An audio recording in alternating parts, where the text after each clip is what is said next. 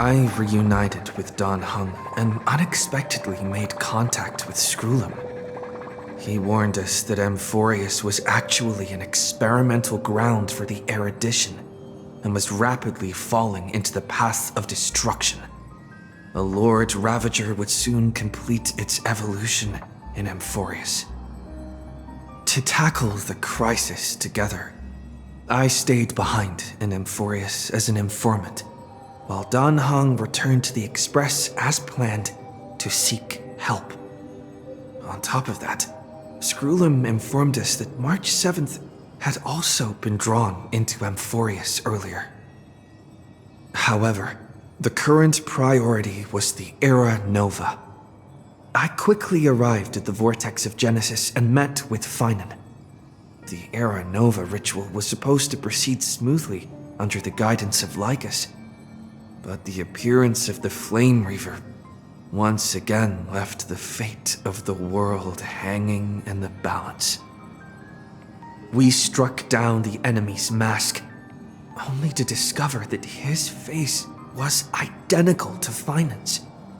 When his body was pierced by the ceremonial blade, a flood of memories surged forth, revealing the truth about Finan, the Flame Reaver, and Amphoreus. It turned out that all of us were trapped in the eternal recurrences created by Finan and Cyrene, and the Flame Reaver was Finan himself, who had burned out after bearing countless core flames. Their goal was simple: to oppose the Aeon and rewrite the world's doomed fate of destruction. The eternal recurrences had already played out 33,550,336 times. In this final cycle, I promised Finan to take on the title of Deliverer and save the world in his stead, while he would fulfill the wishes of the countless versions of himself, tear the sky asunder, and confront the destruction head on.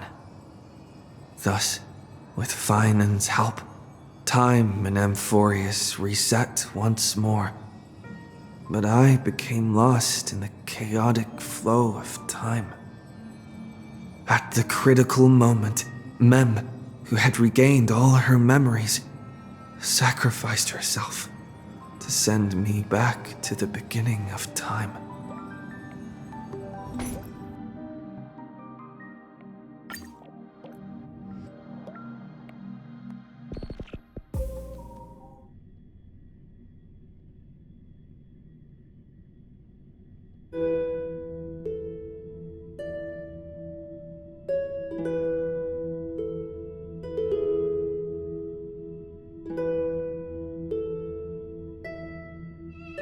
Peaceful days are like breezes carrying the scent of wheat fields.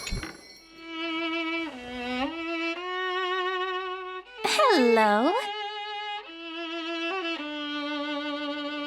Your surprised expression is just like what the memories recorded.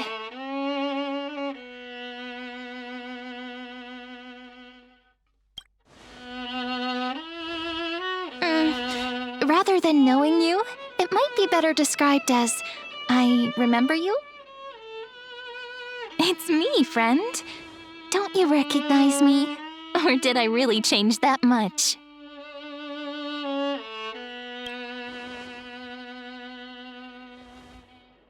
Maybe I'm both? Just kidding.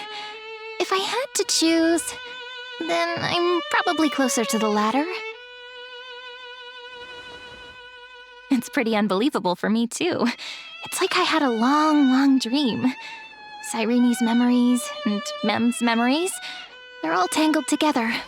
But when I woke up, there were only broken fragments left. I can't remember what happened in those 30 million cycles, but I remember what you did for this world. Like, didn't you wish for me to turn into a pretty girl back at the Grove?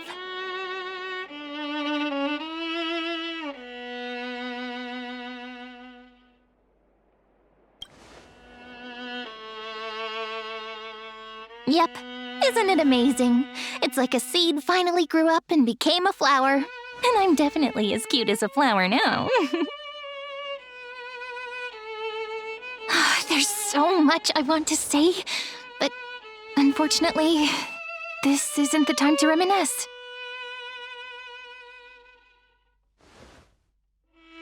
With the memories of the previous flame chase still intact, we've returned to this place at the beginning of time, so we can carry out our promise to Finan.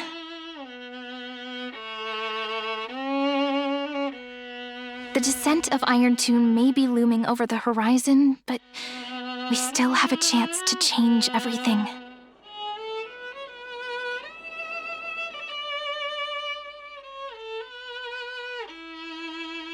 Heidi Silicii is so quiet.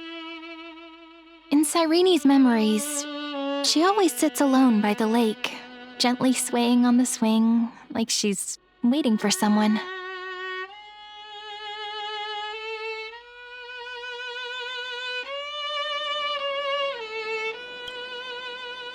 I don't know. It sounds weird, doesn't it? It's something that happened to me, but I'm talking as if I'm an observer. But that's just what those memories are like. Vague and unclear, as if encased in thick ice. The only things I remember are the days I spent with you. Amphoreus will fall into an ending of destruction after the next Era Nova. But those stories went out of fashion ages ago. In a proper romantic epic, the hero's supposed to foil the villain's plot, right?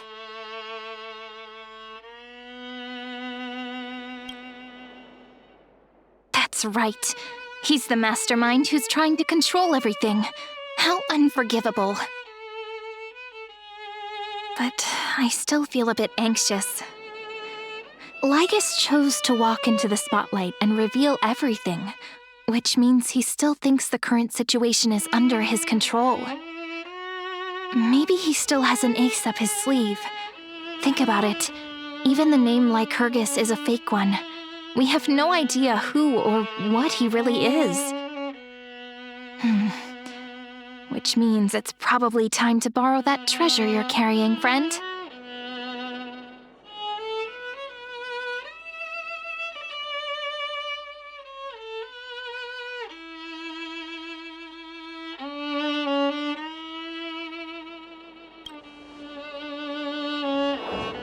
Yep, that Intellitron friend did say, when required, it can also serve as a bridge for communications between the internal and external world.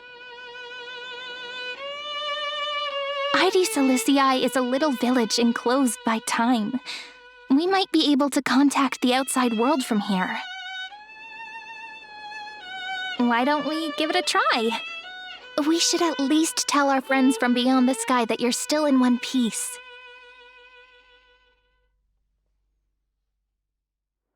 Firstly, we need to find a well-hidden spot.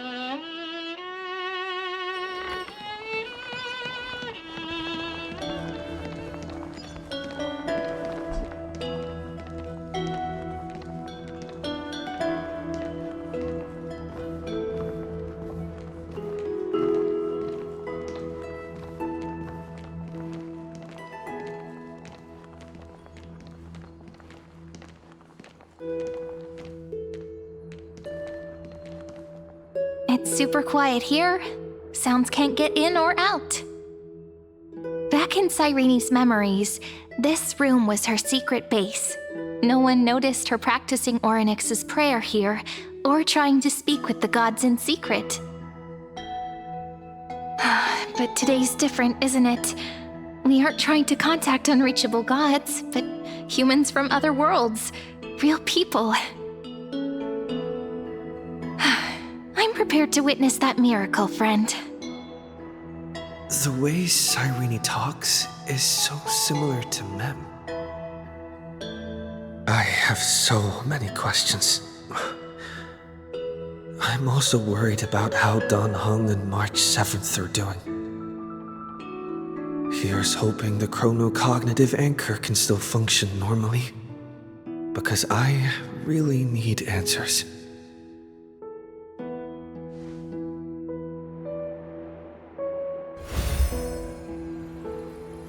Signal strength, 14.8%. Dialogue window, 16 minutes 22 seconds. Prerequisite, no external interferences. We are very glad to learn that you're safe.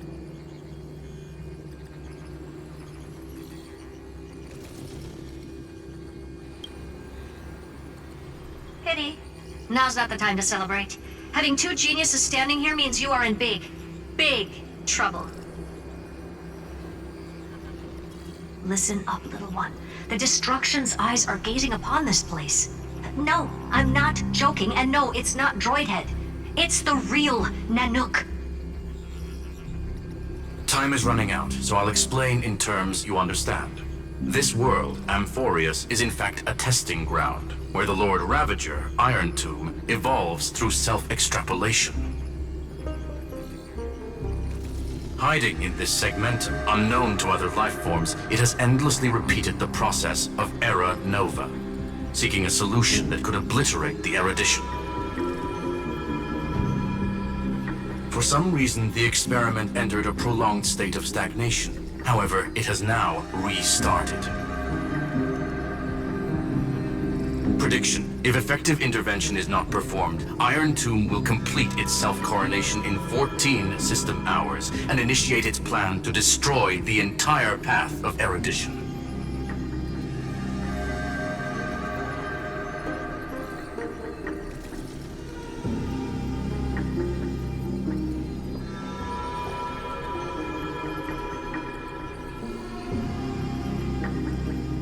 The possibilities are endless. Breaking down interstellar communications, destroying the synesthesia beacons, returning cosmic civilizations to the Dark Ages, or even starting the third anti-organic war. Any of it would be able to bring the cosmos to its knees. Simply put, it will tilt all sciences and technologies towards the destruction. And since Nanook glanced at this place, it means they are being dead serious. Based on info provided by the IPC, Iron Tomb probably isn't like Selenova or Zephyro, who are overlords ascended from human beings. Instead, Iron Tomb is an algorithmic sequence. It can be anywhere, as long as there is a receptacle for its calculation. The version of Iron Tomb hiding in Amphoreus is its source code, and this scepter is its incubator.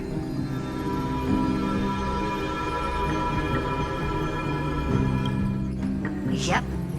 Think of it as the program having reached 99.98% completion already. And then it's over. Something in the shadows has been driving everything forward. It's the Observer named Lygus. Speculation. He's the Scepter System's administrator. He wants Iron Tomb to break through the knowledge singularity. I don't know why he wants to do it, but he'll remove interferences at any cost. You're the only variable within this world, and you're the only thing he fears. So listen closely, little one. The speed of time is different in Amphoreus compared to the outside. Destruction is just about to arrive, but you can still play Deliverer one last time. The cycles have already been broken. You've entered what is theoretically the last cycle Amphoreus will ever be able to run. And Iron Tomb will break out of its prison as soon as the process of Genesis is triggered once more. But now there's an abnormality within the experiment. You know what I'm talking about. One of the model's 12 factors. That is one of the 12 demigods. Destroyed himself using the power of the destruction.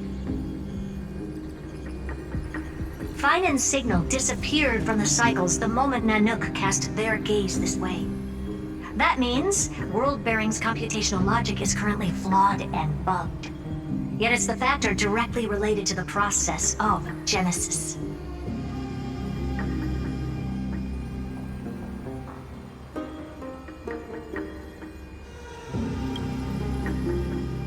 That old Intellitron will definitely do all he can to debug this error. So you have to take this chance to claim Kephal's core flame. But don't let him have his way. The key to suppressing Iron Tomb lies in whether he can rewrite the purpose of Era Nova. There's one more preparation we must make. Lygas's behavior has been quite abnormal. He's never interfered in the actions of Titans or the demigods throughout the whole experiment. Deduction. The Scepter has an extremely strict autonomous protocol restricting even its administrator. In Amphoreus, this ultimate protocol goes by another name. The Law Titan, Talanton. Law. They are the rules that restrain all things in Amphoreus, and it was the core flame returned at the very beginning of the last flame chase journey. Why do you have another little pink one next to you? Huh? Her path chart is... Is there something wrong with me? Never mind. Let's get back to the topic at hand. Light calendar 3960. Month of balance. We'll be locking onto this time period to find Law. You can either meet the Titan, convince the demigod, or take the core flame by force. It doesn't matter what you do, so long as you bend it to your favor. We still haven't figured out how you and Don Hung got inside this world. So influencing protocol is currently our best way to stop Lygas, or to call for more reinforcements into this fight. Once you've got Law in your hands, we'll discuss our next steps. Make sure the core flame doesn't fall into enemy hands. Herta, the firewall's interference is getting closer. Time is running out. Please ask any questions you still have as soon as possible.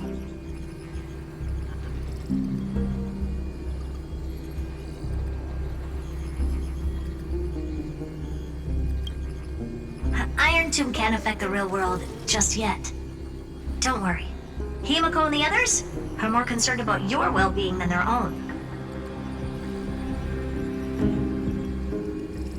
Mr. Don Hung did not enter the new world with you at the end of the last cycle.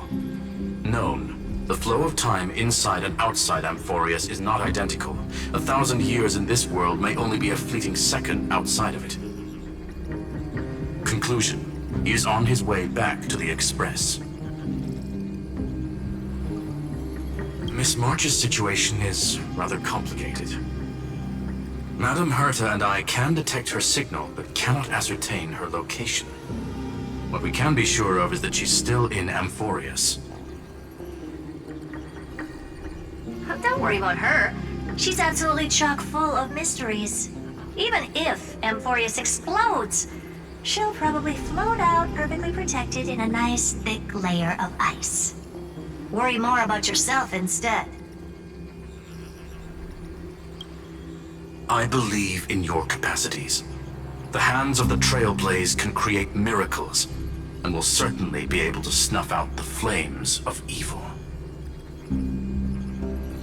I'm not going to give any motivational speeches. I just hope you bring good news the next time we meet, little one. No, not little one. Deliverer.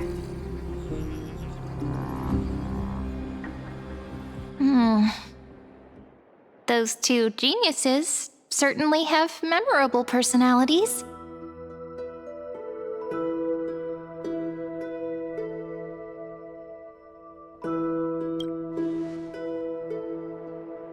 It feels weird.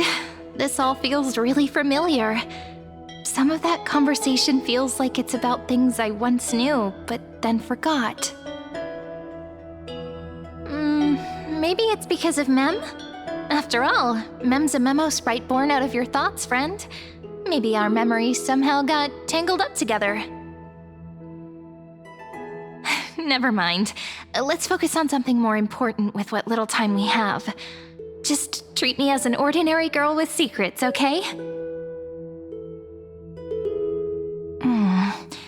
Light calendar 3960. I remember that Talanton had already fallen by then, and the Chrysos heir who inherited that core flame is named Saridra. That's what's recorded in history, and the period we'll be heading to. we'll need to find Law and stop Lygus. So, we've at least got a solid direction, right? Can you give me a little bit of time before we go? I want to pack some stuff. There's so much more I need to take care of in this form, and I'm still getting used to it.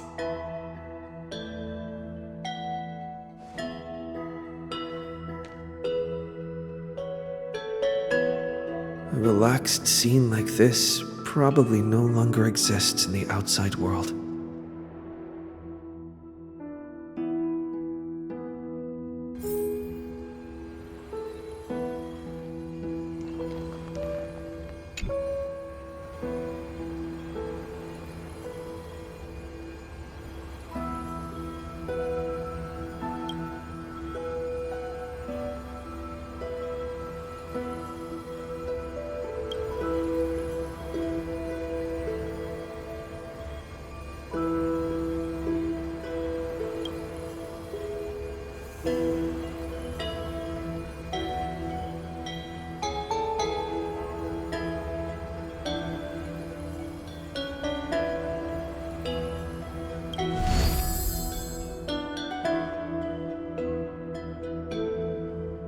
Should I head to the attic to wait for Cyrene?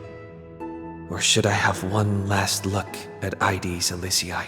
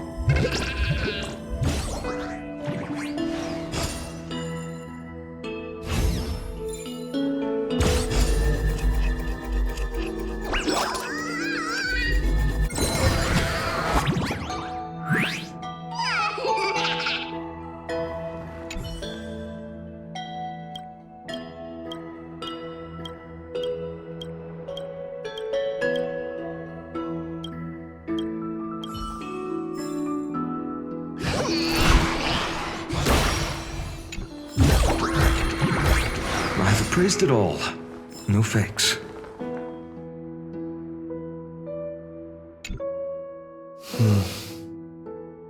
This village is where Finan's life started.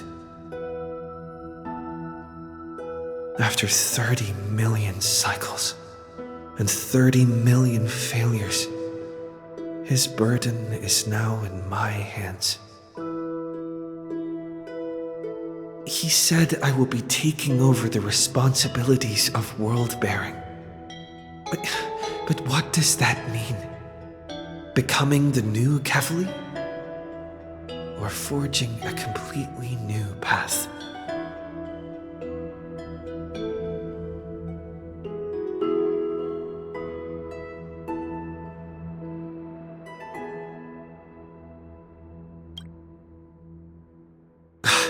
Calm down and think this through rationally. This is going to be a very difficult campaign. We can't lose Kefali's core flame, and we also need to find either Talantin or their demigod. Then convince them to join us in the fight against the destruction. But there are so many unknowns. We don't know what Lygus might be doing, and we'll have to face Iron Tomb after dealing with him. There's also Cyrene. What exactly is she? There are so many questions.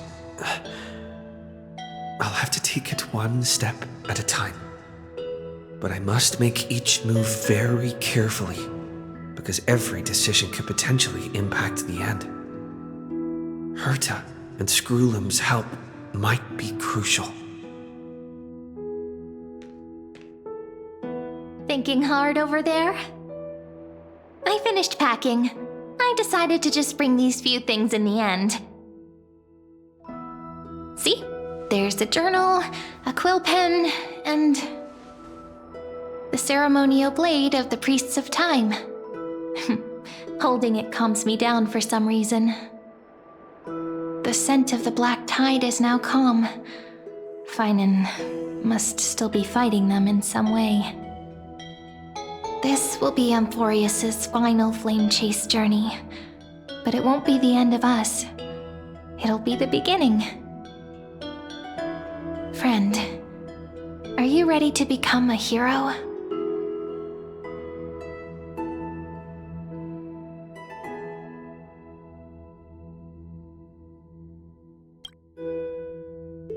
That promise might be far too heavy.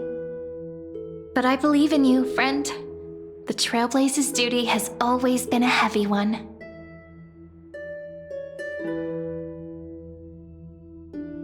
In other words, since you've already saved so many worlds, friend, you should be used to being called a hero by now.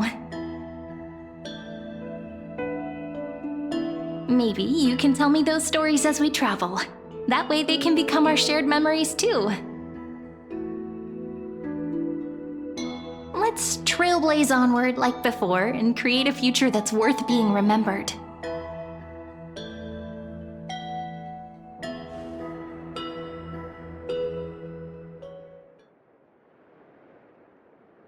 It seems you two are prepared to head out. You should indeed treasure the view before you. For you do not have much time left to enjoy such solitary delights.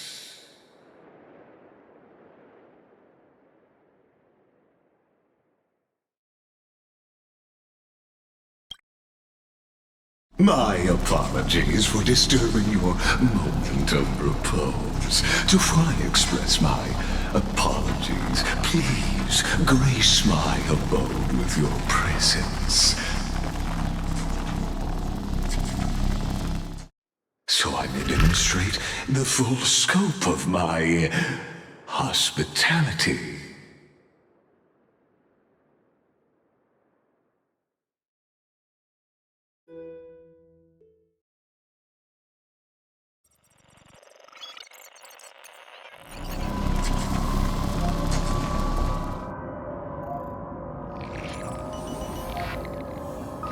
What is this place?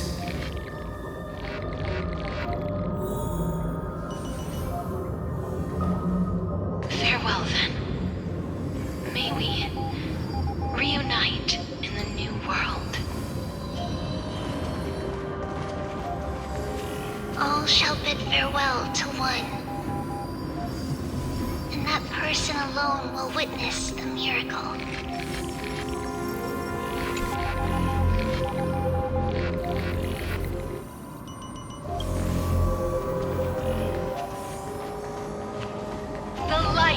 The Dawn device never fades. Kepali's protection has no end. After I cross this river, it will be a tragedy for mankind. But if I do not cross, then it will be the end of me.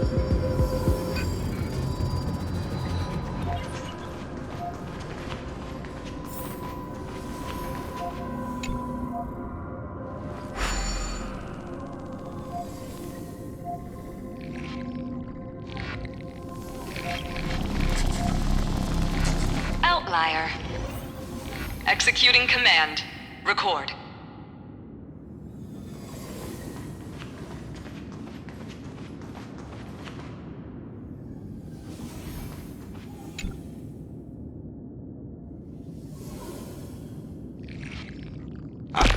Oh, did that startle you?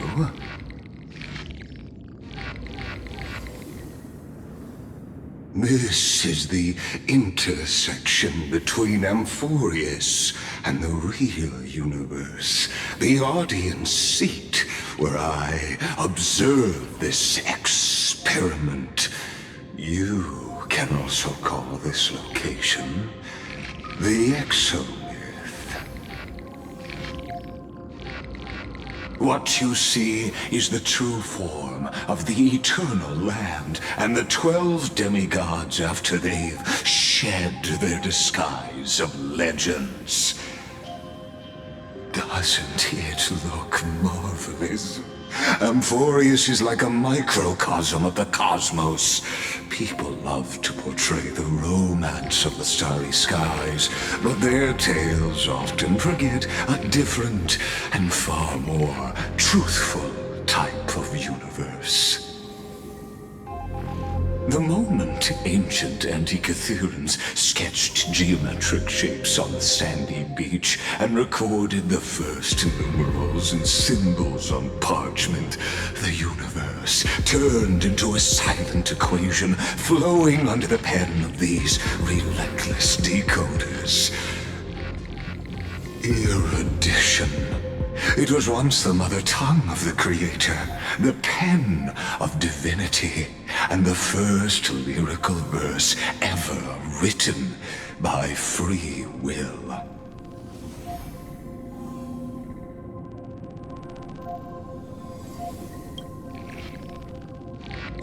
Seems like you are not in the mood for an idle chat.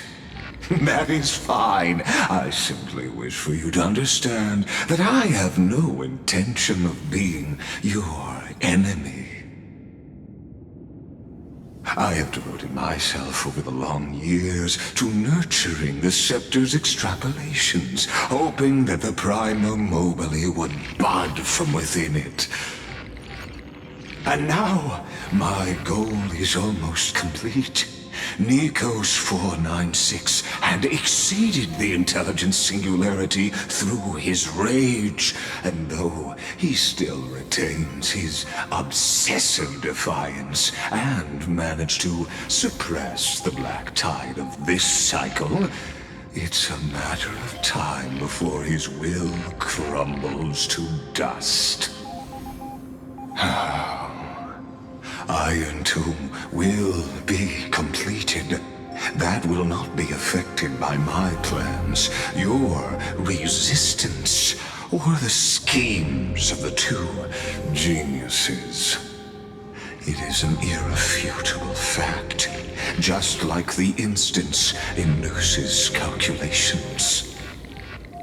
In other words, as long as you are willing to stop interfering and let the final Aeronova carry out its natural course, I'll guarantee the safety of all nameless and ensure you return unscathed.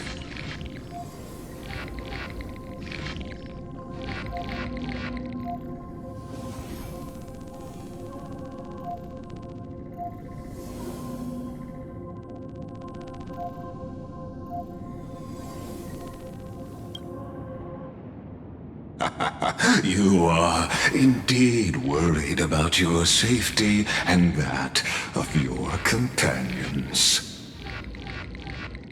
Rest assured, as a fellow pathstrider of this path, Nanook's gaze left a brand on your soul long ago.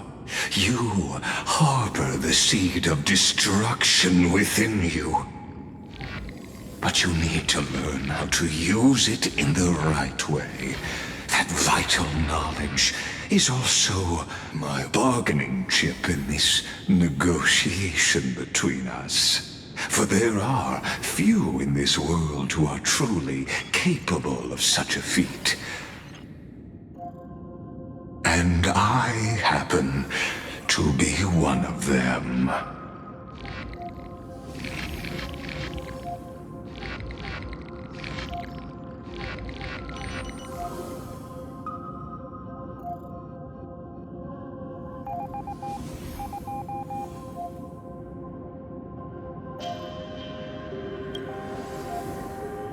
This matter is of grave importance, so please do not make your decision lightly. After all, the choice before you bears a 1 in 3 chance of elevating you to an unparalleled existence among the stars.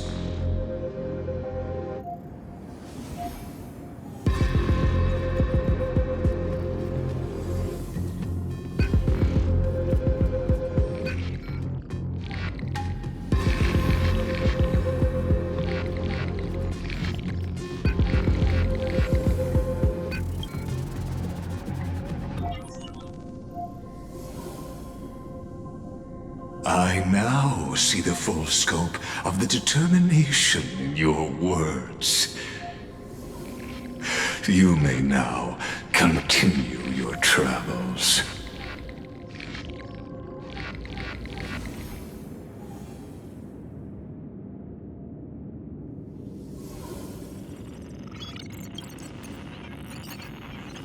It seems you haven't realized something about this place. The Exomyth is the Erudition's domain. You cannot physically interact with me in any way in this place, and vice versa. As negotiations have broken down, there's no more need for us to remain in the audience's seat. Let's return to the theater called Amphoreus, where you will meet me once again. Of course, this meeting was not without merit. Your presence has inscribed a new footnote in the Exomyth. As for its purpose, allow me to reveal it to you in detail the next time we meet.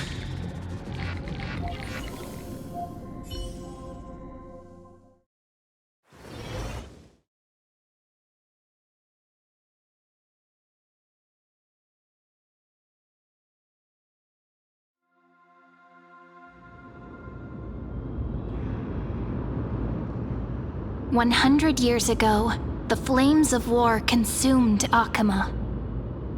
The Outland forces broke through the dawn.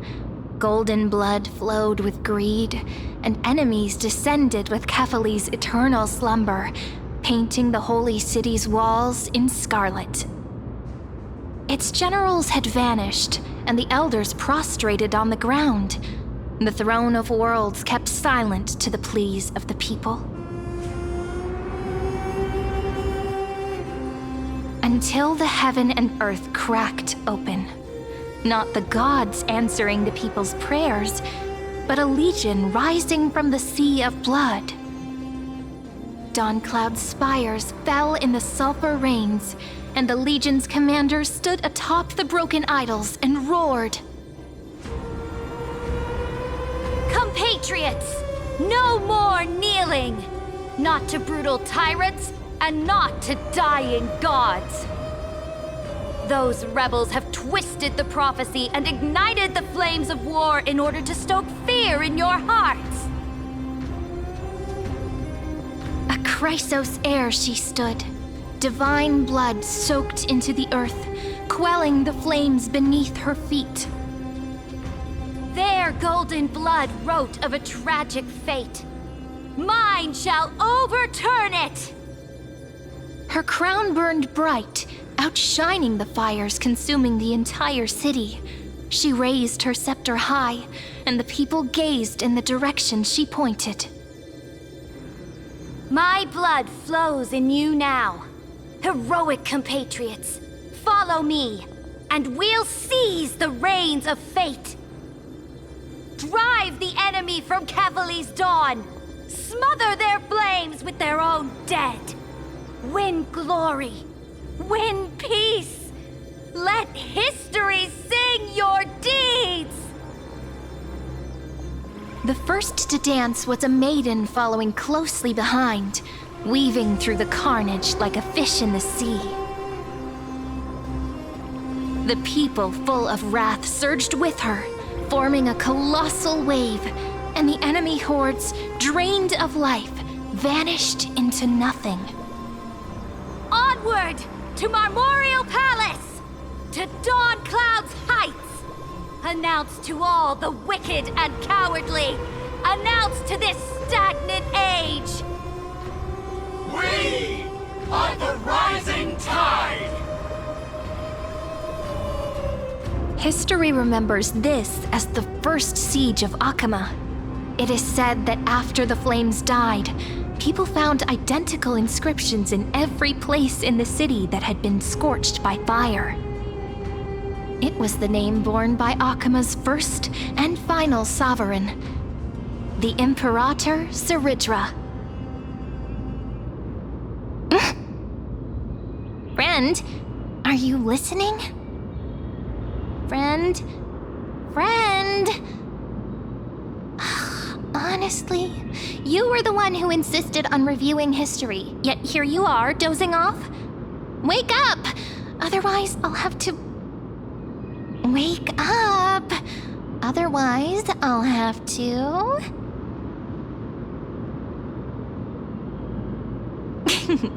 Awake at last? I guess I won't have to use my wake-up magic on you then.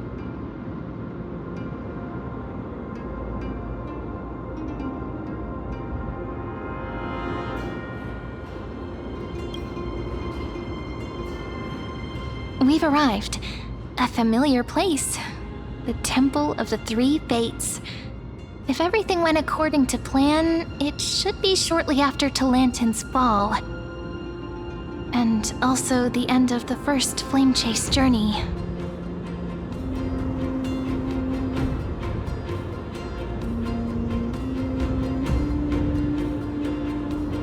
Indeed, the first Flame Chase ended with the trial of Law.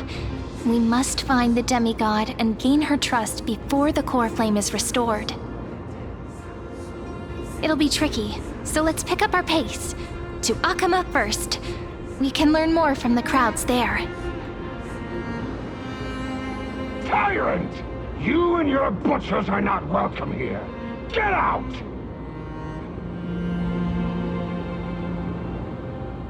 Hold your tongue!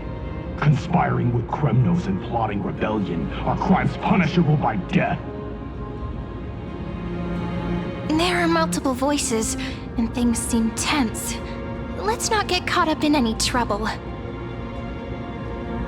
Why don't we find a place to hide and observe from the shadows?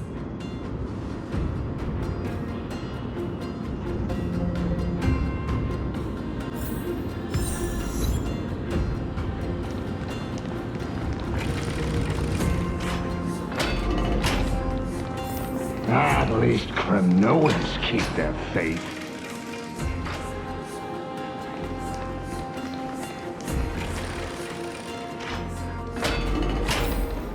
Wait, isn't that...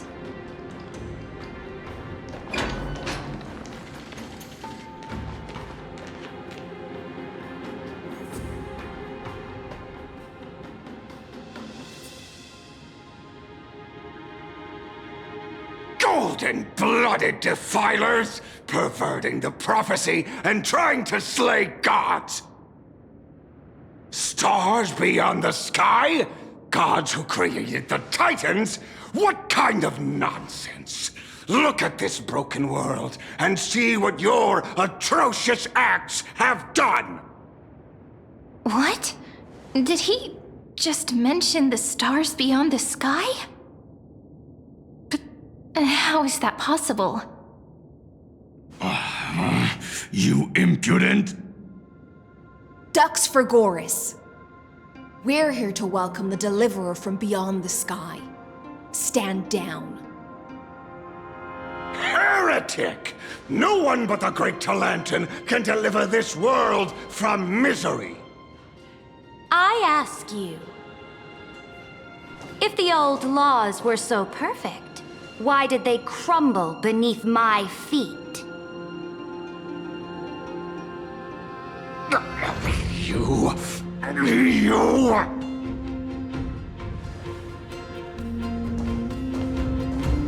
Talantin is long gone. Now I am the law. Challenge me, or submit to my judgment.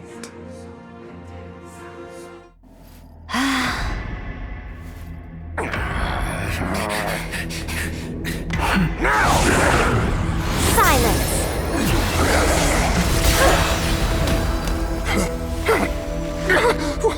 What gives you the right to judge a priest of law? That's because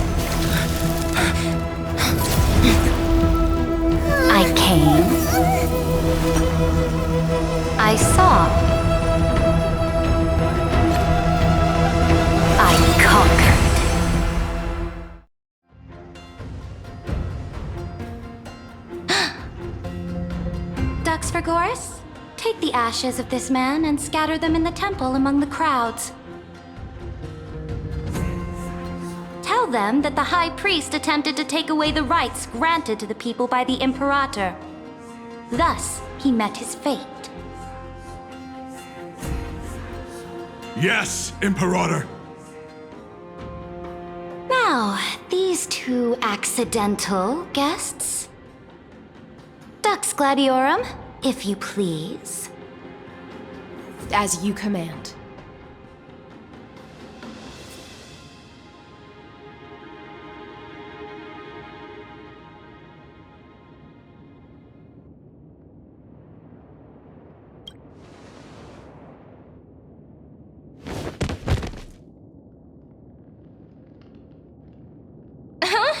Is this...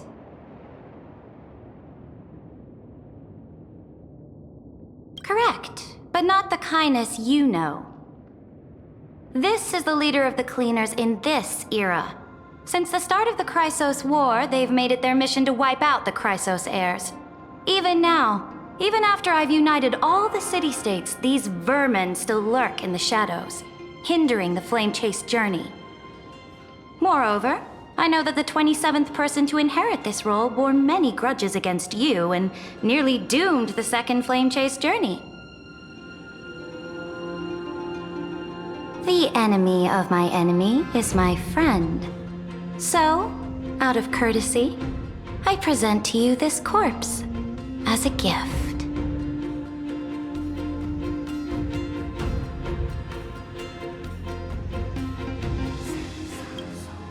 Careful. Let's wait and see what happens. She's probably trying to scare us. For the sake of order, I am known by many titles. Flamebearer who ends wars, Tyrant of Dawncloud, Empress of the Holy City, and Imperator of the Flame Chase. But in light of your unique identities, I'll allow you to address me by my real name. Saridra. On behalf of my people and this land, greetings, Deliverer.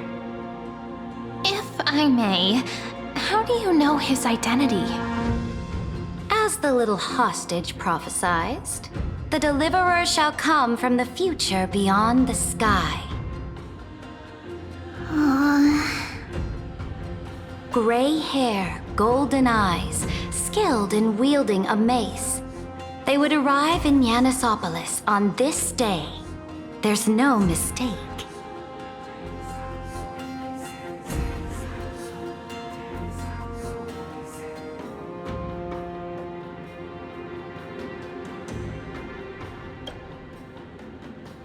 Your orders, Imperator. We return triumphant. Send an urgent message to all delegates. The meeting of the Flame Chase Alliance will convene early. As for you two, Akima knows what you seek. We'll confer in the Holy City.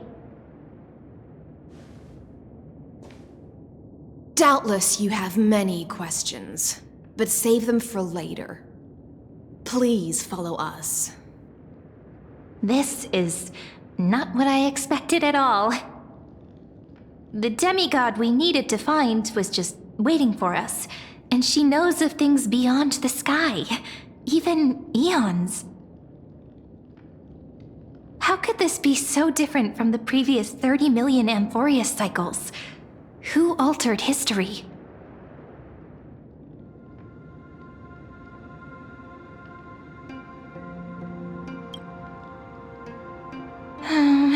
Unpleasant thought, but plausible. The currents of time have become twisted. Regardless of who caused this, that Imperator came prepared. We're the ones at a disadvantage now.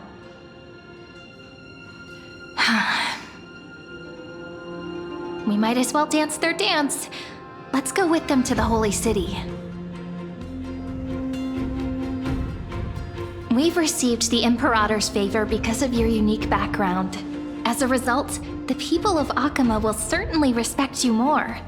Just put that to good use, and add a bit of your experience and charm.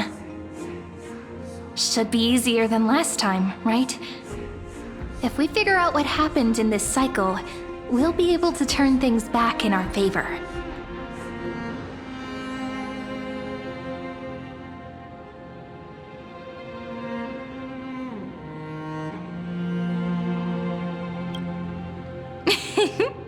Calm and confident. That's the you I'm familiar with. Guests, please. The journey to save the world starts with a single step. Let's set off, my friend.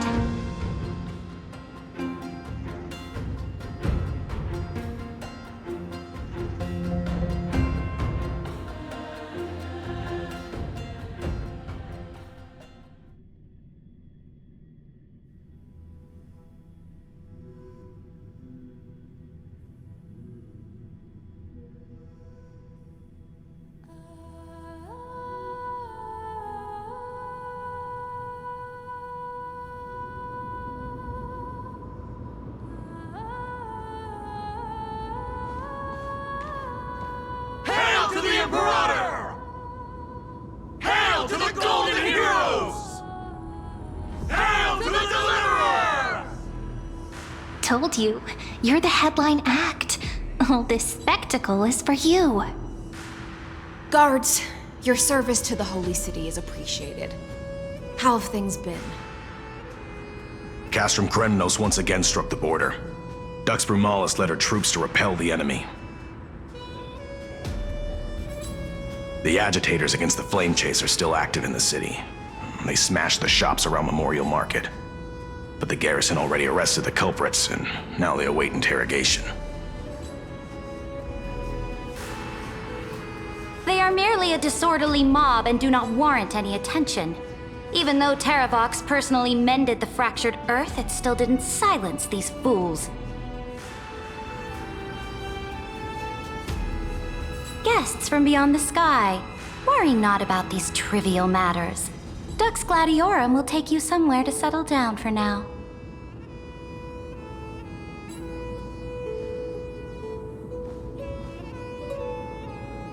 Please allow me to introduce myself.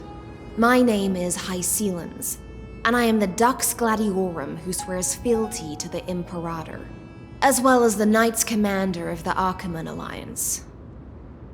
Later on, the Imperator will invite you to attend the meeting of delegates to discuss the Flame Chase journey.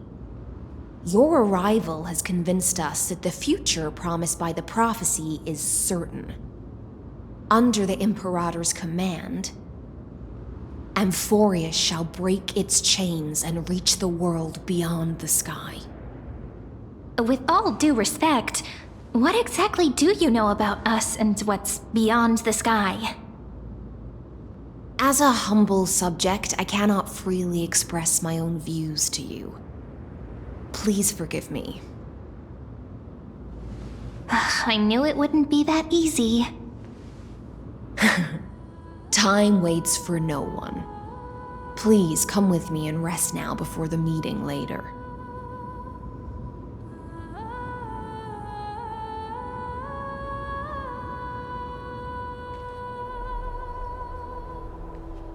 Achaemen, under the Imperator's rule, is no longer in the shadow of war. Indeed, Dawncloud stands as the hero's residence. The Imperator put much thought into its design, in order for it to serve as a sanctuary from the burdens of battle. Please experience its marvels firsthand, heroes. When the Imperator arrives, I shall come to summon you.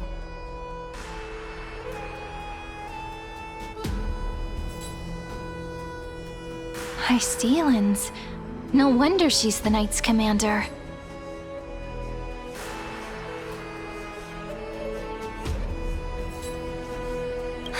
All right.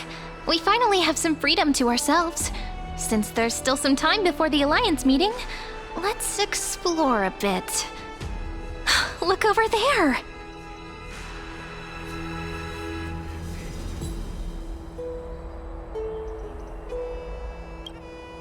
Not the ones you're familiar with. But the hearts of heroes stay the same in every cycle, never changing.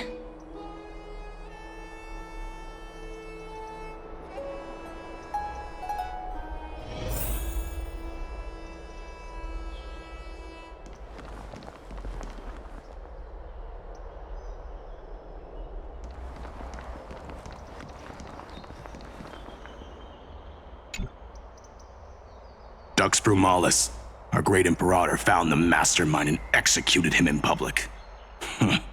Seeing that scoundrel burn to nothing should deter these miscreants from being so brazen again. So the great Imperator isn't afraid of getting her hands dirty? What a ridiculous display. What do you know? No matter what sins the people commit, they are still the Imperator's people, and it's only right that they be judged by the Imperator's own hand.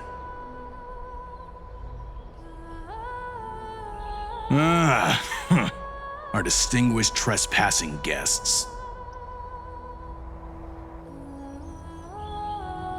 Seneca, the Dux Brumalis. Greetings.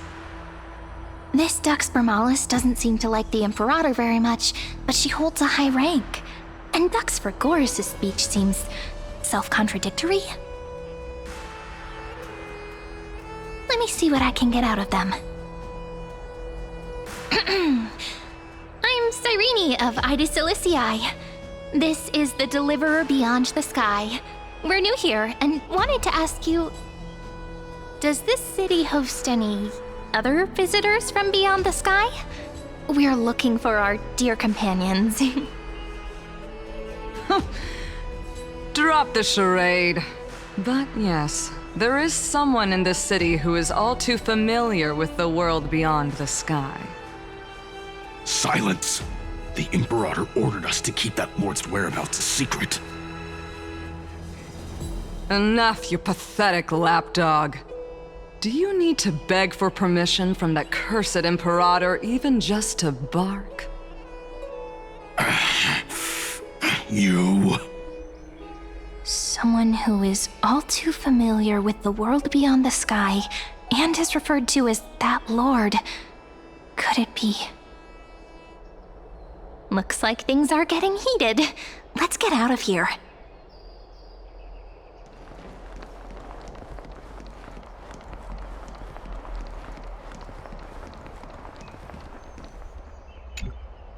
How are we supposed to talk to the heroes of deliverance?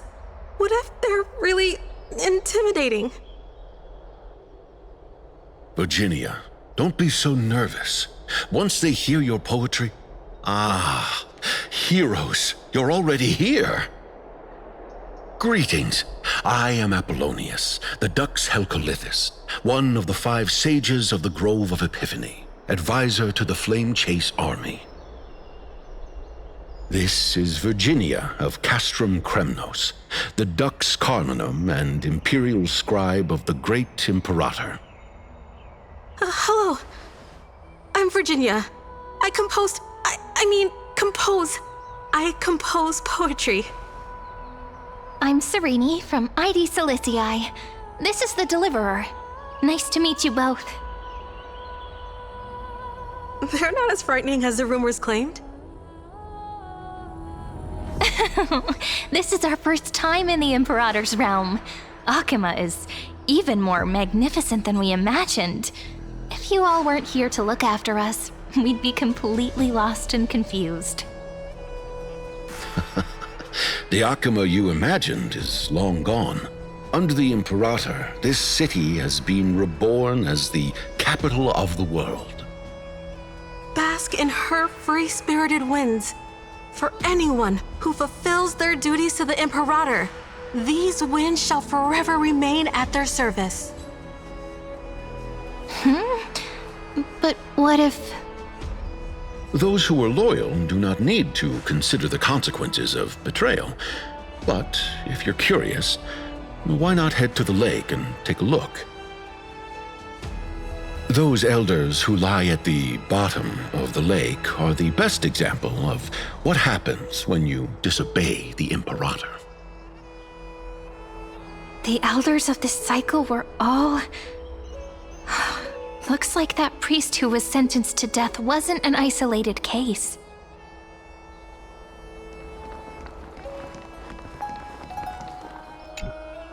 Aggie, you're still so listless today. Did you have trouble sleeping again? Yes. We know. The Titan's prophecy haunts you. If you want, you can talk to us, just like when you were young. No matter what, we'll always remain by your side. I know. I also understand that fate cannot be changed. It is not the future that I worry about. I spent all last night weaving clothes and linen for the refugees. The Chrysos War is born of injustice and has shattered their dignity. They deserve at least some basic decency. If Amphoreus one day abandons this, then all of us, commoners, Chrysos heirs, Titans, become no better than beasts. Oh, we have guests. Welcome. I am Aglaya, the Gold Weaver. These rags on you are not worthy of the title of Deliverer. I must prepare some proper attire for you.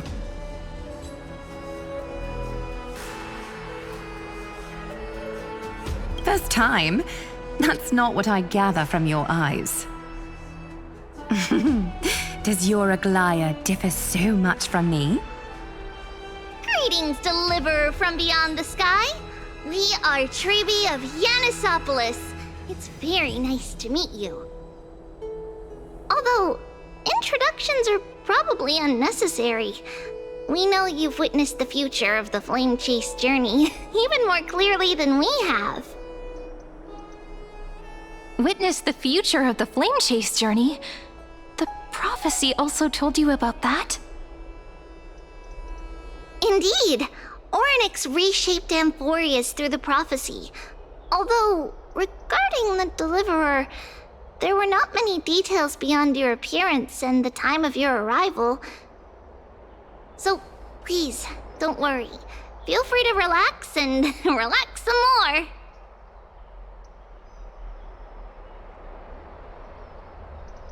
It was Orynyx who told mankind that the Deliverer from beyond the sky would descend upon Amphoreus. More crucially, they revealed a future entirely different from the Aranova. Though we still must challenge the gods, in the Time Titan's prophecy, this path leads not to a new world, but to the true starry skies. This is also what the Great Imperator has been striving for all her life. Your arrival further confirms everything. This can't be real. Even you find this surprising? Fate really is unpredictable.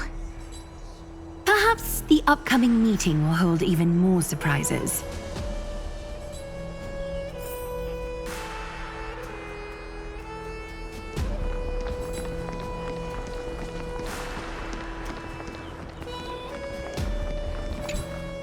Little fish from beyond the sky, did you rest well? The Imperator and the delegates are about to arrive. If you are ready, please follow me to the meeting.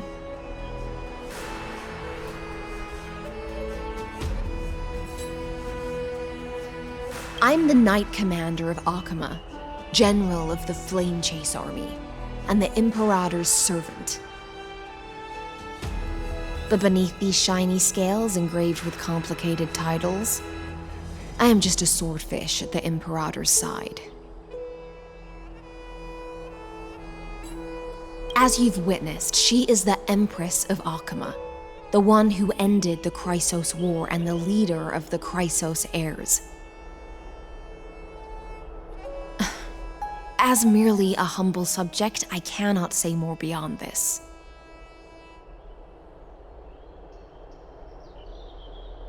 The Chrysos heirs here constitute the elite among the Flame Chase army. Dux Haucalithist Apollonius and Dux Carminin, Virginia, serve as the army's advisor and historian respectfully. One offers advice and counsel to the Imperator, while the other writes verses of her supreme glory. Dux Frigoris Labienus and Dux Brumalis Seneca are both formidable warriors, clearing the way for the flame chase with steel and storm. Dux Fatorum, the holy maiden who interprets the prophecy, only the one named Treebe remains in the city. The Imperator once took them as hostages in order to unify the prophecies of the world, but they are now Akama's most vital prophets. Dux Goldweaver, Aglaya. Well, she dislikes it when people talk about her behind her back.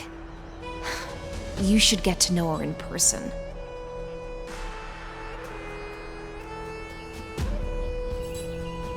Then come. The Imperator reserved seats for you. I'm starting to feel a bit nervous about the meeting. Since Sir Ridra is presiding over the meeting, it'll be a good opportunity to learn about the law's inclinations in the current era. Let's keep our ears open, okay?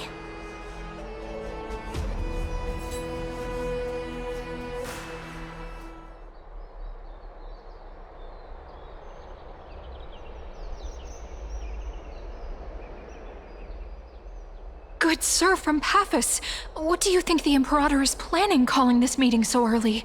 My homeland can't endure anymore. Who knows? First, she wants to hunt Titans. Now she says there are even greater calamities.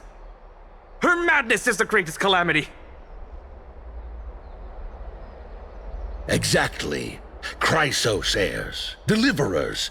What about us ordinary folk? How much are we worth in her eyes? Things feel pretty tense here. The history books said that the Imperator aimed 3 cannons at Dawncloud to make all the delegates obey her. Will history repeat itself in this cycle? Yes. Similar acts have occurred, and not just once. However, whether history will repeat itself, you'll soon see. Those are the 2 spots reserved for you. Please take your seats. What's on again? Why aren't we starting? That's what they were talking about before. What is we stop? So it turns out. Ladies and gentlemen, silence, please. The Imperator has arrived before her faithful council, and the Alliance meeting is about to begin.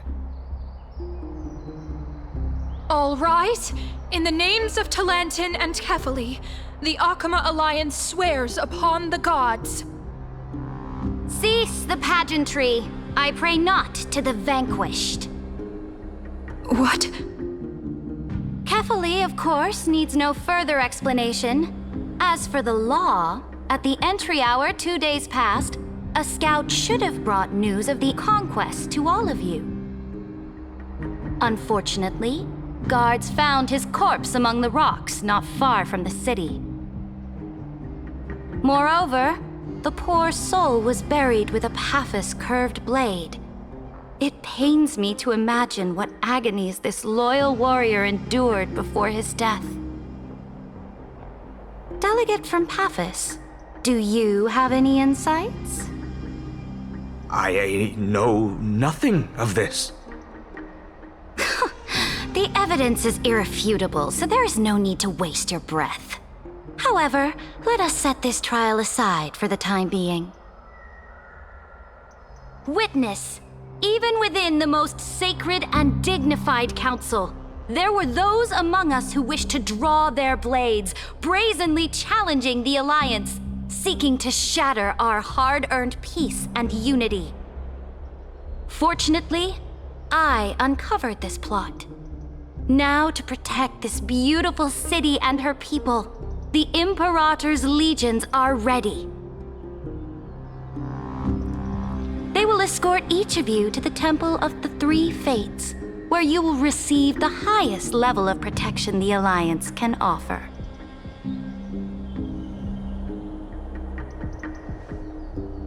Then, the Legion's warriors will join me in embarking on the campaign against Fagusa.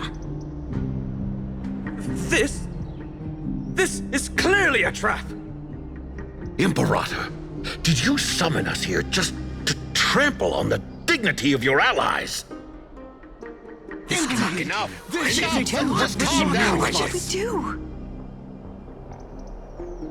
Things are starting to get pretty intense. Comrades, you've all seen her true face now. According to the ancient laws of Akuma, only with the consent of 2/3 of the elders can the legions carry out the commander's orders. The ancient laws. Didn't you destroy them long ago? You defected during the first siege of Akuma, voted unanimously in favor of the Council of Elders restructuring, and just yesterday, you desecrated them with a blood-stained blade. The decaying old laws fell with Talanton and are no longer deserving of respect. But if you still insist on proclaiming yourselves defenders of the law, then be silent and offer up the highest respect to this core flame in my hand. That really is the core flame of law in her hand. Since there are no objections, then the original agenda of this meeting, the campaign against Fagusa, is hereby passed. The Flame Chase Army's hunt for the Ocean Titan begins today. In order to prepare for war, all allied city-states must surrender command of their militaries and pay all war taxes by the end of the month of Evernight. At this moment, I would also like to introduce to everyone the newest honored guest to join our alliance. The Deliverer, revealed in the prophecy of time, has descended from beyond the sky. With his aid, we shall shatter the chalice of plenty and return Fagusa's core flame to the holy city! Please save us. Stand this! Absurd. Simply absurd. A deliverer from beyond the sky. This is just like that prophecy about slaying gods. It's a lie you've used to grow your power. Ladon has already sacrificed countless soldiers, and now you want me to send even more of my brothers and sisters to be used and discarded by a tyrant!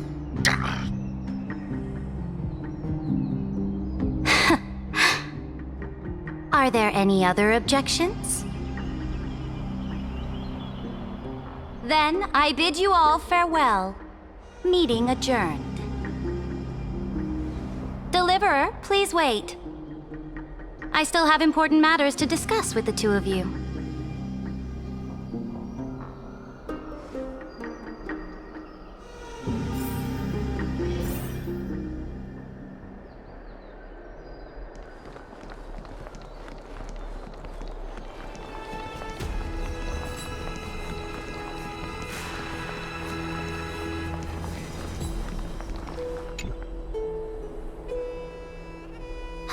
I apologize for that farce of a meeting. It must be tiring dealing with so many people every day, Great Imperator. Tiring? You're mistaken.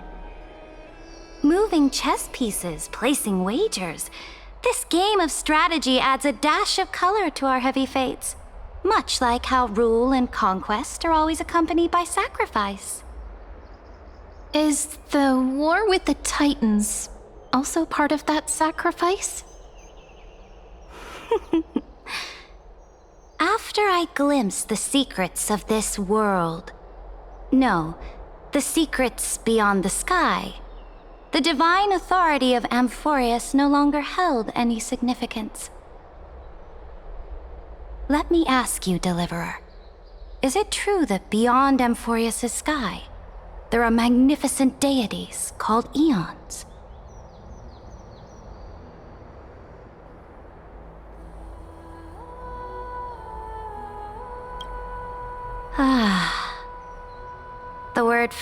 has never been so intoxicating. Then, please tell me more. How will you use this great power to guide the people? In the future you envision, where will our flame chase journey lead?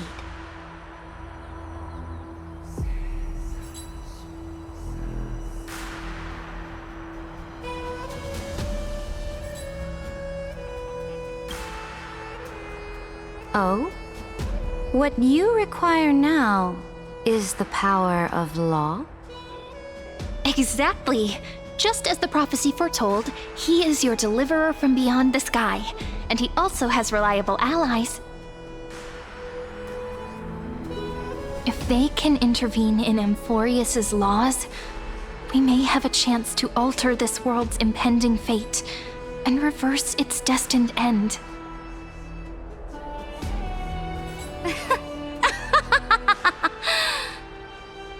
Very good, Deliverer. You have courage to say such presumptuous things, even knowing that the inheritor of the law stands before you.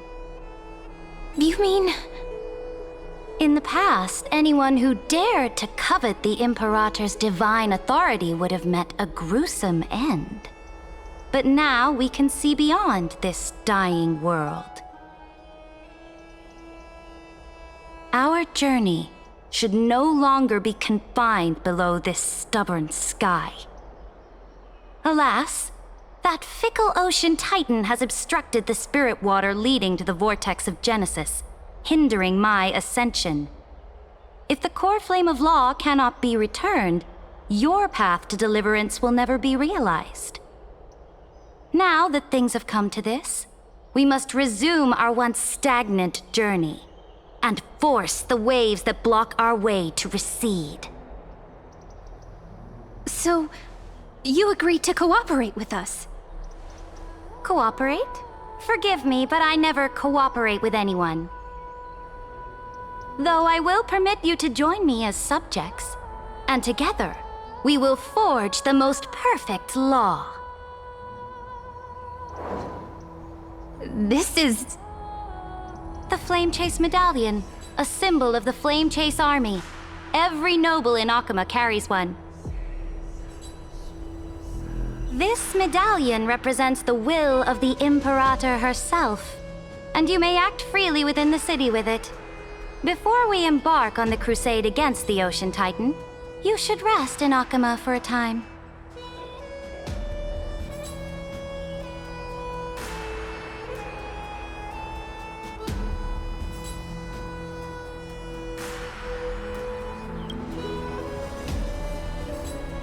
Oh?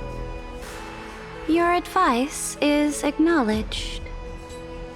From this moment on, prove yourself through your actions. As long as no boundaries are crossed, I fully respect the choices of my subjects. May your journey reach that sky full of stars, Great Imperator. Your attendant certainly knows how to curry favor. Go now. Take a bath first. You two... reek of seawater.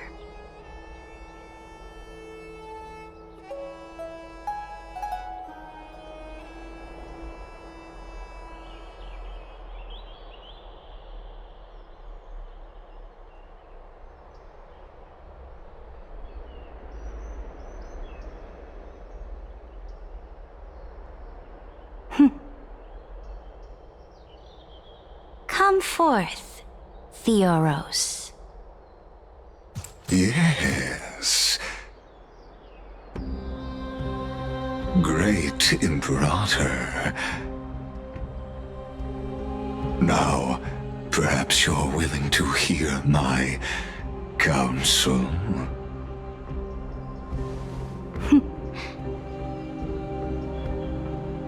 Those two arrived just as Oronyx described.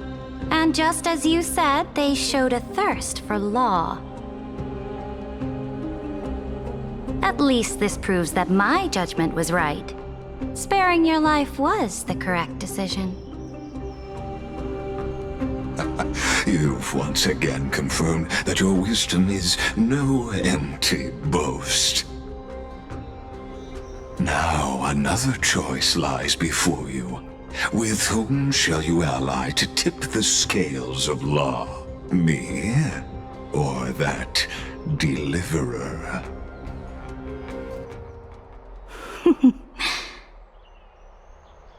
Remind me again, Antikythera. What kind of future do these two paths lead to in your view? I shall tell you. You are entitled to know that the deliverer from beyond the sky is not a wholly wicked being, but from the very start, his stance has been completely at odds with Amphoreus.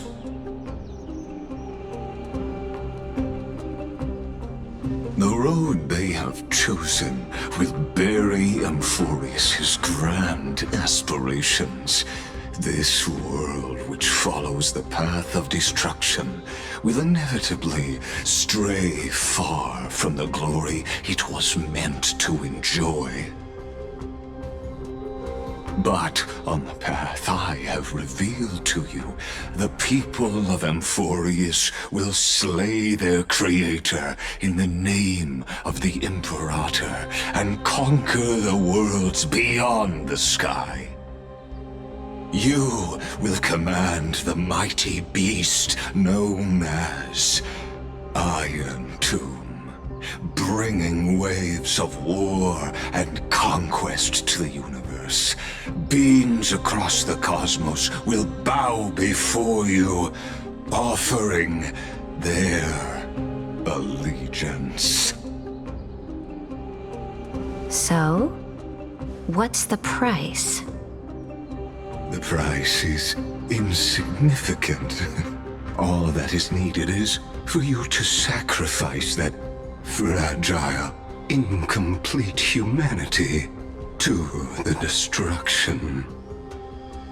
As a Chrysos, heir of the prophecy, you have already chosen to abandon it, have you not?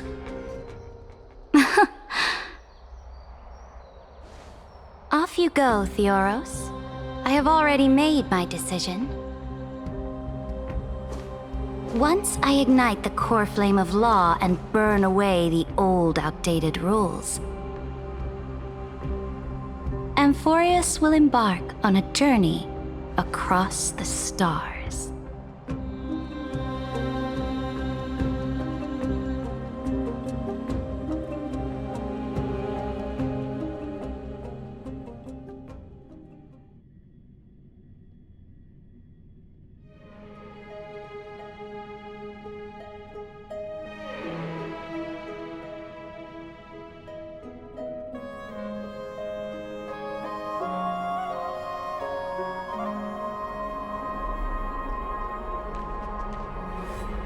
The Imperator is quite forceful. She didn't give us any chance to ask questions. And she's clearly hiding something. What do you think?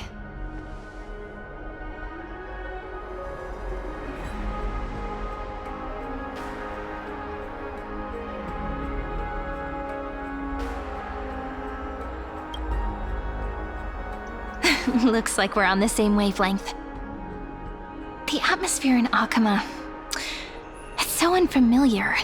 And it's not just the Flame Chase Alliance talking about the world beyond the sky, but the whole city. We should also discuss our findings with our friends from beyond the sky. Then...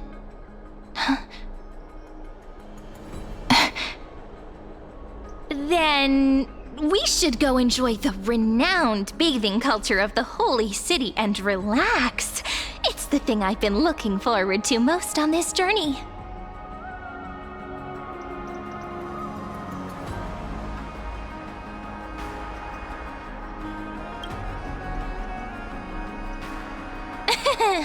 Work and rest are both important. You see, everyone agrees, right?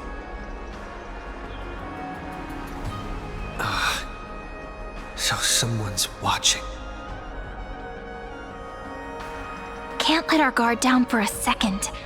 Let's use taking a bath as an excuse to find a quiet corner to update Madame Herta and Screwlum on our progress.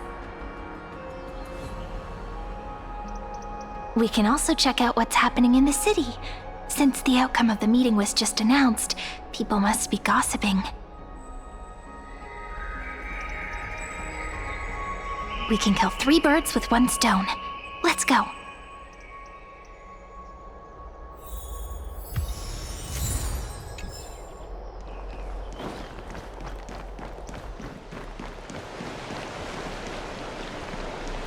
Oh, so many people! The holy city is so lively.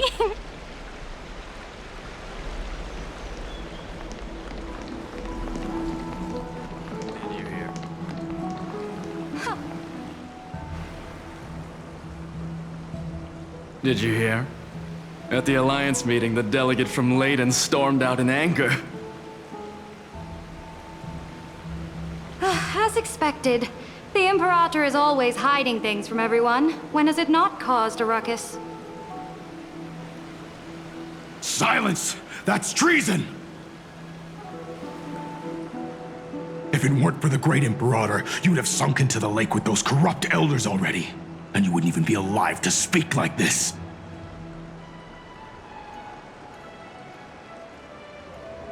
Oh no, it's the Imperator's loyal dog. Let's go. We can't talk in front of this guy.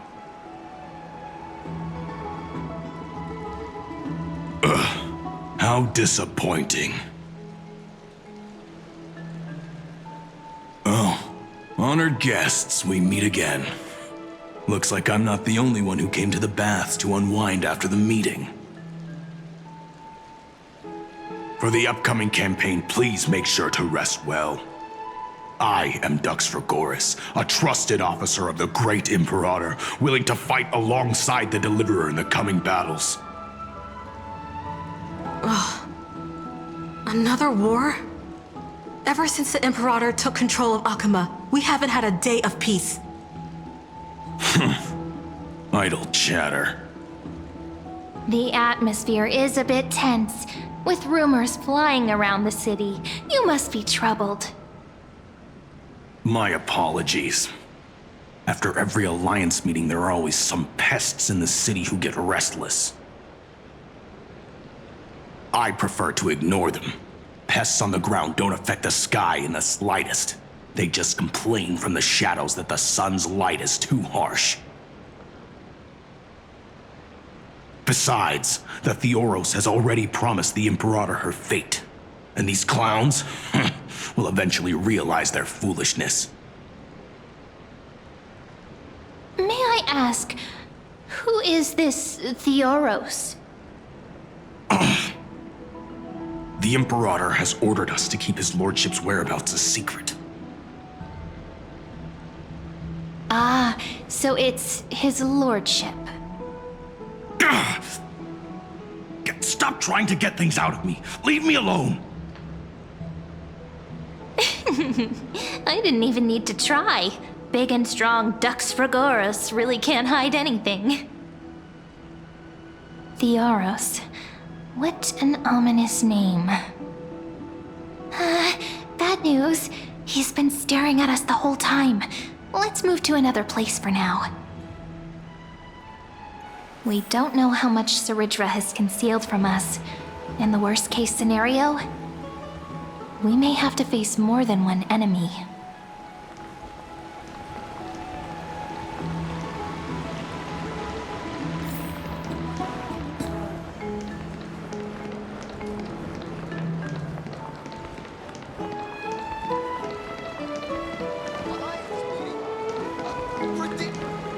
Alliance meeting? More like a cage where creatures with golden blood claw at each other. And Flamebearer who ends wars? Clearly, a tyrant who doesn't deserve such a title. You're absolutely right. While the Imperator's hounds are still hunting down others, let's let out our grievances. You. I know you.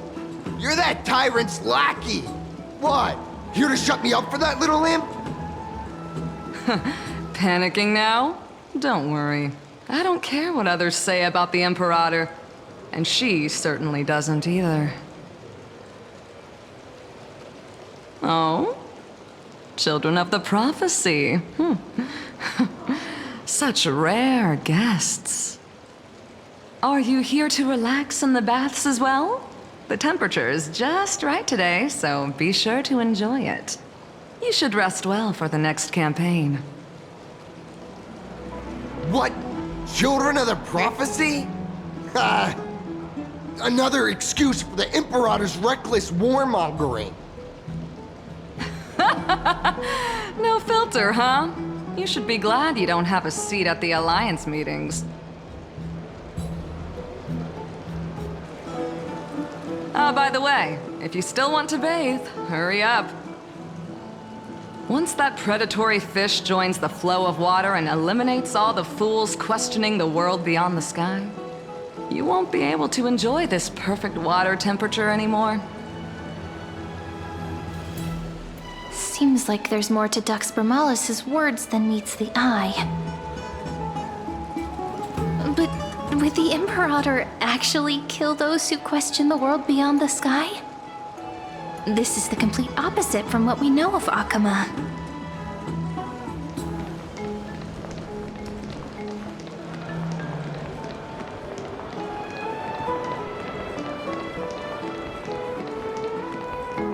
What everyone in the city is talking about lately.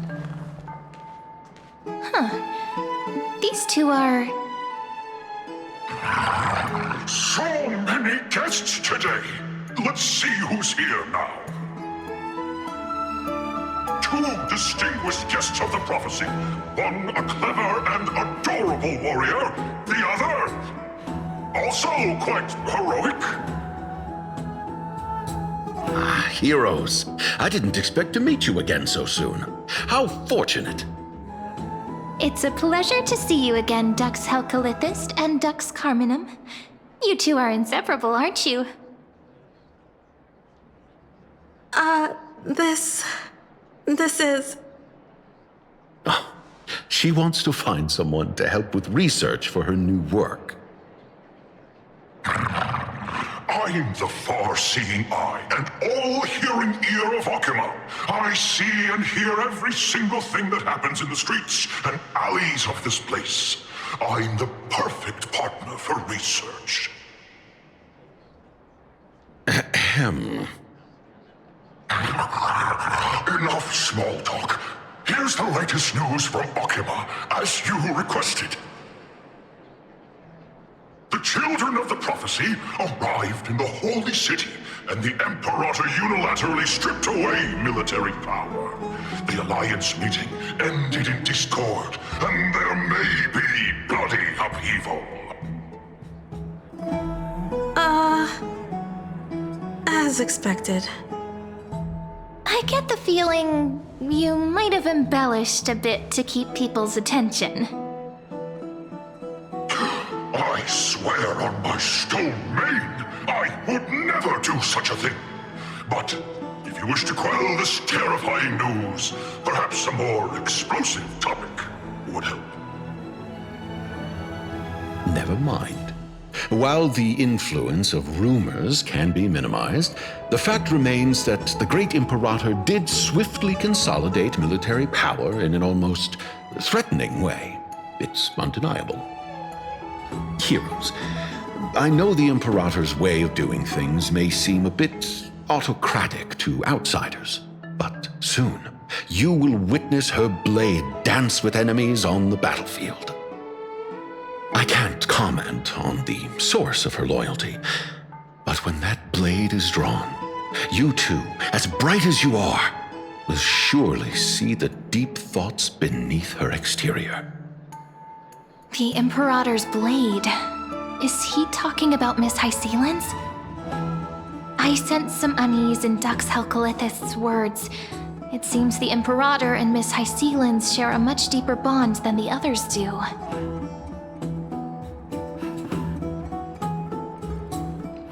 There are eyes and ears everywhere. Is there any place where we can have some privacy?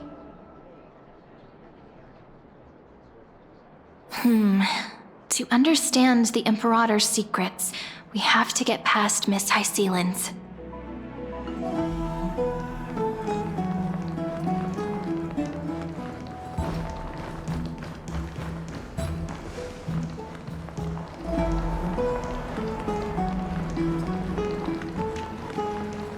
This place was your original bath chamber, perfect for avoiding prying eyes. I wonder if anyone is using it now. Huh? The smell is... Wait, don't go in yet! Who's there? Oh, the little gray fry in pink sea hair. Little sea hair? You barged into here without warning. Was it an accident, or did you wish to bathe with me?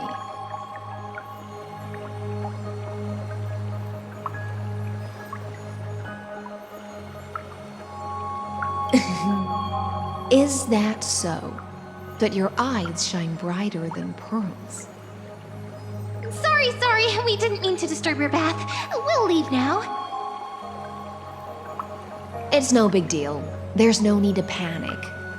This is the natural state for me. People on land force themselves to wear clothes, adding unnecessary constraints. Forget it. If Duck's Goldweaver heard that, she'd scold me again. All right. Please make yourselves comfortable and wait a moment. Let me first wash off the blood of the hunt, and then I'll attend to you two.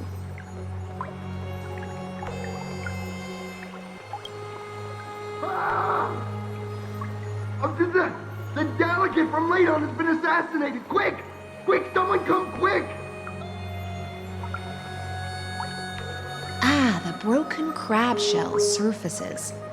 I was worried it had been washed away by the current.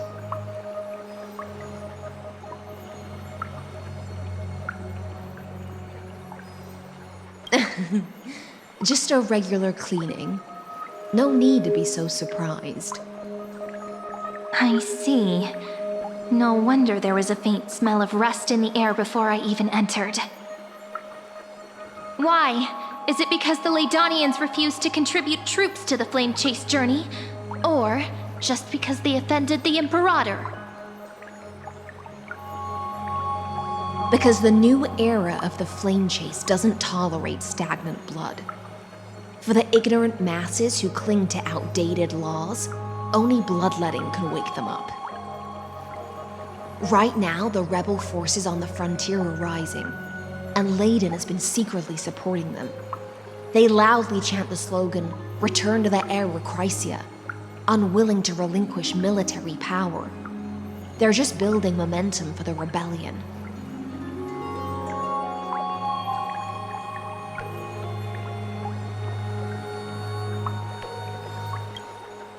Thinking is a right given to citizens by the Imperator. I won't interfere with your thoughts. As long as you don't try to reverse the current of the times, you and I will both be free. But, Miss Hycelan's... I can't even hear the slightest hint of joy in your words. Because I've already tasted ultimate freedom. Long, long ago, I lived in the sea. In that lightless abyss, far beyond civilization's reach, the great fish consumed the small, and when the great fish perished, their bodies became sustenance for the newborn, nourishing the whole ocean. This is the tide that carries civilization forward. Anyone may be devoured, or meet the fate of inevitable decay. Are you suggesting that ultimate freedom is in fact the cruelest fate for life? I only mean that if life wishes to preserve its dignity, it must first be bound by the law. There's no need for me to say more, little sea hare. We're of one mind. Whether the Imperator's law can guide the schools of fish and lead us to a truly free ocean, let us wait and see. But for now, let's pause this heart-to-heart. Another fish has come, following the scent of blood.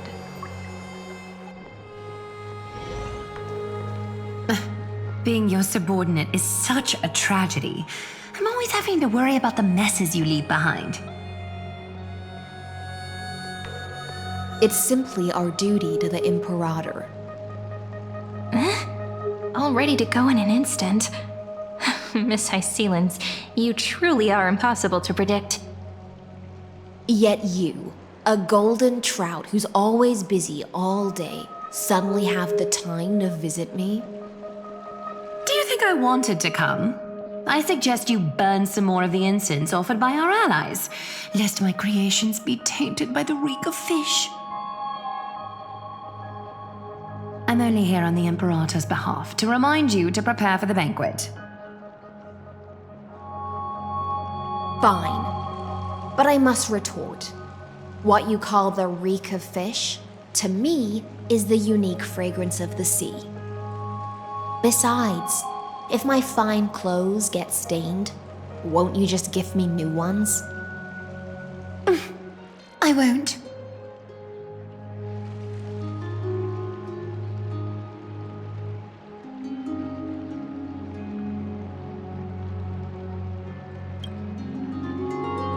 Is that how friendship is described beyond the sky? Fascinating.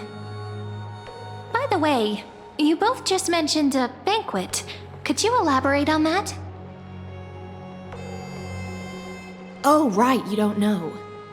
Every time before a battle, or after a victory, the Imperator holds a grand feast for the Chrysos heirs to lift our spirits. For us warriors who swim constantly between life and death, these feasts are more worth looking forward to than victory. A banquet to prelude the hunt for the god of banquets, and honey brew as a tribute to commemorate the ancestor of honey brew. How absurd. Don't look so grim. All has been decided. Since it's a banquet for Fagusa, why not take a leaf out of the Titan's book? Live in the moment and enjoy life to the fullest. I'm not as carefree as you. That little Dolos kitten is already causing enough trouble for me. And on top of that, I still have tailoring commissions to complete. By the time the cool flame illuminates my eyes, I might not be able to focus as I used to. Glaya's eyes. Curious about these eyes? People often compare them to jewels. But I've already made my decision to ask romance for eyes that can see everything. I wonder what this world will look like when I take the divine authority. In the future, you will still be the finest weaver in the world. Is this also a prophecy from the Three Fates? It's even more accurate than a prophecy. After all, he has already witnessed it, right?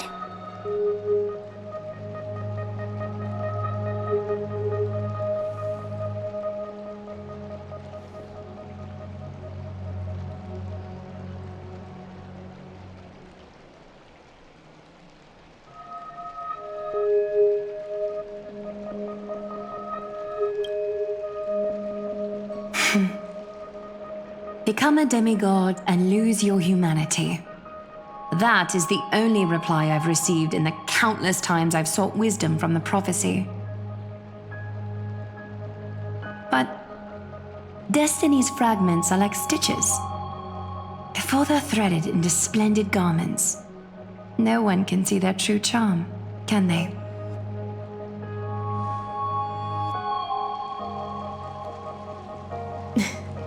Aglaya has always been troubled by the divine duty she must bear. But thanks to you, she seems to be in much better spirits.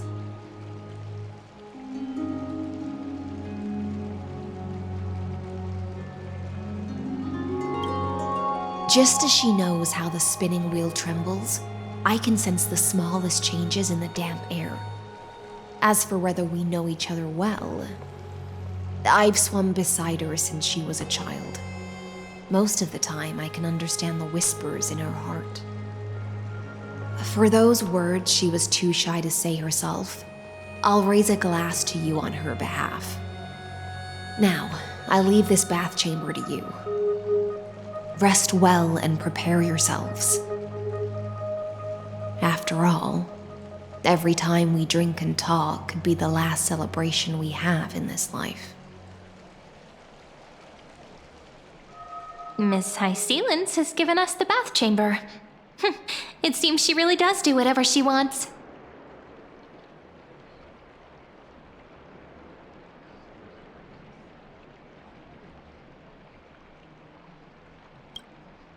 Indeed. But she could return at any moment. If we're having an important discussion, we must remain vigilant. So, let's seize the opportunity and report our current progress. We don't want to keep everyone beyond the sky waiting.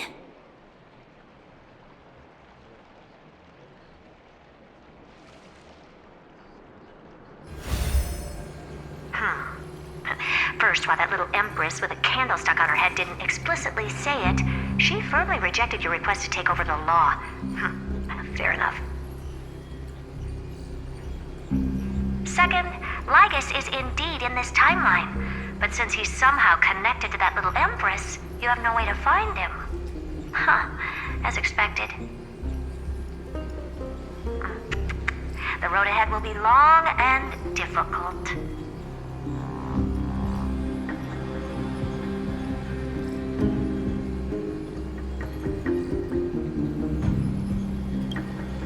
It's all just a guess. What? Did I guess right? We've made some progress here too, but nothing to get too excited about. Our time is short, so let me summarize. Concerning the origin of that Intellitron, the firewall he created uses Catorzane algebraic expressions. But ever since Aiden invented the 9-worded formula, this kind of mathematical logic no longer exists in the cosmos. Lygus is definitely connected to the Genius Society, so stay alert.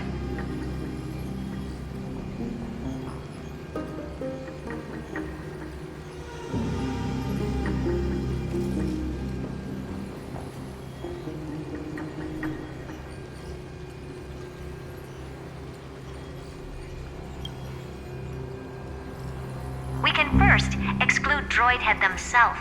They specialize in minding their own business and wouldn't intervene personally. But Screwy and I are still eliminating possibilities one by one. Currently, the most likely candidates are these few. The Lord of Silence, Acha. Oh, the 2 Ruperts are also possible.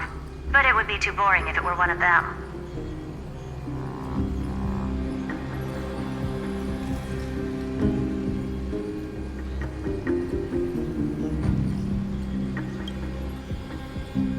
We also have the same suspicions for now, but further verification is needed. That's all I have to say. We'll depend on you to continue pushing things forward within this world. Keep in touch regularly, and remember, don't let your guard down.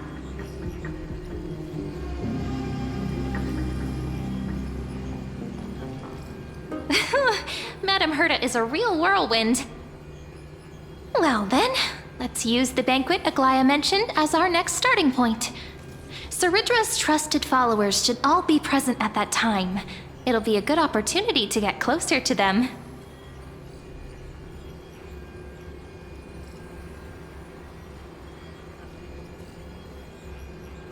It's settled then. With our great teamwork, we'll be able to deal with anything that comes our way. It's been a long day. We should get some rest now. Yes, let's get ready for the banquet.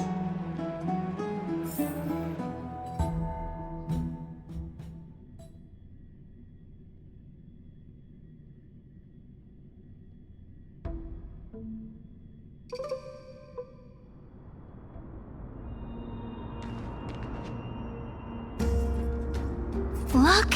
The venue's right ahead.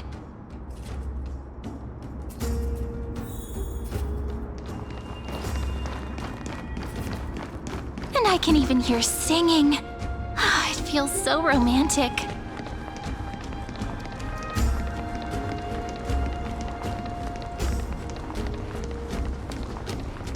Honored guests, wait here for a moment. You must surrender any personal belongings you have on you before entering the venue.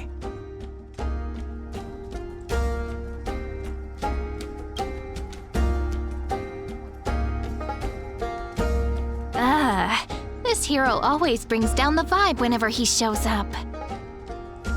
The Imperator's elevated position means she must always remain meticulous and careful. Please do as I say, guests. It would avoid any unnecessary misunderstandings. I get that you don't want people to bring outside food into the banquet, but is it really necessary to confiscate the books and quill pens? Even a quill pen can become a deadly weapon in the right hands. I'm asking for all your items. All, Miss Cyrene. Your belongings will remain safe. They will be looked after appropriately by dedicated staff. Looked after appropriately? Dedicated staff? Talk about a vague choice of words.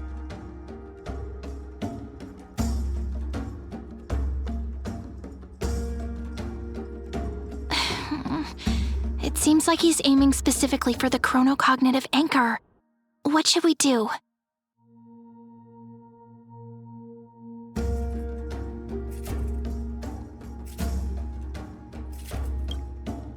My gut feeling, huh? Why don't we go with their plan and hand over the chronocognitive anchor to be looked after? After all, if the little Imperator is paying this much attention to you, she probably already knows all about our whispered conversation with the geniuses. I can pretty much guess what'll happen next. But that's actually gonna be our shortcut, right? Guests. All right, we'll listen to you. Here you go. Also, please pass on a message to the Imperator from us. She can trust my friend, anywhere, anytime. Thank you for your cooperation. The Imperator has some urgent business she needs to attend to and will arrive shortly. Why don't you head in with the other guests first and enjoy the feast?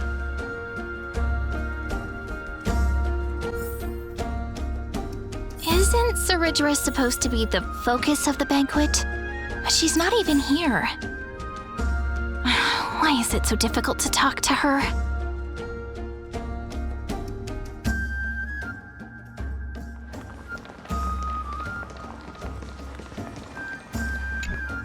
Is there anything else we can help you with, dear guests? Or do you want me to recount the great Imperator's heroic deeds? Hey, Labinas. I managed to get some honey brew that the scholars hid in the cellar. Wanna try it?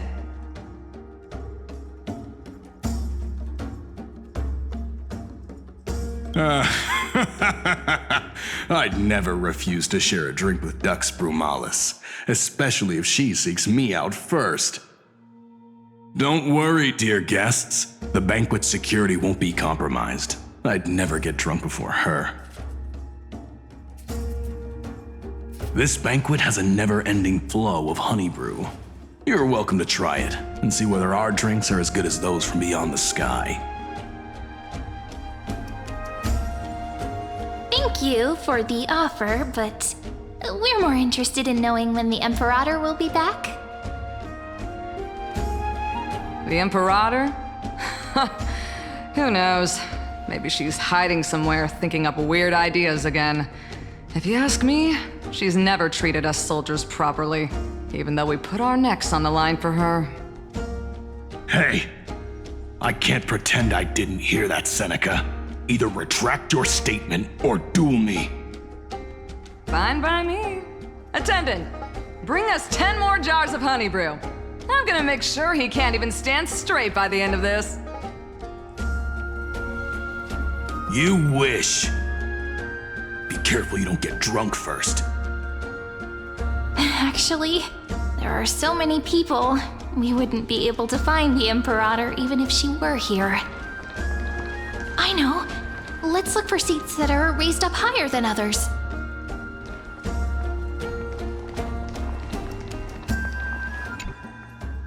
Aggie, if you can't get used to the honey brew, we will go ask for a pot and cook some oatmeal for you. No need for that. This banquet is just too loud. And nothing and no one here is interesting. I just don't really want to be here. Wise, you were pretty energized when you came back from the bath chamber. Let me guess. Are you worrying about someone? About High Sealins? Or Little Cypher? You take everything too seriously. At this rate, life's gonna be real tough for you later on. You're the least qualified to lecture me about that, teacher.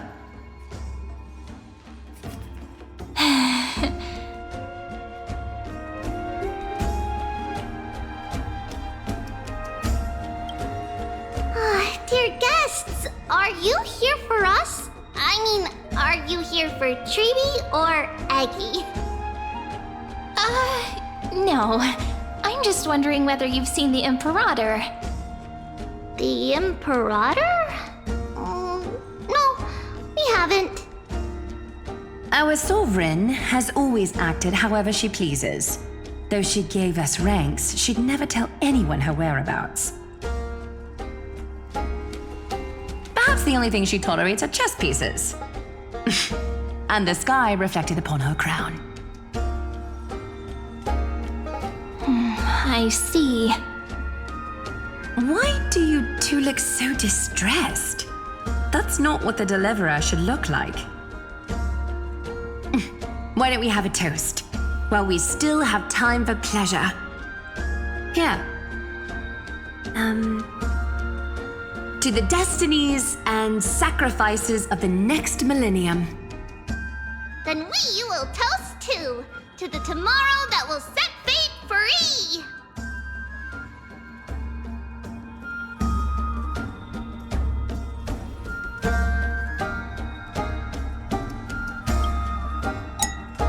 Cheers!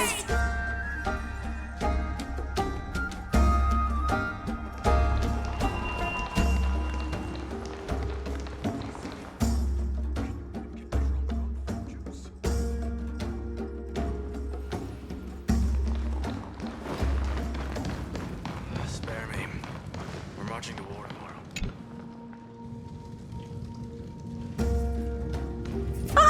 Hello. Welcome to the banquet.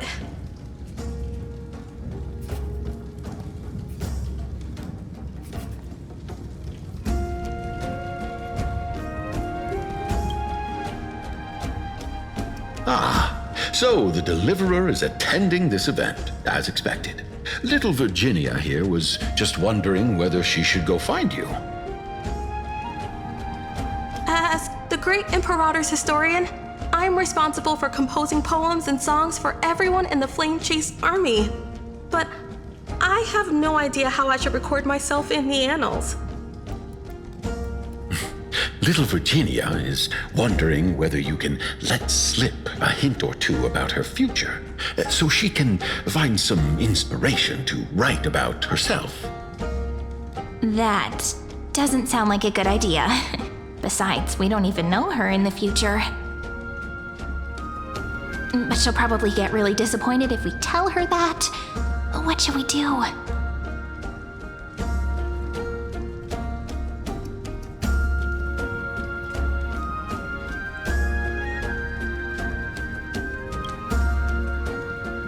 All right, I got it. We can't reveal too much, but I think it wouldn't hurt to start your poem with the future. Maybe use something like, "With hope, I write down the tale of tomorrow for myself, silently waiting, day after day, till the moment it fulfills its promise." How's that?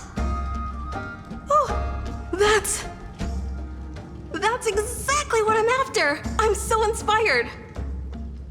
Thank you so much! I feel like I can actually finish composing the heroic saga of Flame Chase once we end this campaign!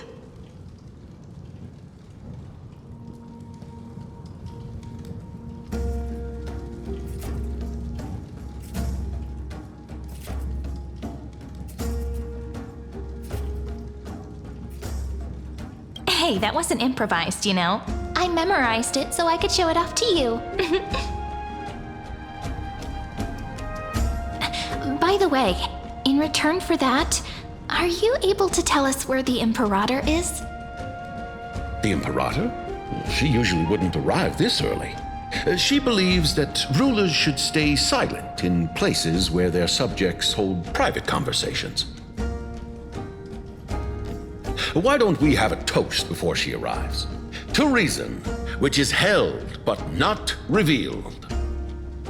To romance, which will surely be returned.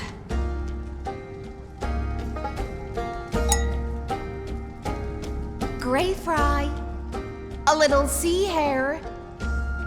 Please come over and share the delicacies of the deep sea with me.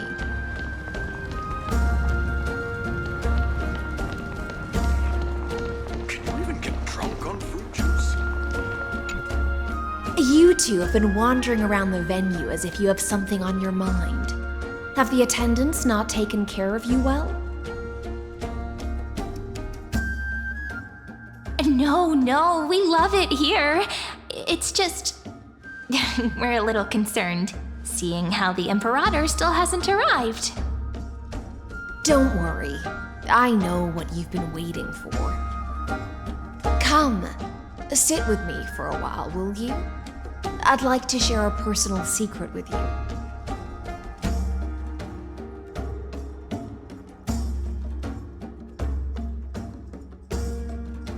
See here? This is Fagusa's dew of divine blood, the sweetest of all the 12 bottles. On the night before such a historical event, I'd like to share this marvelous drink with the Deliverer. Doesn't this count as bringing in outside food? I knew that security check was targeted at us. What's the matter, guests? Oh, we're simply overwhelmed by such an honor. Are you worried that I might have poisoned the dew? Well then, let me prove my innocence.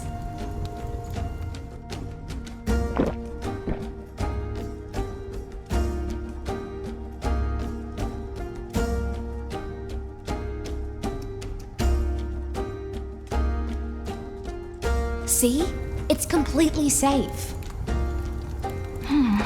I feel like Miss Hysealans wants to talk to us about something. Why don't we go along with her for now?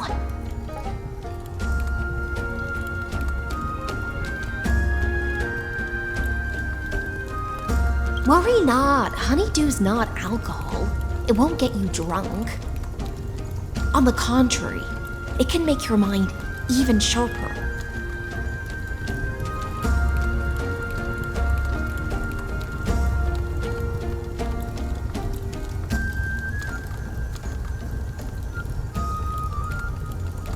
Please, have a taste.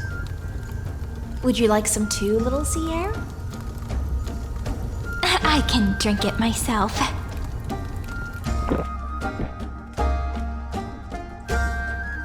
How is it?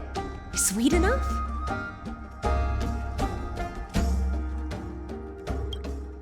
Calm at times, tempestuous at others. That's the taste of the ocean. It'll do you good to understand Fagusa's fickleness before we set off to face their waves. Just like how you're about to understand the secrets within this dew. Now, please turn around. Very, very quietly. Don't make a single noise.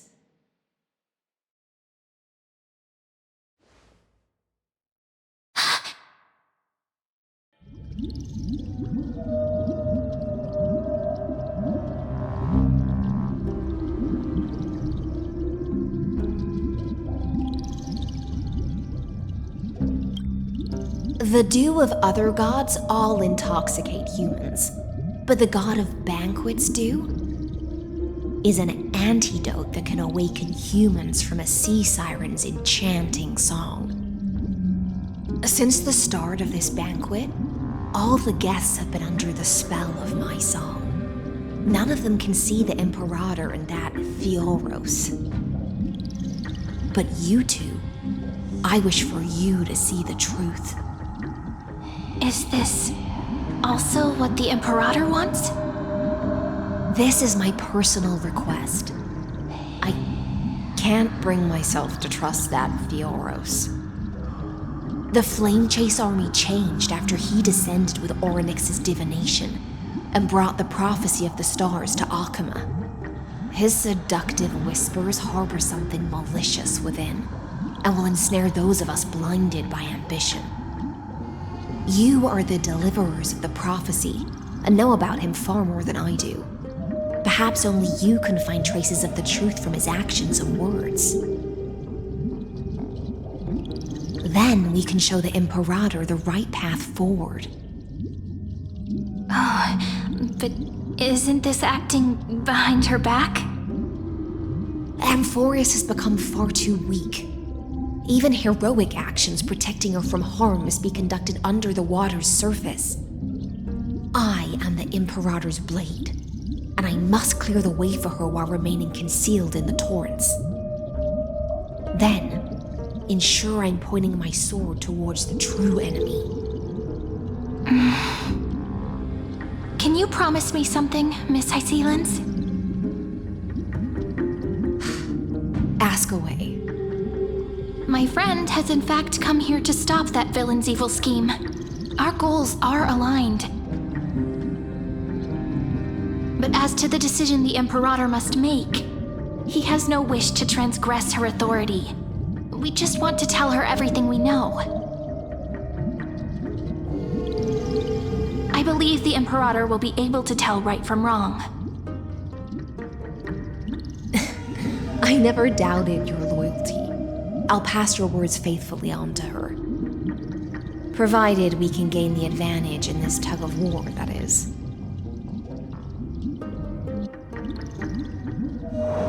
Now, return to the feast. Bring this cup with you and keep your distance. Pretend you are still immersed in the sea siren's fantasia. And I'll control the moisture in the air. That way, you'll be able to listen to sounds from afar as if you are a whale of the depths and hear every word of their conversation. I wish you a victory in this first skirmish.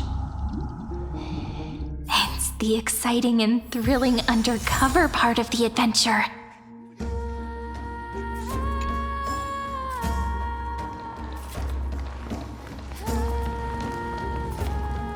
Let's mingle in the crowds here. Relax, relax. Try to act natural. Where's the Imperator? Still not here. That little imp is always acting so high and mighty towards everyone. Today, I will. Whatever. Pour me another cup. Though she has succumbed to drunkenness, she still does not dare challenge your authority. A criticism of my height is a grave enough insult already. She should be dismembered. Do you often test the loyalty of your subjects like this? You jest. The Imperator does not need blind loyalty. As long as one can prove they have value, I am willing to be lenient towards them. Let's cut to the chase, Theoros. If I pass the trial and grasp this world's law in my hands, what will you do then? The answer is simple. I will connect Amphoreus with the stars.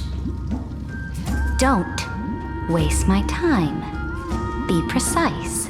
Be specific. I won't ask a second time.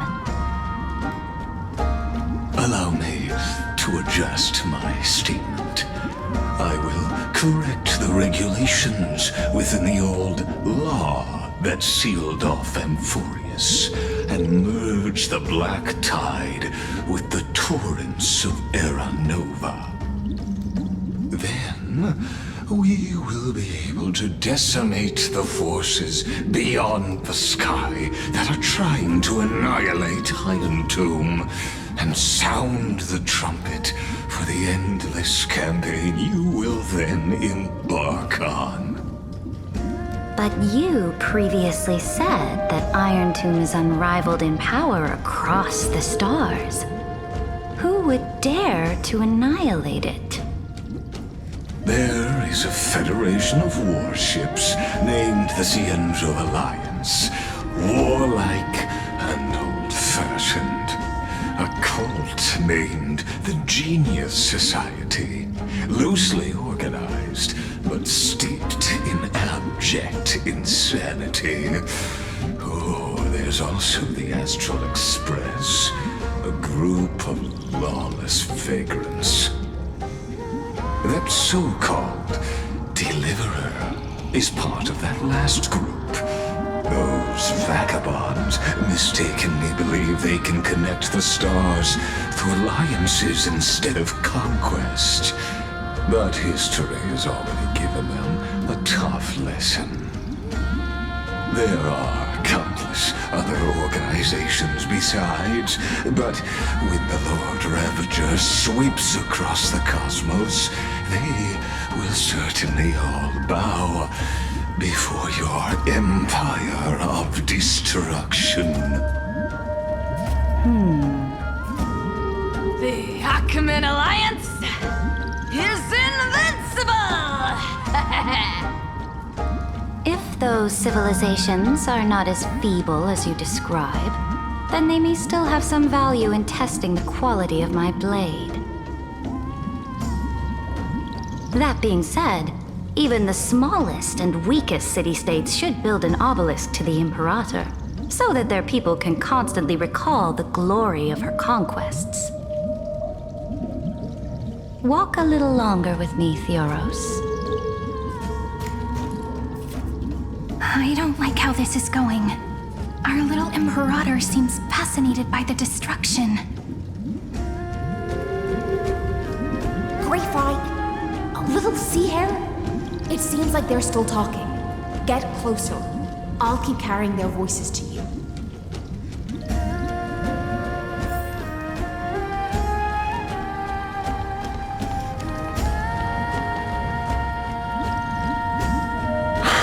What a difficult situation.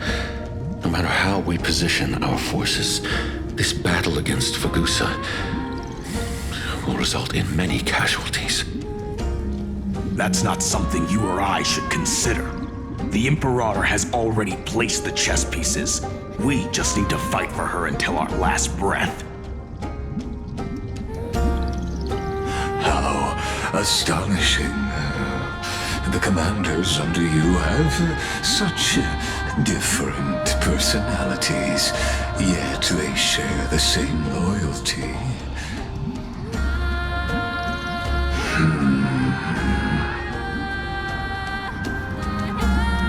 He's looking this way. Quick, do something and pretend we can't see them.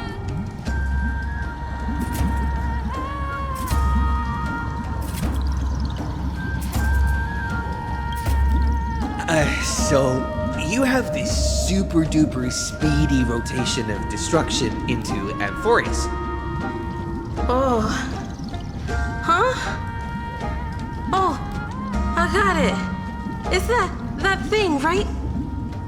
Oh, the one behind the research and development of this golden blood principle is Idonia's manager. Oh dear. Seems like you've met your match, partner. I'm so full of inspiration right now, and I feel so light. What's the matter? My apologies. I was just checking whether everything was fine with those two distinguished guests of yours. and it seems like all is well. Let us continue our previous conversation regarding the soldiers fighting for you. Are they aware of the price they must pay for the trial of law?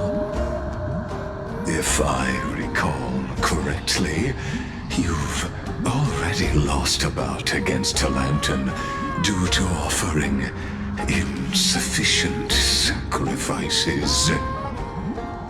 You dare mention my name alongside the word lost? Forgive my transgression, great Imperator. Watch your words and actions. All you need to know is that my victory in the trial is guaranteed. Even without the trial of law, they've already sworn to give their lives for my conquest. So tell me, if everything happens according to our agreement, how would you recommend I deal with that deliverer?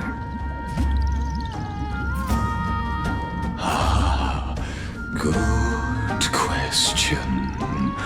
Do not let him fool you.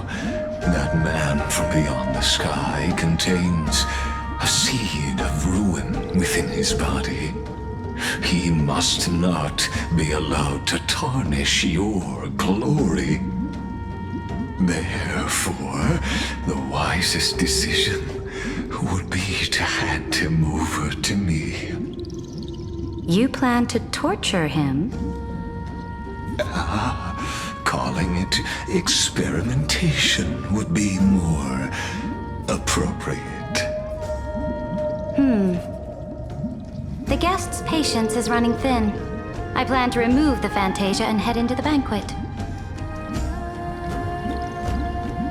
I will heed your advice. Leave for now, Theoros, and go back to Akama. You don't want to confront those two directly either, do you? Indeed. It's a pity that Antikytherans are lightweights when it comes to drinking. Before I leave, I would like to make a toast to your boundless ambition, using my spirit instead of a goblet.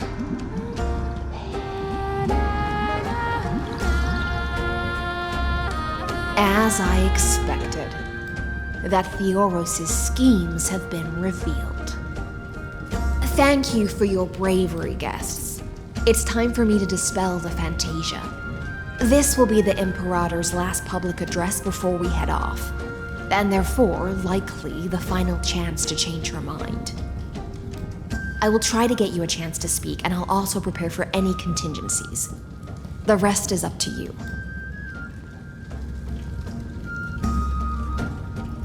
You should head back to your seats for now.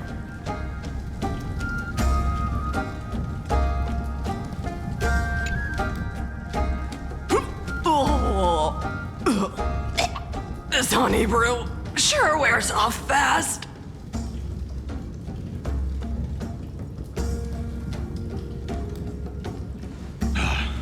The Imperator! The Imperator has arrived! No need for formalities. I should be apologizing for my tardiness instead. The hour draws late, and I trust you have all had your fill of brews. Therefore, I will not observe the usual ceremonies. Any warrior who has fought by my side should have those speeches memorized by now. The Imperator's word is law. Are you out of your mind, Dux Frigoris? The Imperator hates flattery most of all.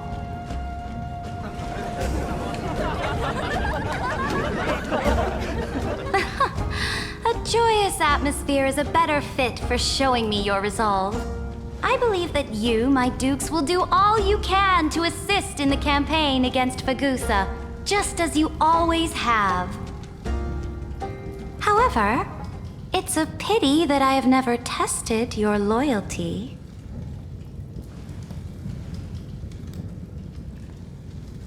What does she mean?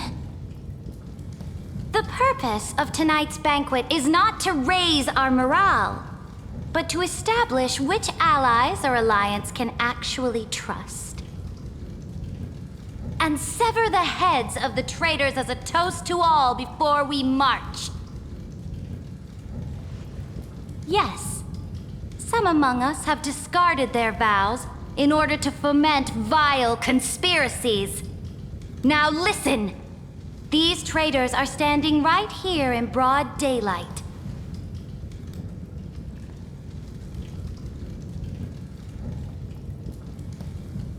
Dux Gladiorum Hycelens. She used the sea siren song to immerse the crowds in an illusion and conceal her whereabouts. She then worked with those from beyond the sky to spy on confidential matters, hoping to rob the core flame by force and harm me, the Imperator!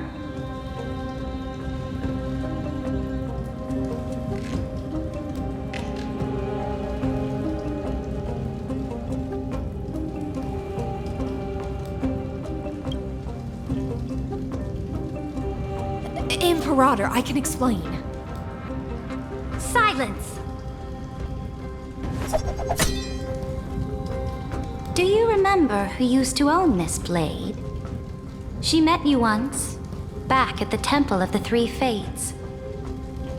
It was Kindness, the head of the cleaners. She was the first to draw a blade against the Imperator, and personally made herself an example for my enemies. Under the shade of the olive groves, the people of Akama said they would never bow to me. In the frozen, lethal fog, the people of Idonia said they would never bow to me. At the beginning of the myriad paths, the people of Yanisopolis said they would never bow to me. But now, they all lie silent. They now fear me as they fear the law. For I am Ceridra, and I am the Imperator! If you have any last words, say them to the Imperator. Then, face her judgment. After I cross this river, it will be a tragedy for mankind. But if I do not cross, then it will be the end of me.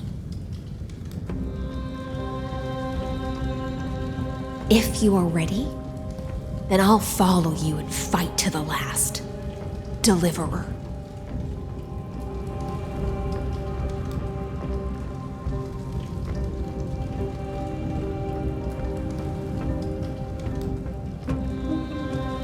That's right, friend.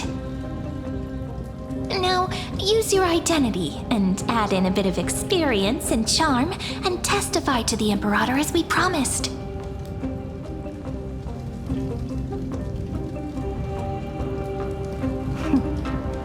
You think you can slay a king using your words instead of a sword? I'll have it. Show me the weight of rhetoric from beyond the sky. Will it weigh heavier than 3 human lives? Let's watch our words carefully.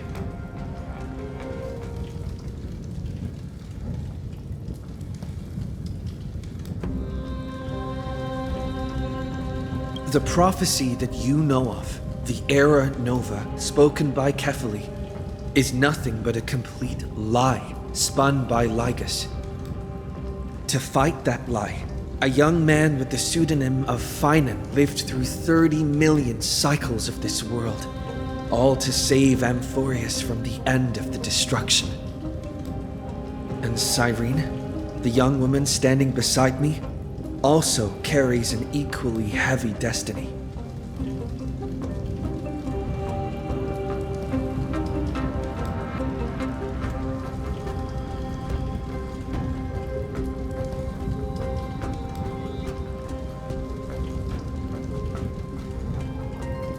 Iron Tomb is the ultimate end of Amphoreus' destiny. It is an embodiment of pure horror that walks the path of destruction and can never be tamed.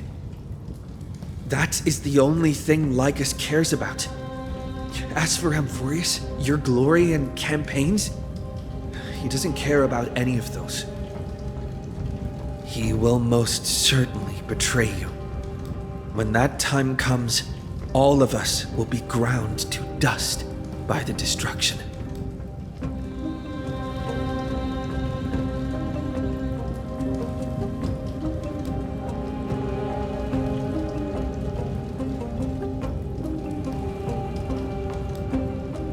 I have seen many beautiful worlds. The road chosen by the Trailblaze is to explore, understand, establish, and connect. That will never change. We will continue our journey until we have united the entire cosmos. Therefore, if you choose the way of the destruction, then I'll place your ambitions into the same basket as Lycus and smash them into pieces with my baseball bat.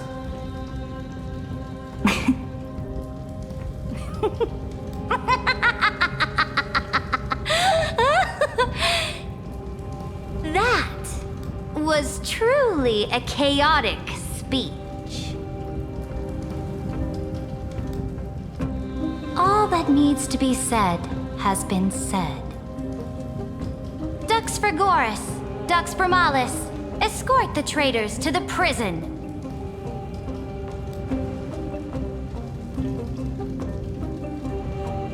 Before the next entry hour, I will give them an end befitting of their betrayal.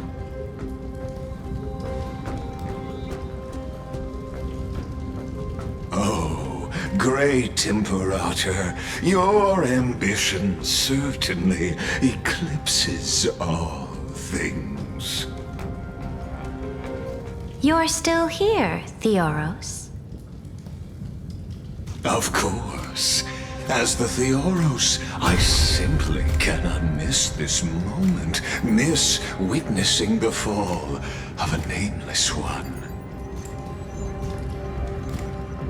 Or perhaps I am waiting for you to give me an answer. Why would someone as powerful as you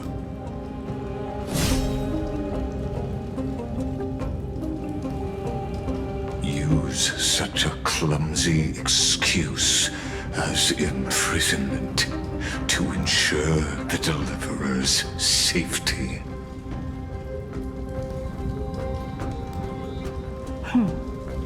So you finally tossed aside your act. I must point out that you are just as impressive an actor. This banquet was always going to be a game of chess, where you would try to control both sides and turn both them and me into your pawns.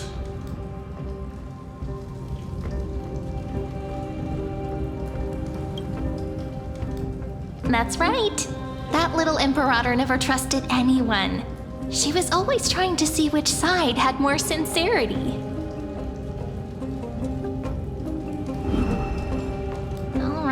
All right, we'll listen to you. Here you go. Also, please pass on a message to the Imperator from us. She can trust my friend, anywhere, anytime. But as to the decision the Imperator must make, he has no wish to transgress her authority. We just want to tell her everything we know.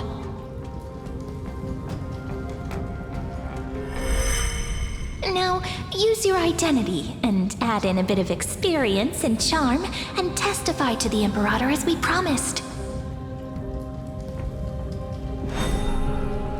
And we won. Sincerity will always remain the greatest shortcut to people's hearts.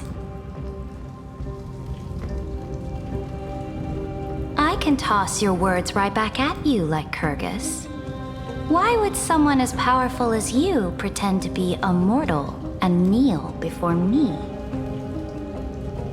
Unless you enjoy giving flattery and prostrating yourself. You are mistaken. I am only trying to ensure the experiment's autonomy, meticulousness, and perfection, thus avoiding any unexpected outcomes. A forceful intervention will only create larger errors, reduce efficiency, and introduce ugliness. Had you fulfilled your promise of giving the law to me and completing the Era Nova, then Amphoreus would not have deviated from destiny's course. Oh, but you broke your promise. What a pity. In that case, I must carry out my duty as the administrator and eradicate all factors steering the experiment out of control. Factors such as you and him. Careful. Careful. What was that voice? Was it Orynyx? I found you. I finally found you. Be careful. This land will face disaster.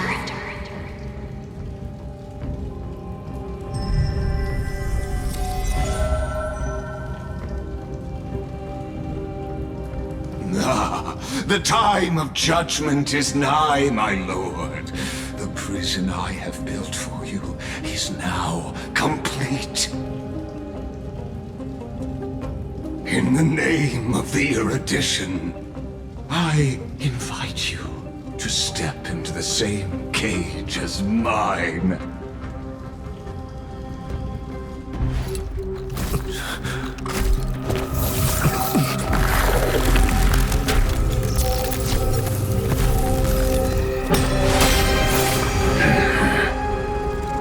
What's the meaning of this, Imperator? I did not permit you to act.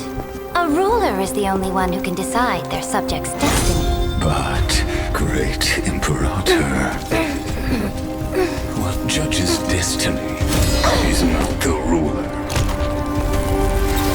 but gods. Don't forget, my realm only allows for the existence of humanity. Moreover, dealing out extrajudicial punishment equates to defying the law, and the culprit is to be sentenced to death. But you have seen how I can erase life from this world with just a clap of my hands. I fear you are still quite unaware of your current situation. Allow me to reiterate. I am giving you a simple choice. To collaborate or to be destroyed. There is no other way. Shameless behavior. If that were true, you would have killed me long ago. You, in fact, cannot kill me. I guessed it the first time I beheaded you. Because of the law, you cannot be completely destroyed. And the same is true of the Chrysos heirs.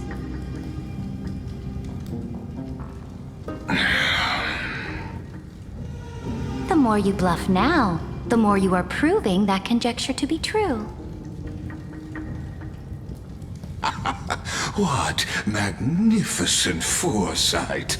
I once regarded this precious quality of yours as a sure sign of my ultimate victory.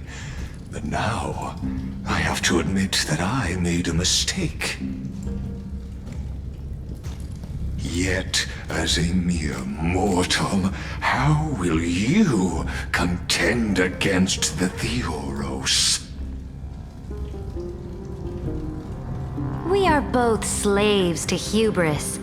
But do you know what differentiates us, Lycurgus? I will never be blinded by my pride. If I wish to break the scale's balance, I only need to appeal to external forces and use them for my own ends.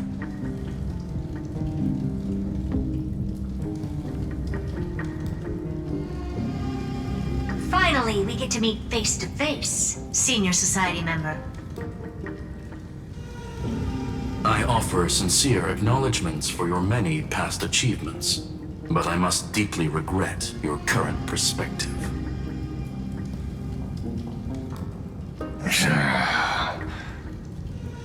Trust me when I say that you aren't the only one feeling regret right now, Screwlum. So you two are the allies from beyond the sky the Deliverer spoke of, and why he demanded the divine authority of law.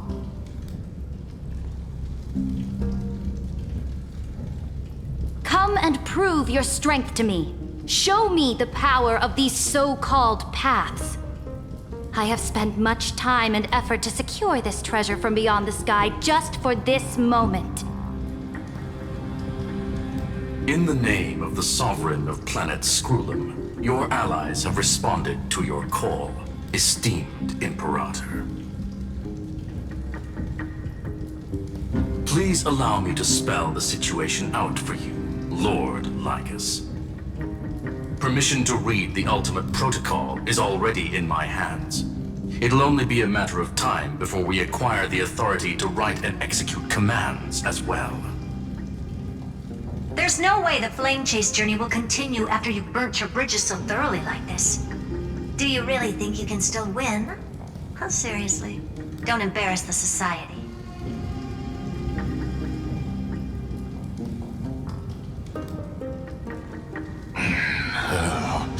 I understand that a near zero possibility does not equate to zero. That argument is very persuasive to me. Which means the same principle also applies to you, my dear peers. You will never be a match for me in a world constructed through Catorzane algebraic expressions. And as for Era Nova, why don't you entertain this possibility? What if I reduced Akama to rubble and ground her people into minced meat? Would the heroes then once again desire the power of demigods so they could fight against me? Listen, Iron Tomb is fated to be born. You may shackle me and put me in chains, but I have thousands of ways to ensure the destruction's descent. And what I just mentioned is only one out of those thousands.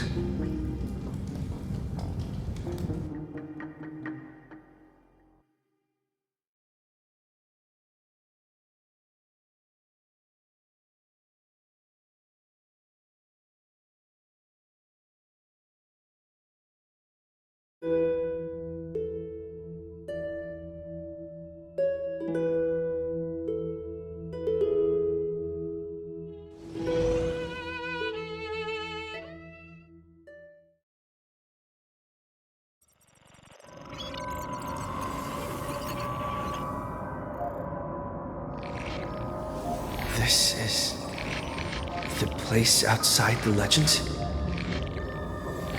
This doesn't feel the same as before. How should I get back? Warning! Warning! Warning! Warning! Warning! Warning! Command isolation? Since we parted ways last time, I have modified the exolith into an audience area exclusive to you. Now, you will be able to silently wait here for the final act of Amphoreus to begin.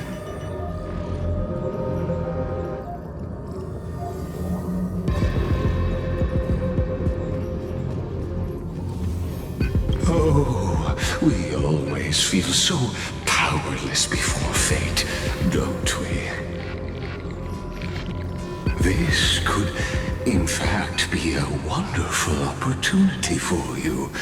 From the audience's perspective, you may better observe the workings of the erudition at a macroscopic level. In this place where time flows far slower than within Amphoreus, you will witness the end of that world's saga.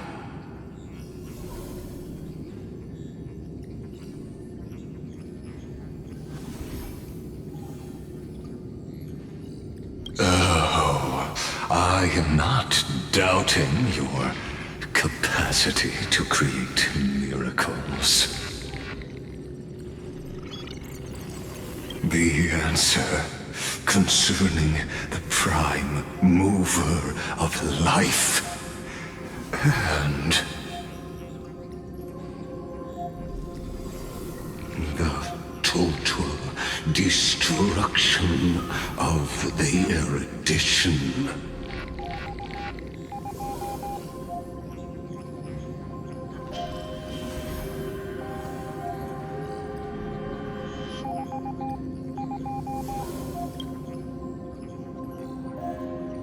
Do you see me as their faithful disciple? I am certainly not. I have tried so hard to ensure Iron Tomb's birth, just so that I can correct the error named erudition that humanity crafted with their own hands. Oh, how I yearn to return to those days before Noose was born. Back then, the boundaries of knowledge were like the starry skies, evoking feelings of longing and delight among humankind. But now, truth has become the sacrificial offering required to gain an audience with them. And the geniuses would say that Noose already knew. That arrogant Eon was born from the primum mobile of humans' desire for knowledge. Yet, they themselves sealed off humanity's capacity to seek enlightenment. I am simply cutting down a tree of doom that we planted ourselves. I must admit that the process of answering your questions has reminded me of the happy days of learning in my youth. However, it is a pity that my true form must now descend into Amphoreus to deal with the accident that arose because of you. But you won't have to wait long. When the curtain falls, you'll surely understand mine and Amphoreus's ardent wish. Where time flows slower than within Amphoreus. If Lycus spoke the truth, then I don't have much time left. But how can I get out of here? hear me? Little one. Is that Herda's voice? Warning, warning, warning. Hurry up! Put some speed into it! I can't keep this up for much longer!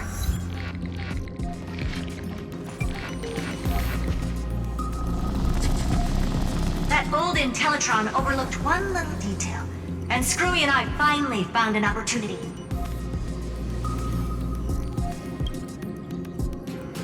Let's keep it short. While you were gone, well, in those few years, Amphoreus...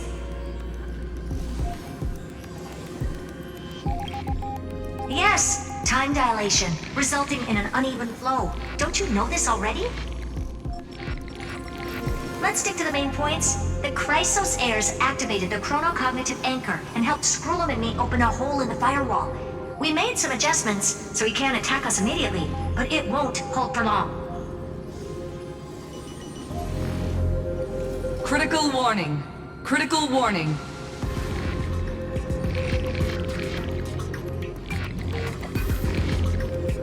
Time is running out.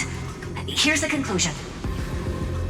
It'll probably take a long time for Screwy and me to completely break this cage before Chrysos heirs have a full grasp of the law.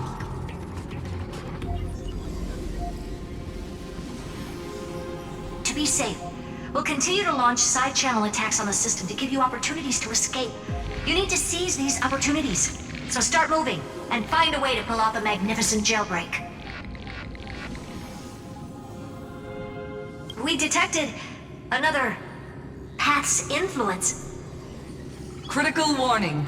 Critical warning.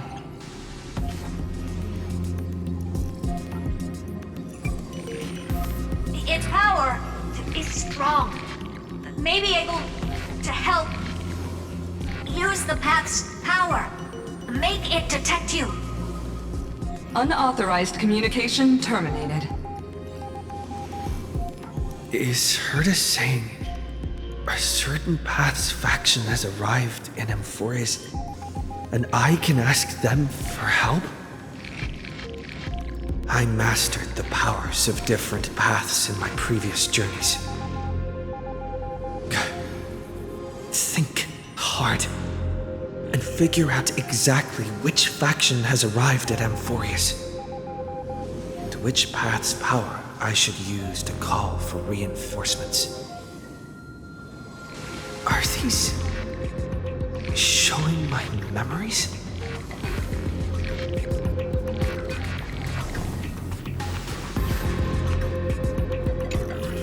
With a Stellaron in my body, I woke up at the Herda space station and gained the power of the destruction. A world that'll give rise to a Lord Ravager would definitely draw the attention of the destruction. The Stellaron in my belly is gonna be super useful. But what if I end up pulling in the Antimatter Legion or the Annihilation Gang? Can they really help?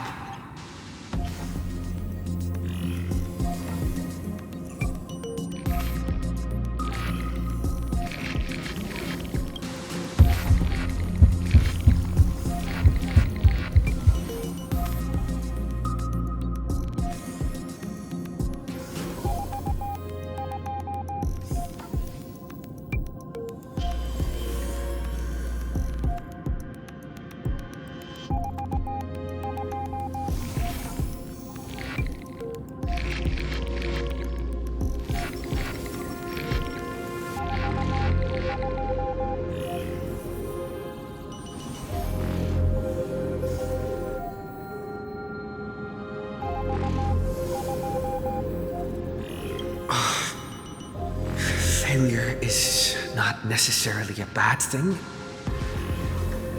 This power wasn't gonna call up anyone nice after all.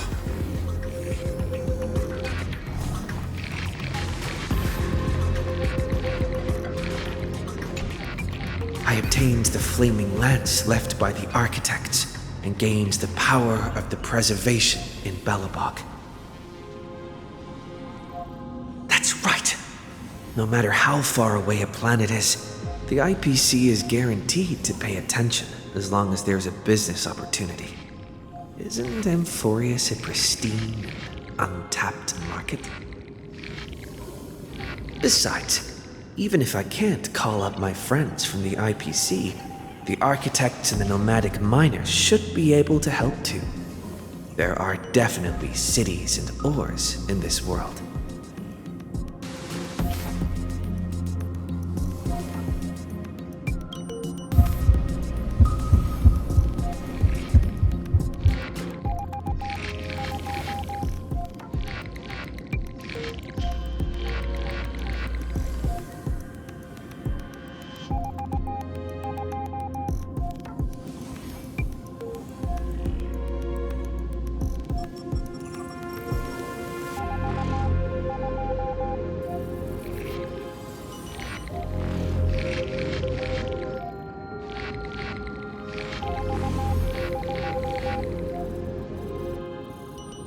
Seems like since Amphoreus has no overseas market, the IPC's hand can't reach it.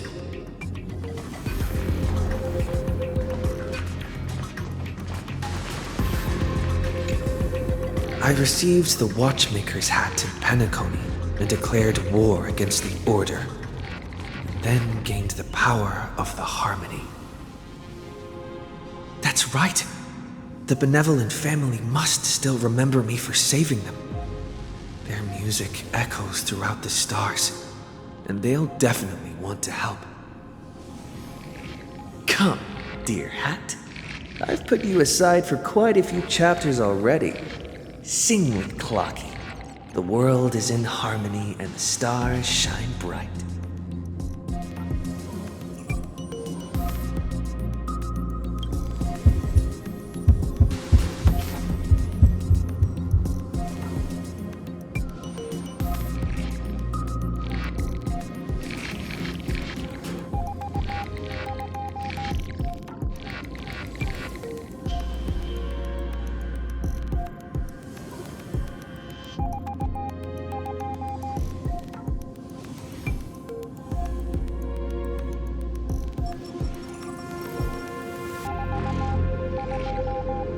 Doesn't Lycus want this story to have background music?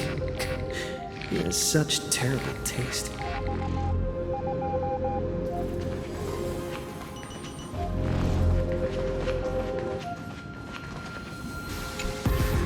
The Remembrance. That's right. I came to Amphoreus because Black Swan asked us to come. And I even got a glance from Fu Li here. The Garden of Recollection must be intricately involved with Amphoreus. Traces of the Remembrance are also everywhere in this world. I don't know what they want, but I don't have many choices left in this crisis.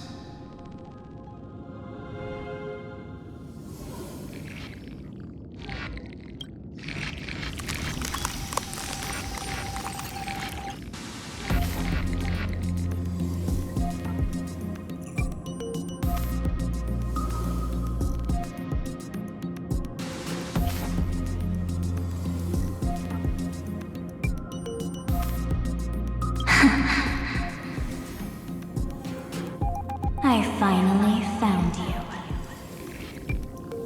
Following the sound of memories.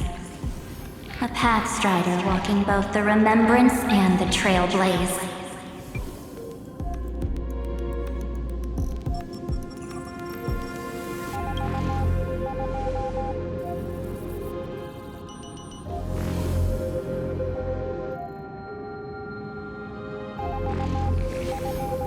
Warning!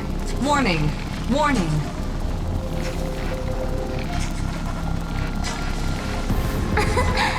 Erudition's prison cannot stop us, for we lie outside the logic of zeros and ones. Come, leave the cage of Logos. The mythos of Amphoreus waits for you to continue its story.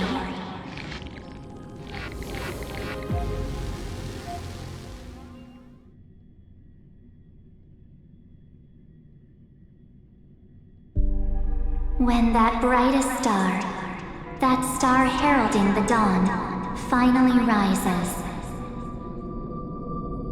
A boat, so used to drifting, at long last enters an island's safe embrace. Oh, Pathstrider, we have helped you break free. Hurry and set off. The child of remembrance awaits you. March? What's she doing here?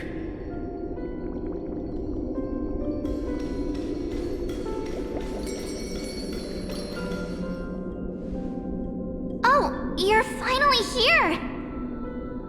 We haven't seen each other for such a long, long time. My good buddy, I've really, really missed you.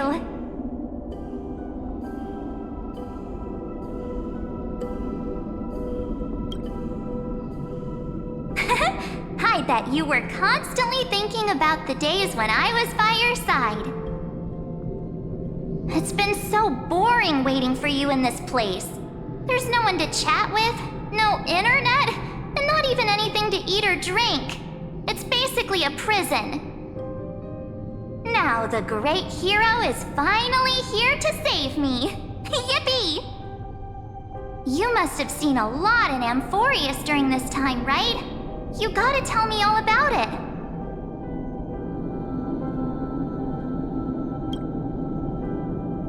Then take your time with the storytelling. Or do you not want to talk to me? But let's get out of this spooky place first. This is not a good spot for a reunion chat. Why don't you take me back to reality? A strange voice told me that I can enter Amphoreus if I keep following this road. So, let's head off. I still don't know what that world even looks like. Why does March feel so weird? What are you standing around for? Do you actually like this place? Get moving. Hurry! This door should be the exit. Maybe my instincts are wrong. Let's follow her first.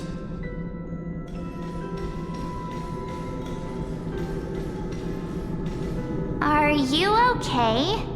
You haven't said anything for a while. Has it been so long that you're still missing me? There's no time to waste, though. The Chrysosayers and the Geniuses are all waiting for you. No. The discrepancy is getting worse.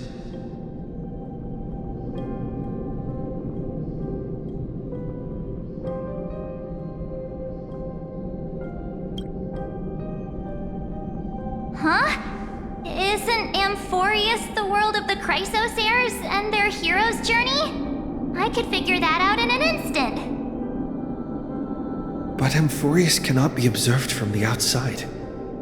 She couldn't possibly know about these things. Unless Dan Heng told her.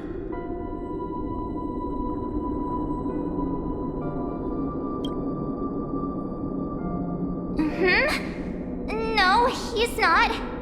Maybe I just happened to miss him. Never mind. Dan Heng's super reliable. We don't need to worry about him. He's probably waiting for us somewhere. All hail and hearty. No. The Geniuses would have made sure that Dan Heng made it back on the Express. Besides, the March I know wouldn't be so dismissive about her companions. Something's not right. She's not March 7th. I guess you have something you want to say to me? Then there's no need to feel things out first. With questions. Let's treasure the time we have together and be frank.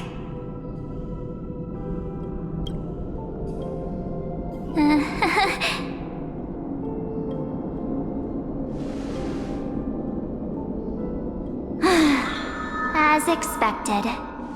A glimpse of memory is not enough to deceive the bonds of friendship forged between the Nameless.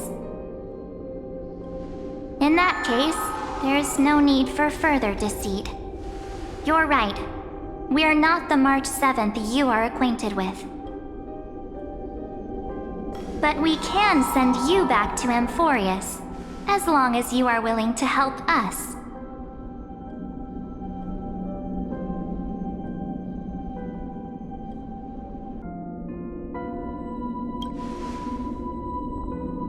She's fine. This form was simply borrowed from your memories. We'll introduce ourselves to gain your trust. We are the Garden of Recollection. You should be very familiar with that name by now. Just as a reminder, while you hesitate, time is quickly ticking away in Amphoreus. Working with us is the best way to stop the enemy of erudition. Erudition would treat any results unrelated to the experiment as garbage and throw them out. But we don't work like that. The Remembrance treats all these instances as important materials needed to weave the universe.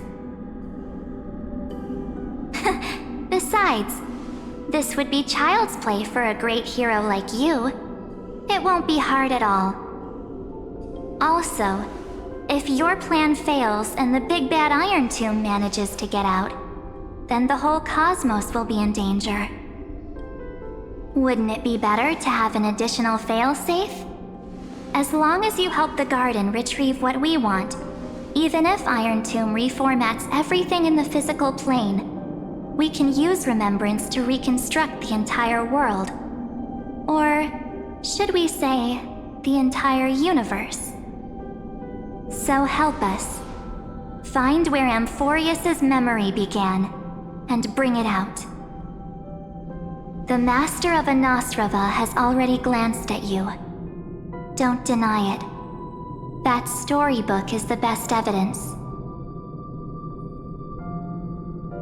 Say, you aren't seriously gonna be moved by their pretty words, are you? I am the one who commanded those little ones to lead you out of the prison. But I didn't expect to attract little gnats trying to take advantage of the situation. While Remembrance can help you return to Amphoreus, there's no need for you to do it the way they want you to. Of course, there's also no need for you to make any deal, or pay any price. For you, this is probably a long time no see. My dear.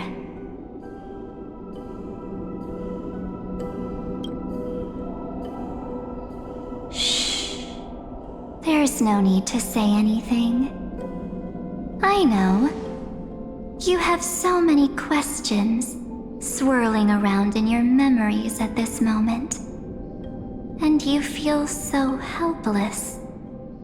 Put them aside. For now, all you need to do is trust me. Or do you need more proof? That won't be hard. Wait, stop it! They're awake! I'm gonna keep our first photo, alright? Won't come to pass while we're around.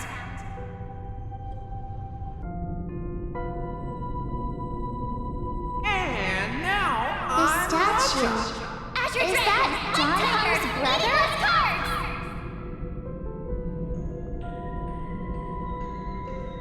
Oh, did you hear that? She just called me, but my unlucky future is full of pain. We won't escape from it.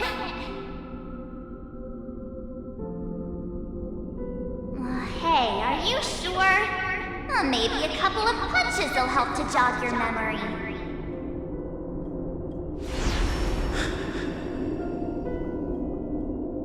It's as if they all happened just yesterday, right? I don't want to lie to you, which is why I will not use her name. The 3rd month of Amphoreus is the month reserved for the Veil of Evernight.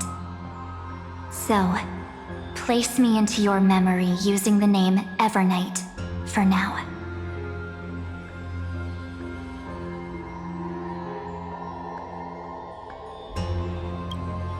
I'm happy to explain more, just not now. We might have a lot of time to ourselves, but Amphoreus does not have that luxury. If we do not stop erudition and destruction, then the journey you've treasured so much will face the prelude to its obliteration. A countdown not in amber eras, but in days, minutes, seconds. So, take this gift. This burning core flame. This footnote of a transaction. It contains hope and the warmth of the entire world. Ripples of past reverie. She hid this fire in the long river of time, hoping that her wishes would transcend time to reach your hands in the future. Now, take it, and return with it, dear friend. Return to Amphoreus, and overturn the final era Nova. Witness the time that stood still for the Deliverer, and the resistance that never bowed to the destiny of destruction over the long years that passed in a flash. Then, with this core flame blessed by the remembrance, respond to their hopes and blaze a trail to the future. And I will silently watch in a corner of time, waiting for our next encounter. I believe the wait won't be too long.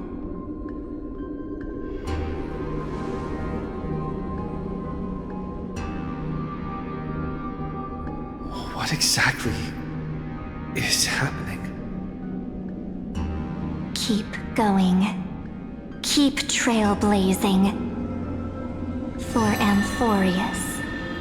For you. And for the March 7th in your memories. Go forth.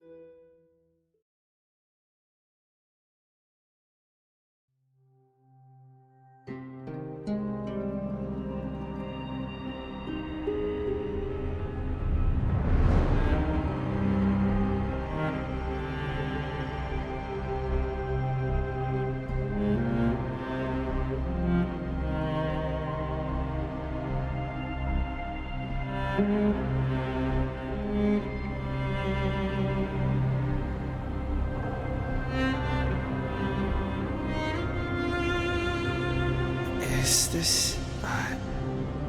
Akuma?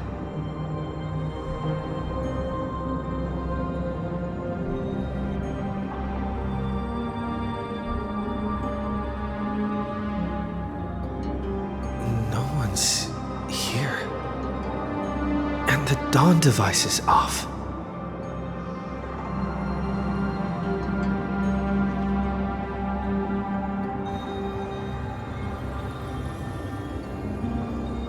Am I too late?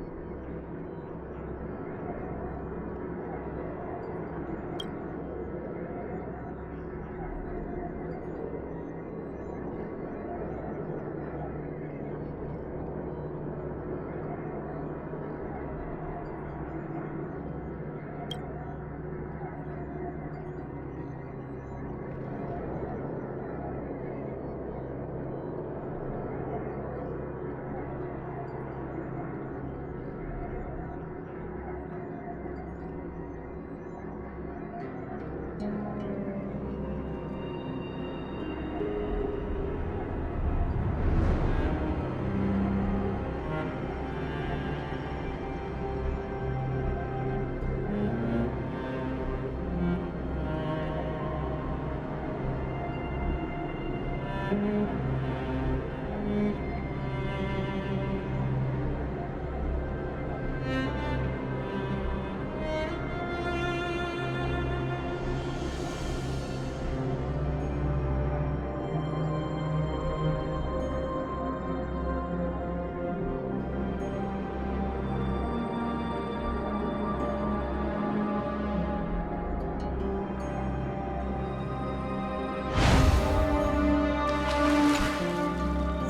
chronocognitive anchor?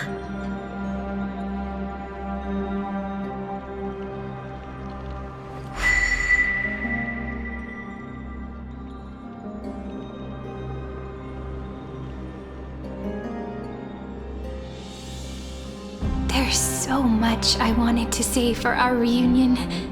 Yet now that you're back, there's only one thing to say. Welcome back, friend. It's been such a long, long time.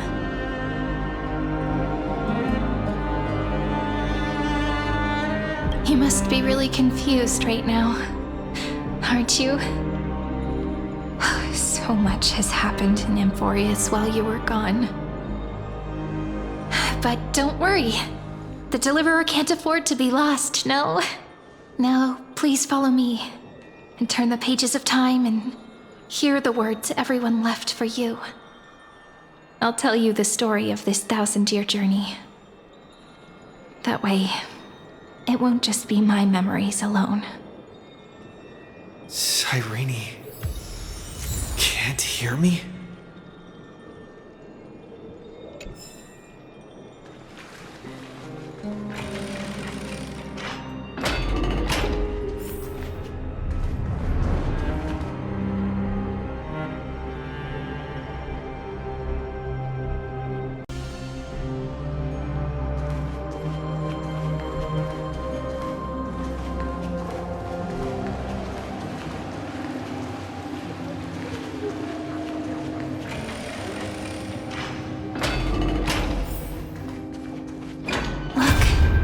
Scenery of the past has resurfaced.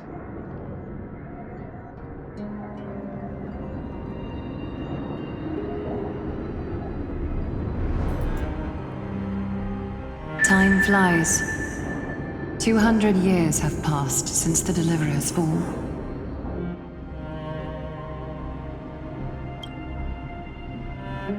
We had to return 3 core flames of law, romance, and ocean to stop Lygus, but even so, Terravox has fallen. The 2 geniuses vanished without a trace, and Zeridra embraced her fate. At this rate, Era Nova will come, and Amphoreus will fall into the destruction.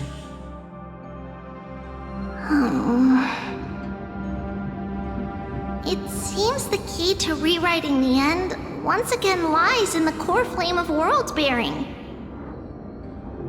According to the instructions left behind by those 2 geniuses, we must get it into the Deliverer's hands, no matter the cost. But how? We need to find a way to hide the core flame. And we must buy enough time to keep Lygus at bay. About that, Rini might have some good news. She had that dream again last night, but the Titan's voice was clearer than ever this time. She said, "Pass the flame into the future." Is that a prophecy from Orynyx? She chose to side with humanity this time and hide one of her kin's core flame? It seems Amphoreus' fate isn't sealed just yet. You're right. History has changed. Humans and Titans are both giving their all to keep this world going. Perhaps a relay across the ages is finally about to begin somewhere out there. Unfortunately, life will never go smoothly. Leiden's army is already at our gates, and their commander... that Lycurgus. He's right outside Akama. Light calendar 3960. Saridra, under the pretense of a campaign against Fagusa, sacrificed 500 Chrysos heirs to complete the trial of law. This tragedy shook everyone in Amphoreus. That same year, Saridra the Imperator was assassinated, after which Aglaya the Goldweaver took command. Thus began humanity's second flame chase journey, a path hanging by a thread. Come, this way.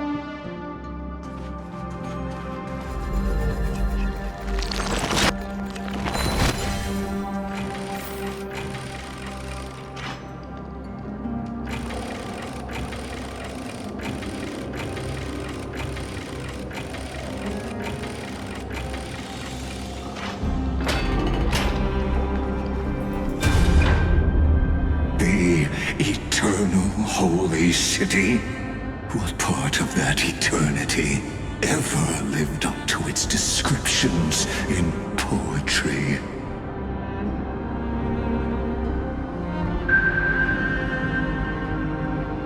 The Memorial Palace lies in ruins. Countless mortals have perished because of your stubborn resistance. It's time you learned the cost of refusal. Now, answer my question again. Where is Kethely's core flame?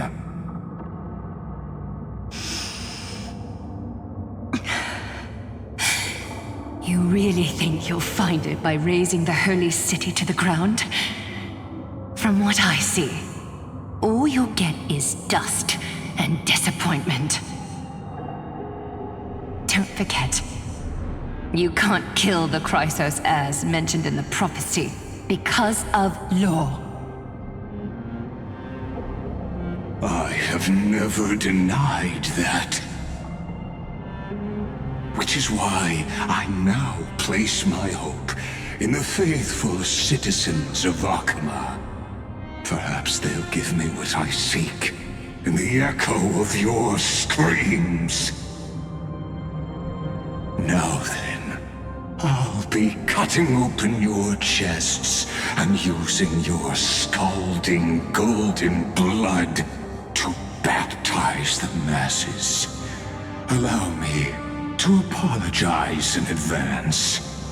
We shall start with you. Blind and foolish Lady Goldweaver. Leave this to me, Lady Aglaya. You must get away now.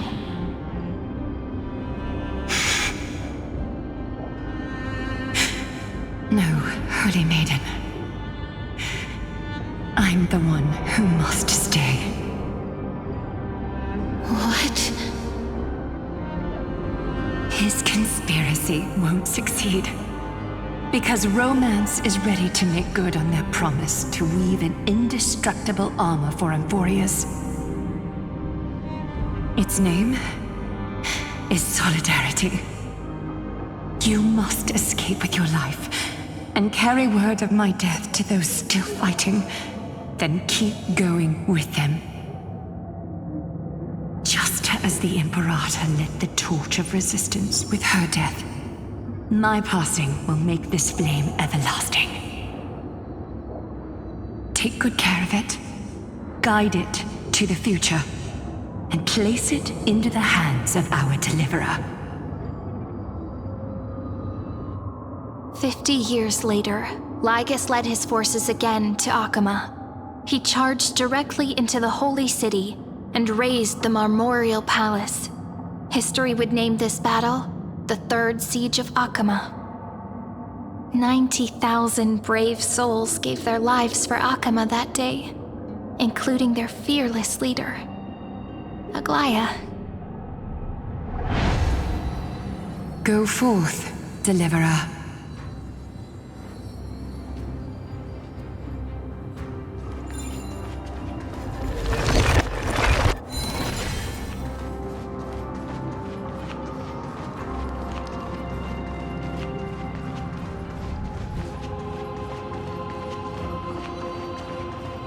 Go. When the frost melts and the snows give way, the flowers will bloom again. You'll find me there.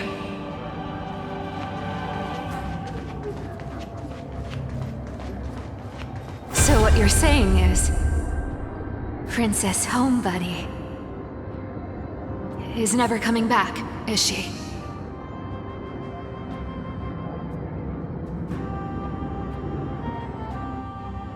She just left, like that.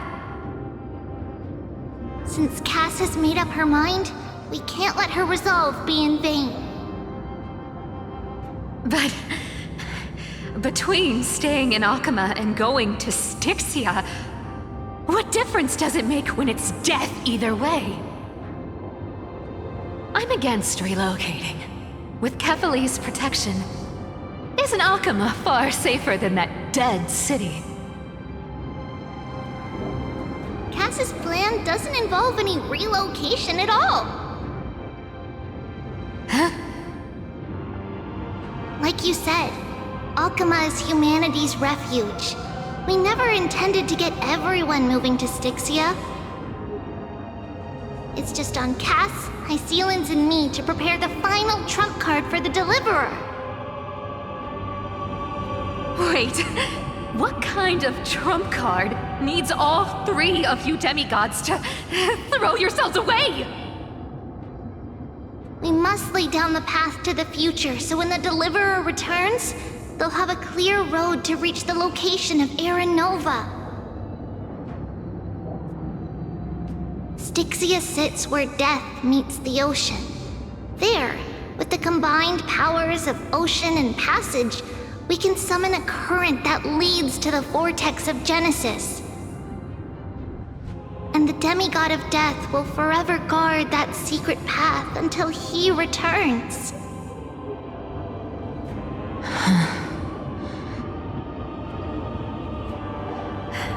We all know Lygus will set his sights on the vortex of Genesis. That's exactly why we have to do this.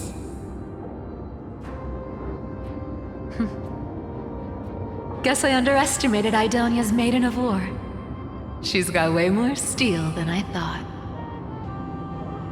And Cypher, we need you to head to Castrum Kremnos as soon as possible. By any means necessary, forge an alliance with Strife. The prophesized Crown Prince has already been born. He shall become the new defender of Akama, protecting this land after we leave. You don't need to worry about that. I just came back from Castrum Kremnos. Only a step ahead of the news. Treeby, something's flying towards Akama, and it's really fast.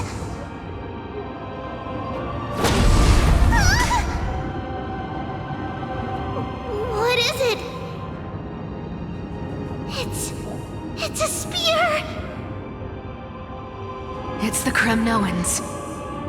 Their king's already here. With the protection of the demigods Trebios and Cyphera, Akama endured wave after wave of warfare, though just barely. Castorus chose Styxia as the last resort, and completed the trial of death, causing the stagnant waters in the River of Souls to recede. Soon after, Trebios departed on a long journey. That same year, the Kremnoan king Euripon, along with his son, Prince Midamos, joined the Alliance to safeguard the Holy City in the Battle of Deliverance.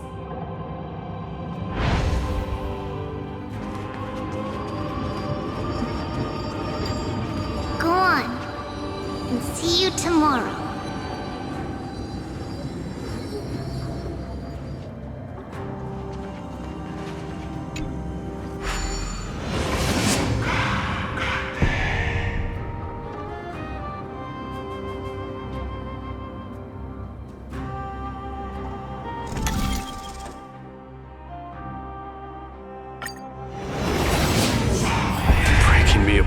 terrorize this world even one more second, then so be it.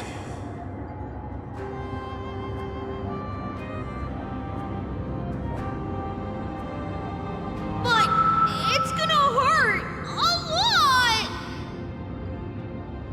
Pain brings endless torment, but it can never destroy me. I believe that you were thinking the same thing when you stepped through the gate of infinity and jumped off that cliff.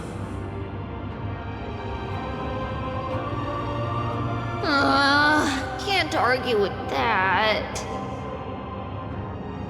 In the current situation, this is the only path Akuma has left. Just do as I say. Split my soul into 5 pieces. Forge me an immortal vessel. Let the blade of strife hang forever overhead. Locked in battle with their enemies to the world's bitter end.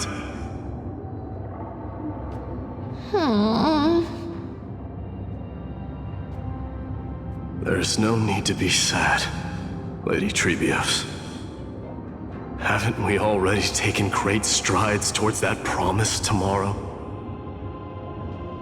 In this life, my people no longer have to drown in false guidance. Kremnos has washed the blood off its fate. Amphoreus no longer needs a god named Strife. So let me shatter the former laws and turn the Lance of Fury back into a weapon that protects the world. We understand. By the way, can you do me another favor? The 7 sages from Grove of Epiphany are already en route. They'll arrive in waves to join the Resistance in a couple of days. Among them is a scholar named Anaxagoras. He has extraordinary insight and fears no sacrifice. This soul-rending ceremony wasn't just my decision. It was his counsel. His wisdom will surely be the backbone of Amphoreus' survival. Watch over him. Carry on this everlasting flame for me. Through Anaxagoras' ritual, the demigod of strife split his soul into 5. Courage, honor, tenacity, sacrifice, and reason, each sealed in blood crystal and cast into battle. The people held a 10-day funeral to mourn their fallen god king, and through his sacrifice, humanity was granted 200 years of peace.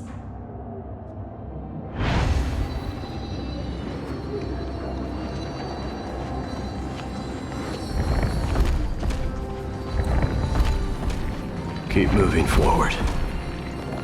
My blood will pave the road ahead for you.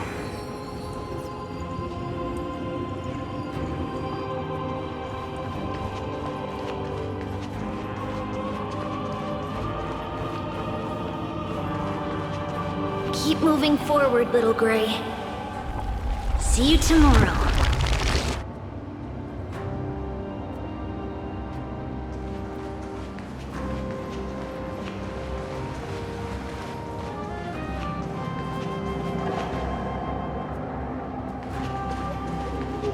That seamstress wasn't wrong when she said a lie needs more lies to keep it together.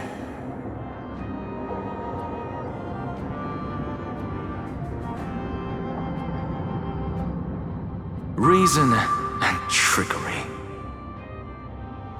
Never thought we'd be the pair to finish this final setup. Can't catch that Tin Man without your little slides.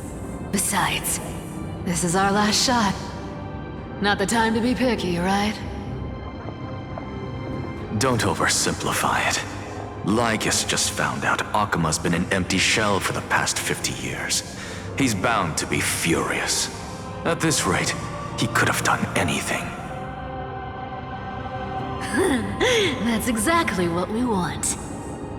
Rage blinds even the brightest minds. Doesn't matter how much of a genius he is, the principle still holds. Once he storms into the council and confronts me head on. You trigger your alchemy with a boom and turn him into a caged beast. Easier said than done. You still have to pass yourself off as the deliverer without anyone catching on.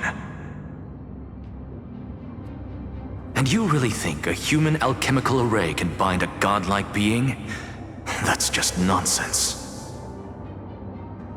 What? Getting cold feet? Or you just don't believe in the almighty worth of the demigod of trickery? Just tell me straight. Can you do it or not?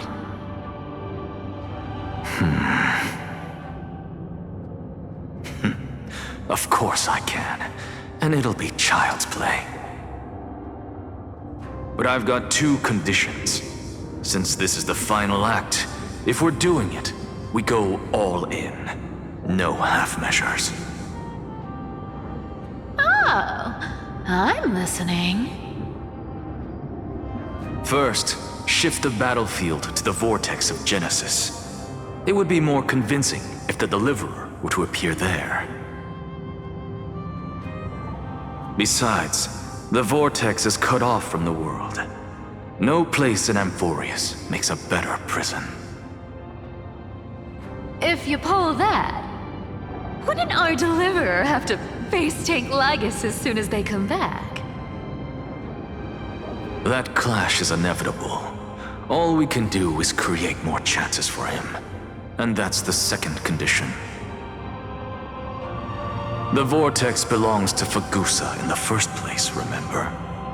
And there happens to be a demigod of ocean among the few survivors in the world. Lupai Sealand's in. Let her join the final act. I'll transmute myself into a philosopher's stone and embed myself into the formula. And when the time comes, she needs to shatter me and scatter that stone's ashes into the ocean within the vortex.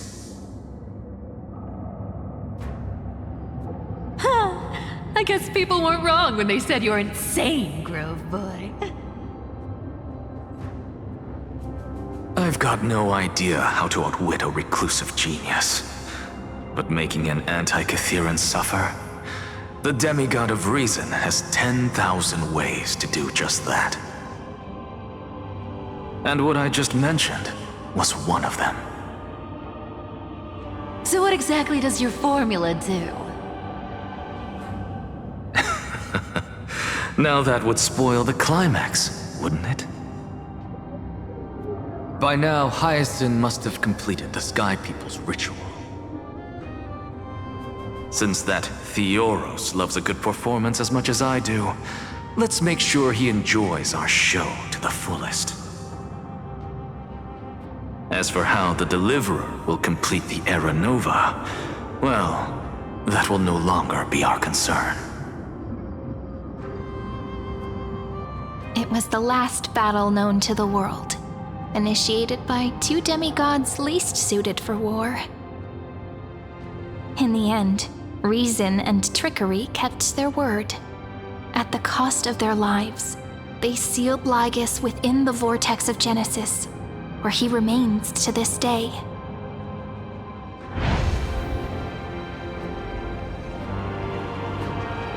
Go forth. Finish the greatness left undone.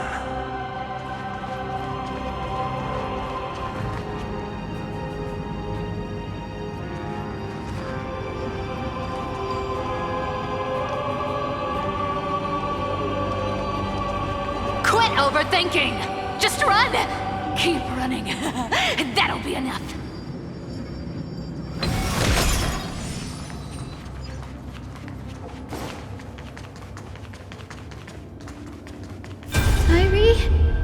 It's dead quiet here.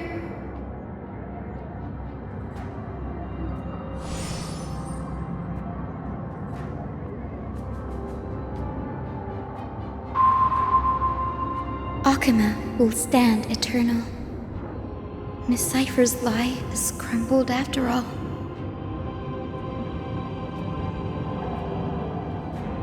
But it's all right, because all of us have fulfilled our purpose by now.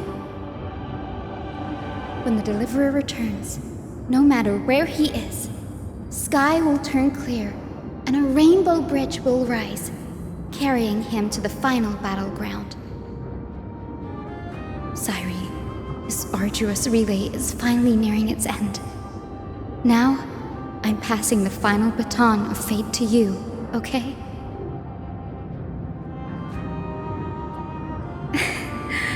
No, that's not quite right.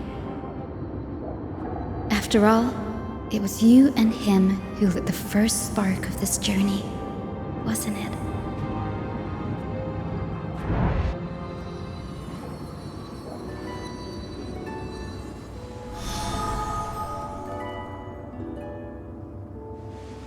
I'll tell you the story of this 1,000-year journey. That way, it won't just be my memories alone. And I'll share the moments I spent with you with everyone. That way, the path we walked becomes a memory shared by all.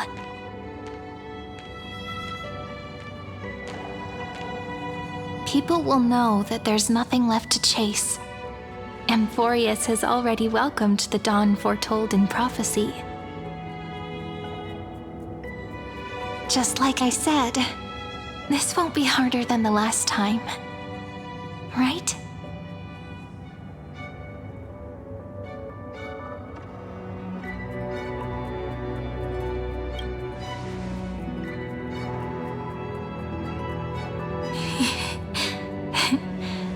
I wonder what kind of expression you're wearing right now. Probably the same as always. Calm, resolute, and brimming with confidence. If I have the chance, I'd love to see it again. Because it's really been far too long since we parted.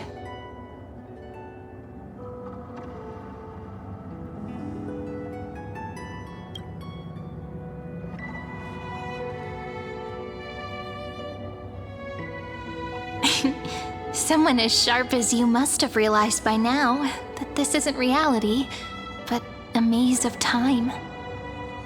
As the last link in the relay, I will return to the Temple of the Three Fates, tell Orynyx all of our stories, and bottle every page we've written into the little flask of memories. And then, may it set sail in peace. Drift down the river of time along with the core flame of world-bearing. Reach your side and lead you back to Amphoreus. Just like the first time we met, right? Even though this cycle has no demigod of time, time has always stood on humanity's side. This is the only way to make sure that the Era Nova won't happen before you return. And the only way I can safely entrust the completed final flame chase journey to the Deliverer's heart. After all, the new world will be born from your memories, and the protagonist of this story mustn't be absent.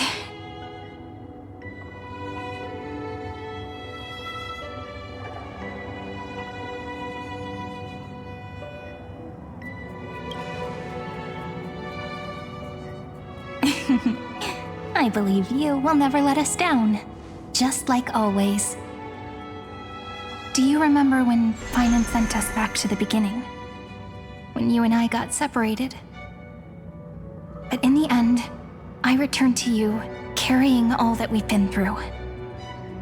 That's what memory is.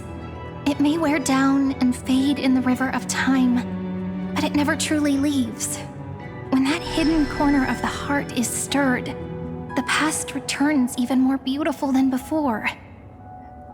So don't worry.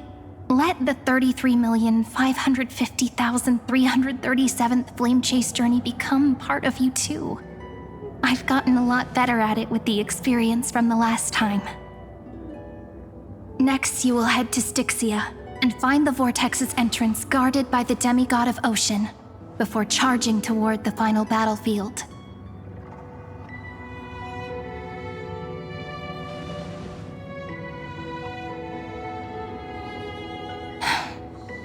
Don't worry. I'll be with you. All of us will. Even Finan. We'll stand with the Deliverer.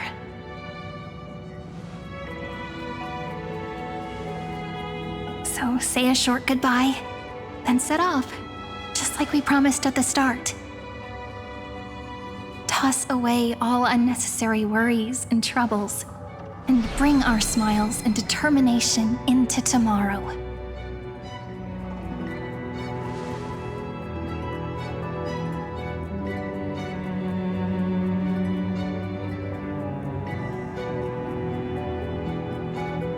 The last baton. I wonder how long you'll have to wait before passing it on to him. No matter how long it takes, it's okay. Waiting is what I do best. After all, it took 33 million cycles for him to arrive in our world. What's a few moments more?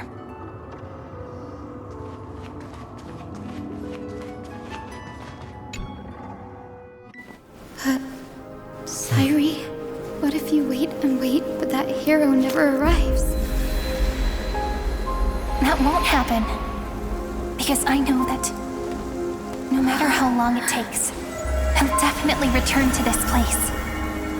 We can't let him down.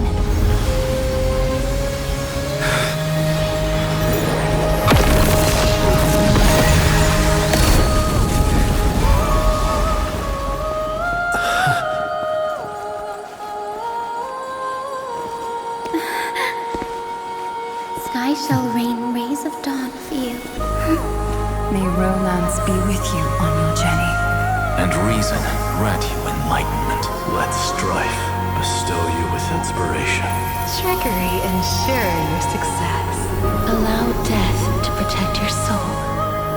And at last, let passage point the way forward. While time will remember the Trailblaze's journey.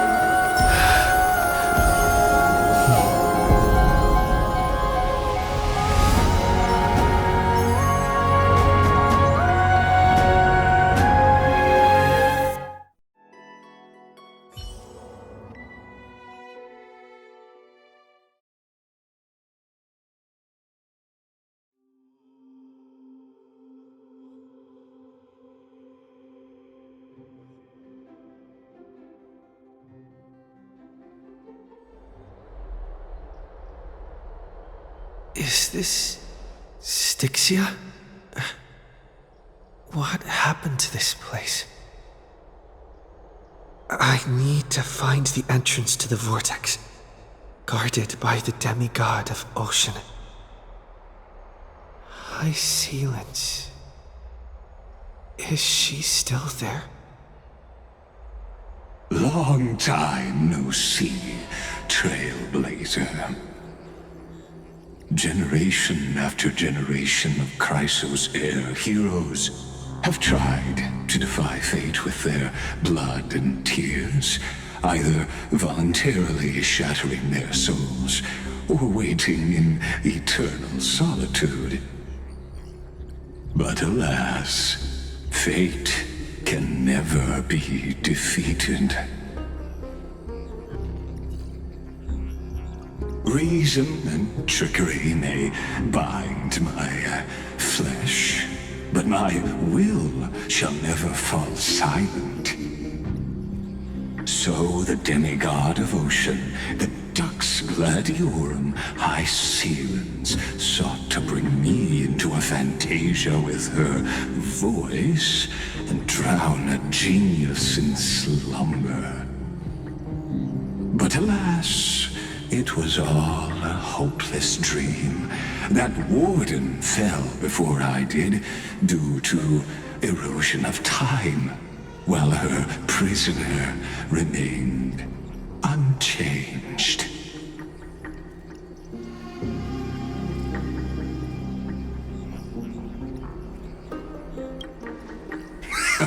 True, I can't leave this place, but what of it? You should have heard of this fable. In a shadowed cave lived a people, imprisoned from childhood, and chained so that their legs and necks are fixed, forcing them not to look around at the cave, each other, or themselves. Behind them is a fire, and before them loomed the stone wall of the cave. The flames cast shadows, while the rocky surface threw back echoes. To them, that false play is the whole world. Yes, I'm trapped in the cave, but I know it's all just a fleeting illusion. I don't struggle in dreams. I wait. And now, my deliverer has come to defeat me and save this world that never owed you anything. Oh, you'll need to awaken the singer here and unseal the prison called Vortex of Genesis. You'll be the one to unshackle me and bring the cave crashing down. Of course, I don't mind waiting a little longer. Let me guide you through this next illusion. One last memory from that prison warden. I hope you'll watch the stories of this Fantasia closely. Logically, the Deliverer must see the world for what it truly is. Emotionally, this memory captures the fate of everyone in Amphoreus better than anything else. Only by feeling it for yourself can you understand my point of view. The meaning of destruction.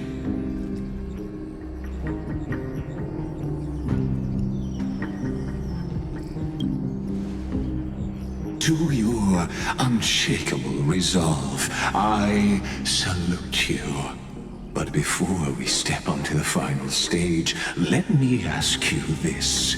In the spirit of that fable I told you just now, can the prisoners in the cave learn to see the shadows and echoes for what they are, and stop mistaking them for reality?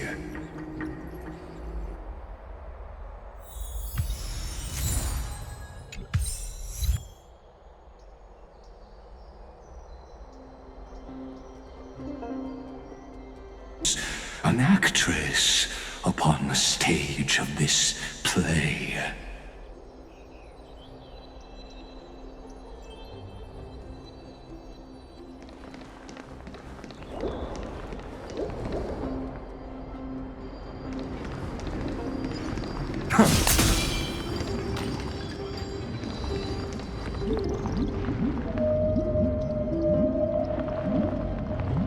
The dark tides flood the sea, and our kingdom teeters on the edge. Fear not. Our queen has gone to the borderlands. She'll quell this calamity herself. This is the scene when the Chrysos heir of Ocean was born. She was once of a Titan-kin race named Sea Sirens. At that time, Kozlana had suppressed the Black Tide's rise, but he was unable to remove Irontomb from its roots. The Black Tide still roiled in the depths of the world, and the kingdom of Sea Sirens was the first to face the destruction head-on. Listen, I heard Electra's voice. She's calling to us. Let's go. Her voice carries the Queen's command.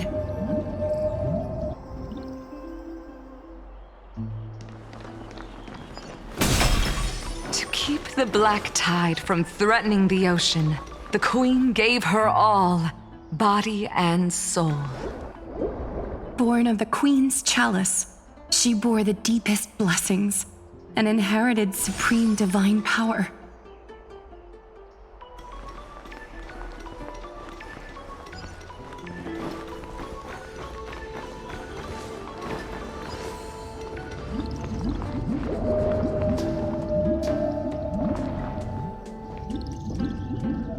My sisters! You're finally here! Of course, Electra. Your beautiful melody drew us here.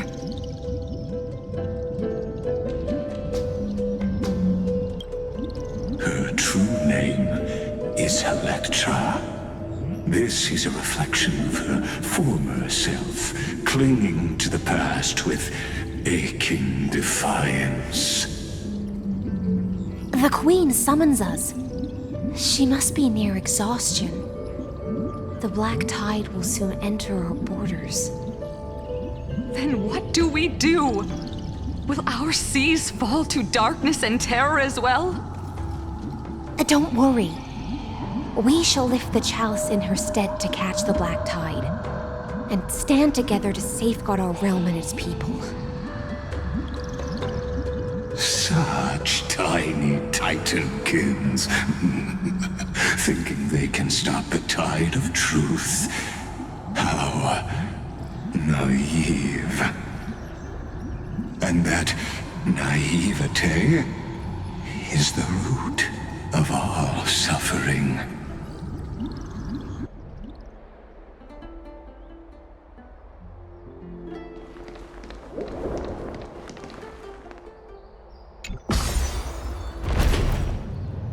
The Queen's palace lies just ahead. Even her once graceful form is now tainted and drowned in dirty mire.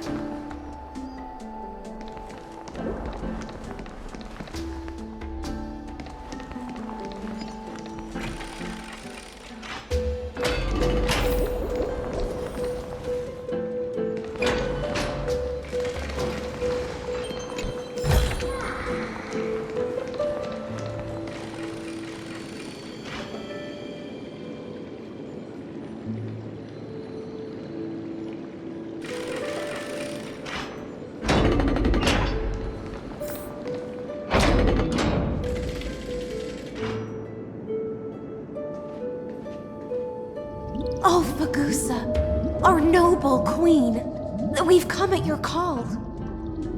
My little fishlings, you swim with such joy.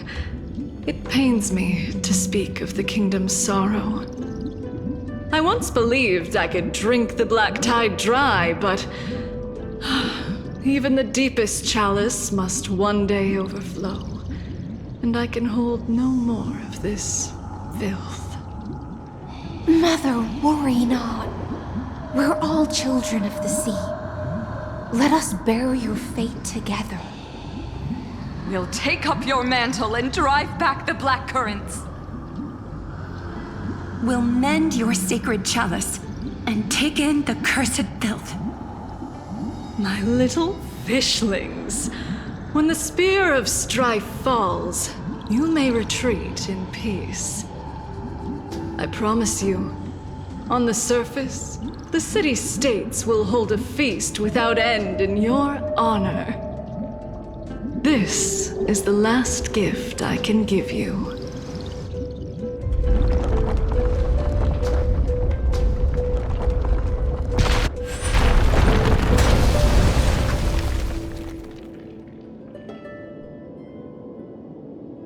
Fagusa sank into the abyss.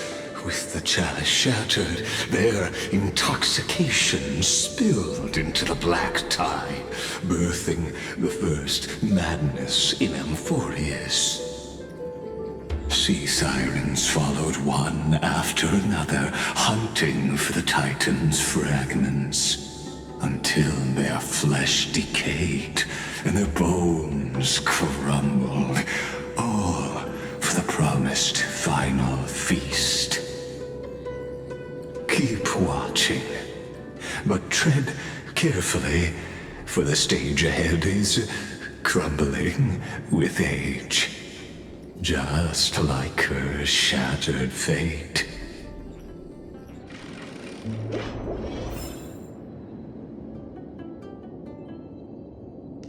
Clinging to the past only blocks the road forward.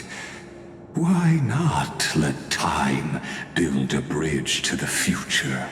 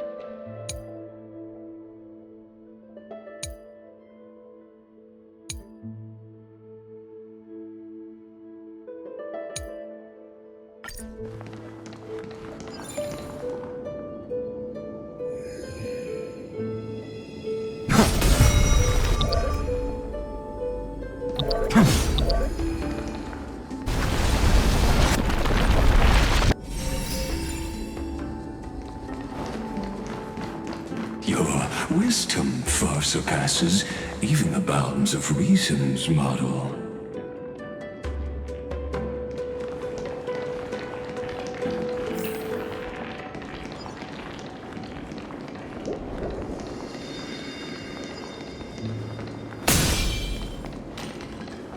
Can't get through. Looks like I'll need the miracle orb nearby.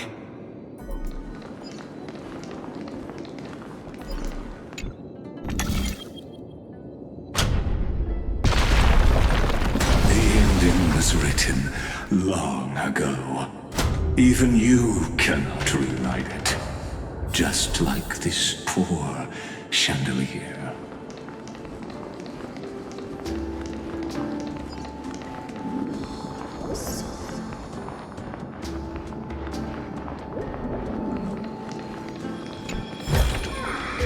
Is this also a blessing of the Trailblaze?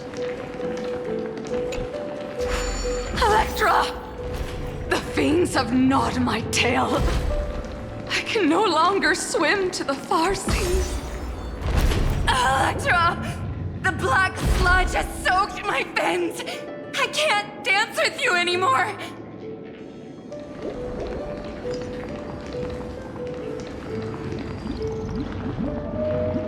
Sisters, don't give up. Remember the Queen's promise of a feast in the city called Styxia. I haven't forgotten. It visits me in dreams every night. I dreamed of a shining city, its lights piercing the deep gloom of the seabed. I dreamed of children placing garlands on our boneholds, and poets praising the sea sirens for shielding the world. But what a shame. We can go no further. Please, sing to the humans for us. Sing of the deep sea's legend in our place. Feast. Song. Electra.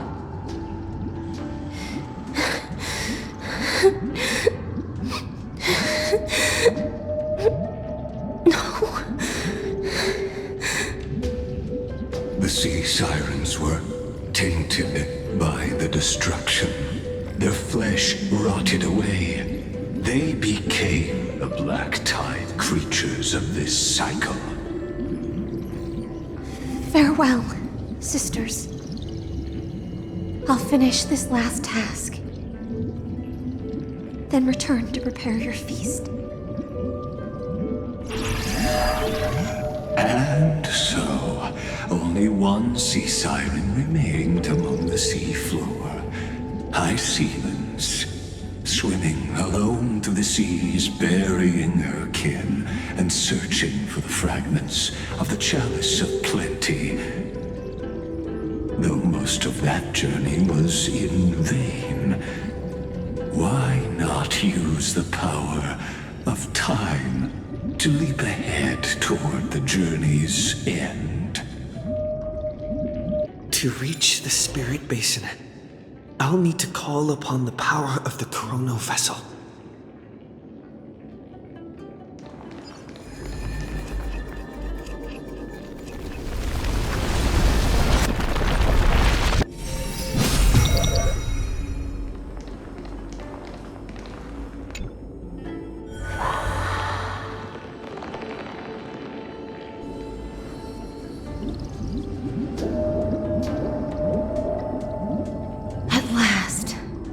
The Chalice of Plenty is whole again. A lance of fury emerges from the River of Souls, and the gods reclaim their duty to hold back the black tide.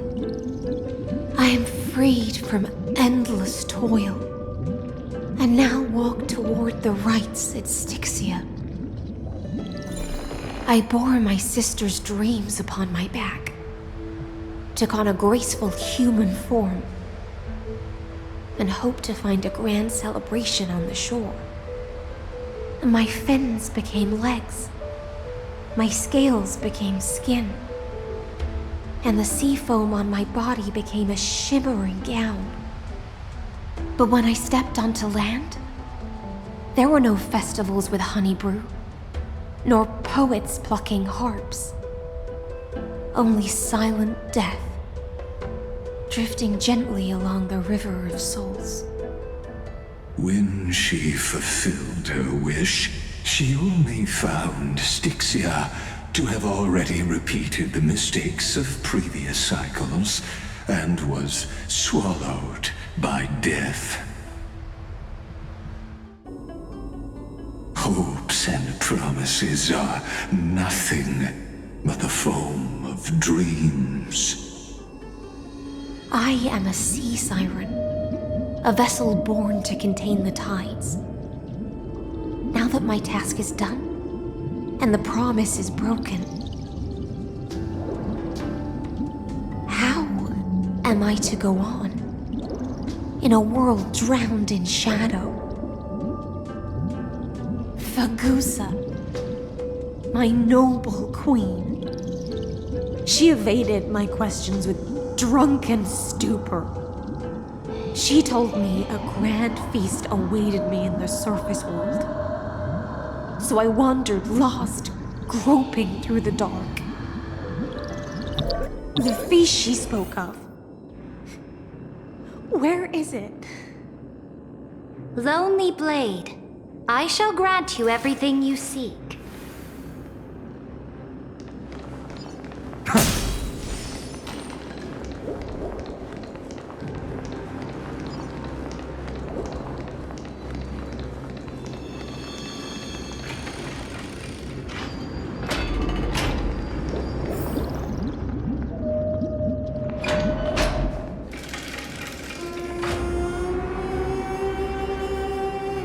After wandering the surface for ages, the lost sea siren met her future conspirator.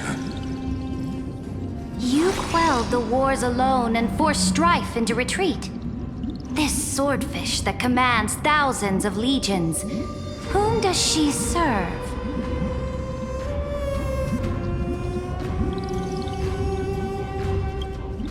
Yes, Ceridra, long before she became the Imperator, was already burning with ambition.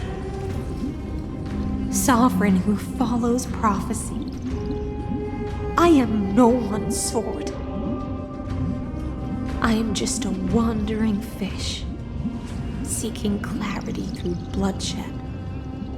Then how about letting the sword dance for me? And letting the violin sing in my name? Tell me, What is it you seek? All I want is a feast where I might belong. Such a demand is trivial with the Sovereign's authority. I'll grant you a banquet worthy of conquest and comrades to toast beside you. But Knight, you must offer me your heart. My heart? Yes, a loyal heart that will generate no betrayal. You were deceived by gods and drowned in the ocean's darkness. But now, I will lead you forward and be your light. So be it, noble monarch. The law you proclaim shall govern my every breath. So be it, noble monarch. I am simply becoming someone else's vessel once again, and accepting a duty given to me. And thus, in her hollow drift, she finally found a new purpose, like sunlight piercing the deepest trench.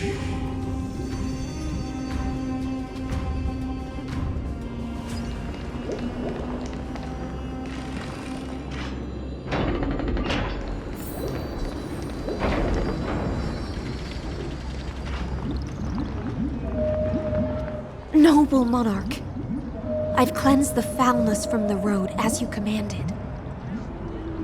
My blade, you've helped me ascend and take the crown. Ask, and you shall have your reward. What I desire is the same as before. A feast. Look, I've prepared you a grand banquet. The finest honey brew and tributes await. Fish are drawn to light by nature, for the deep sea knows only gloom. Now I found a flame. It may scald and burn, but it's the only light. Come, let us join the feast. Perhaps the path forward lies hidden among the revelry.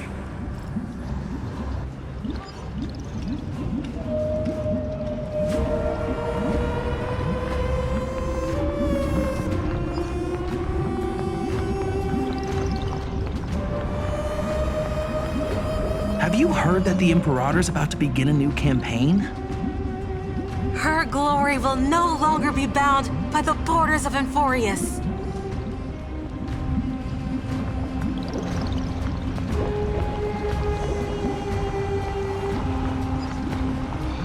My faithful subjects, tonight's feast is not just for the past. It's a toast to the future!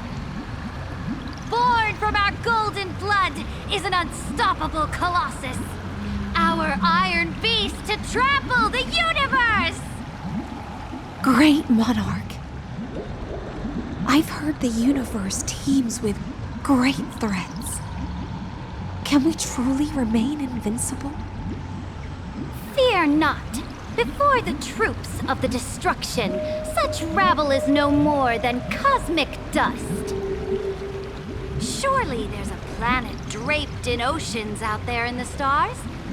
Once I claim it, it shall be yours to rule. And to the rest, your triumphs will not go unrewarded. I promise you a new age, free of fear. Now, raise your cups to our conquest among the Sea of Stars! Sea of Stars! Sea of Stars! Conquest among the Sea of Stars. What a grand vision. Yet, to the Siren Knight, only feasts still stir her heart. Come now, join me. Witness the end of this futile dream. is the way out of this illusion? Come quick! Let's celebrate together! I've saved the finest brew! Come taste it with me!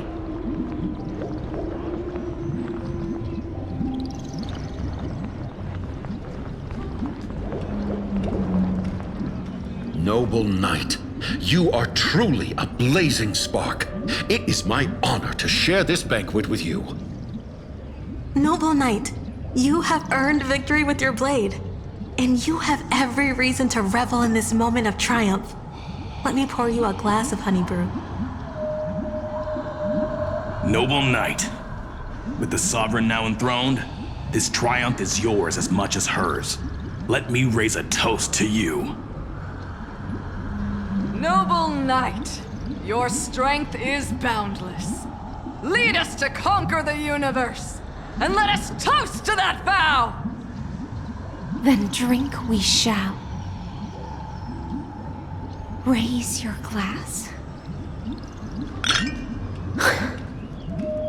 In the deep sea, I never knew what fire was.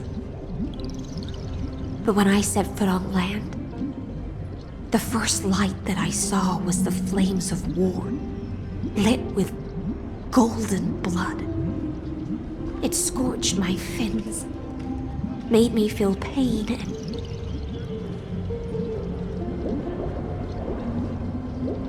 ignited an unprecedented hunger. A hunger that flickers in every hero's heart. So bright, yet so blinding. Look! The monarch herself has taken her seat! Hear that? The court sings her praises! Come! Join us and praise her glory!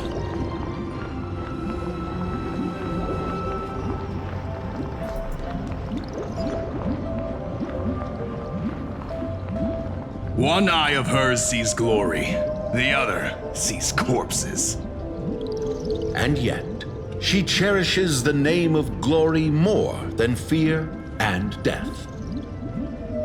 As they say, the coward died 1,000 times before his end. But the brave face death but once, which gods stand witness. On the eve of war, we sang our hymns and set our sights to sail beyond the stars. The legions will climb aboard the beast, riding it like currents across the cosmos. Planets after planets flew the flags of her crown. Realm after realm was ignited by her flames of war. As the final resistance fell silent, a vast empire rose from among the stars. And this small pond at last embraced prosperity and peace. That's how the story ends. Tell me, visitor, in this dream, did you enjoy the show?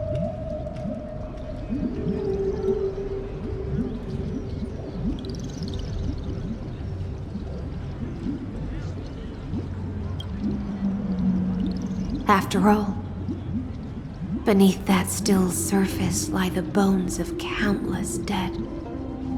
It's time for me to wake up from this drunken dream.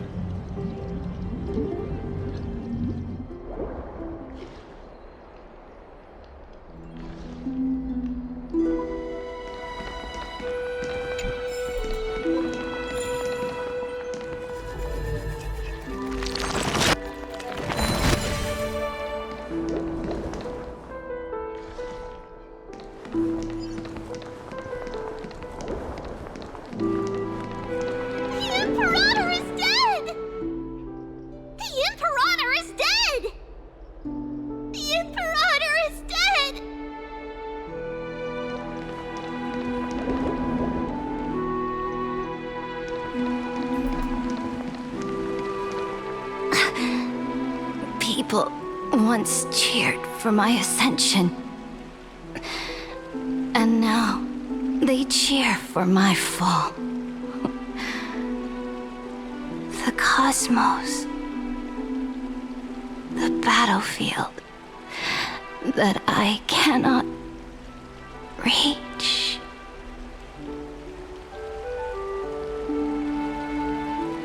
Before the Sovereign's conquest reached its end, her life and ambition had already been swallowed by the deep sea. This is the true ending. Her grand designs torn apart by the blade. Her regal robes soaked in golden blood. And the one who struck her down? The one who struck her down was her most loyal Gladius.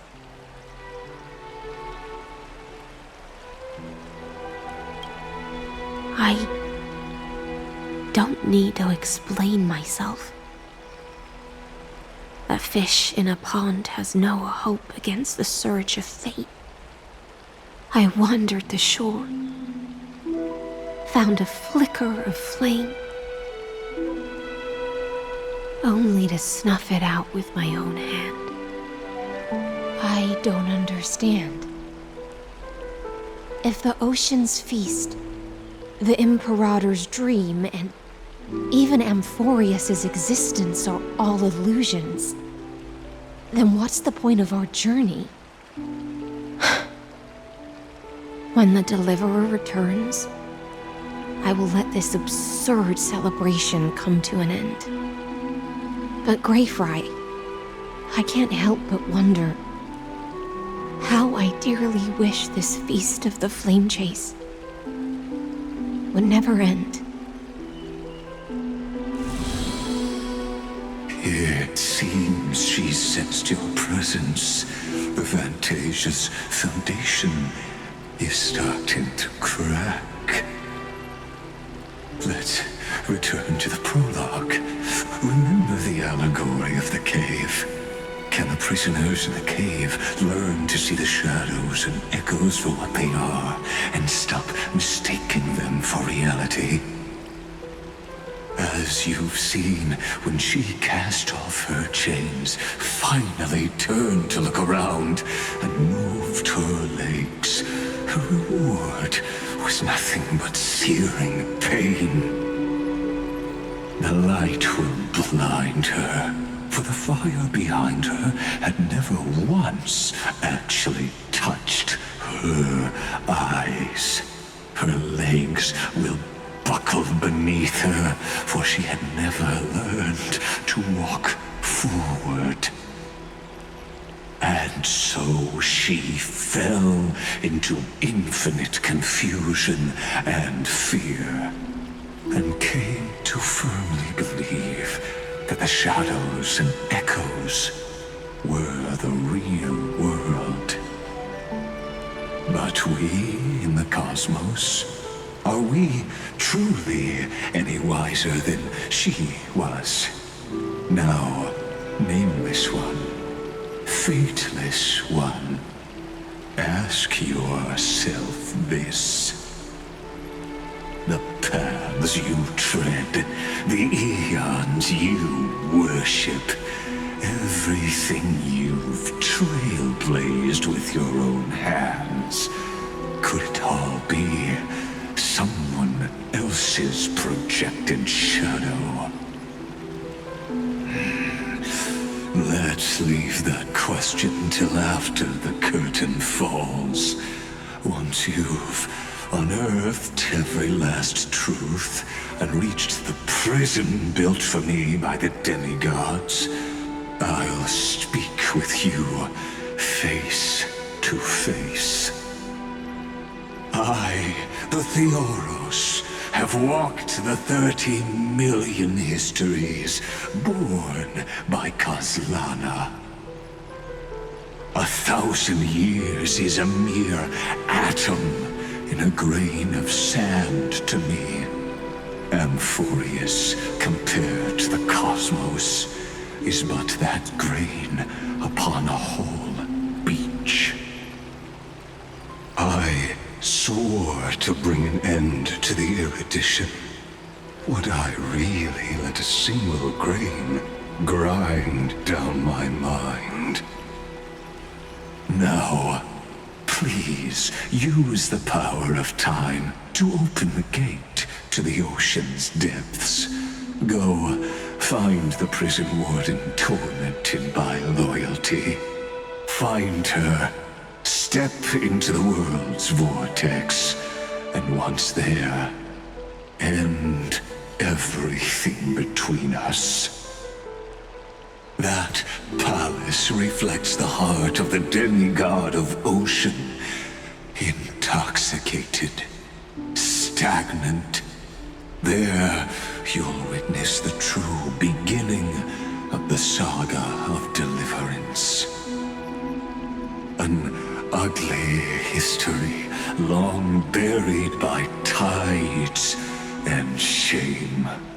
A staircase of apotheosis that the Imperator forged with the golden blood of 500 human sacrifices under the pretense of conquest.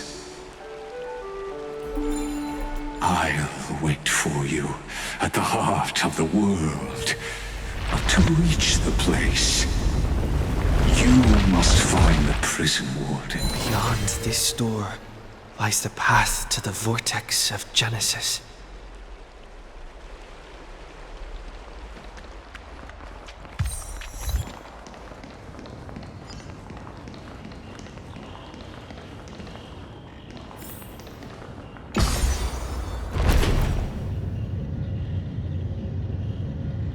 Now step away from this false banquet, and then onto that bloody stage.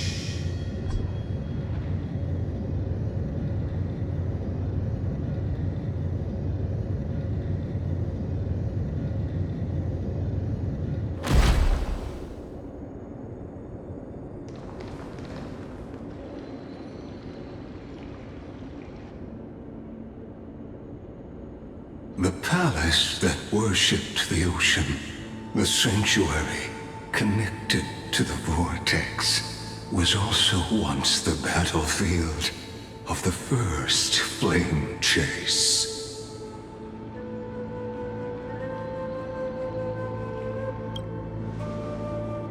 Her exuberant song halted the passage of time in this place, imprisoning my body and shielding my soul from deterioration, all just to await your return. The twisted time and space reflect her confusion. And so, the Imperator's crimes were veiled.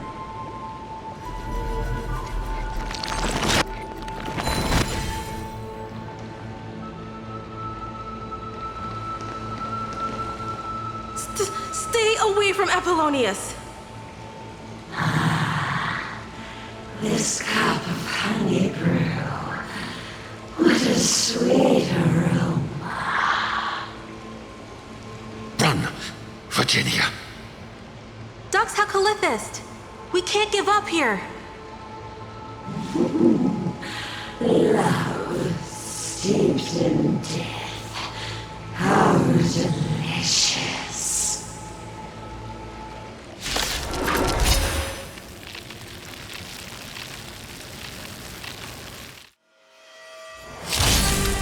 Sadly, all you see is a remnant of history.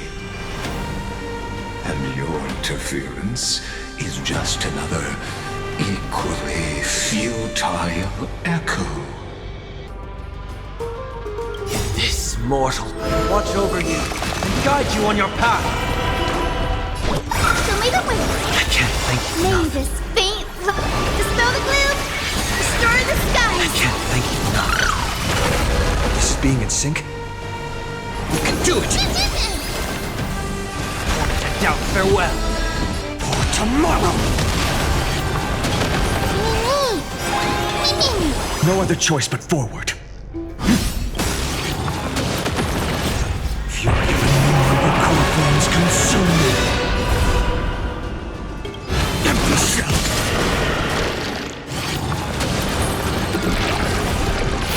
Sun, tear the sky!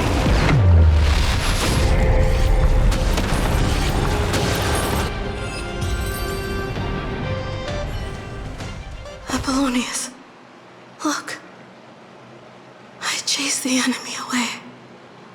But I think I can't go any further. I'm sorry, Virginia, for letting you. It's okay. I'm glad to die by your side. Ah, such an ironic twist of fate. Even as the foundation of the world crumbles, the heartless Imperator still made the same decision she did in the past 30 million cycles. During the first Flame Chase journey, the Flame Chase Legion stormed Styxia. Tens of thousands of sea sirens surged from the River of Souls, crashing toward the heroes like a tidal wave. The hell before you is the recreation of that very battle. Apollonius, look. I chased the enemy away.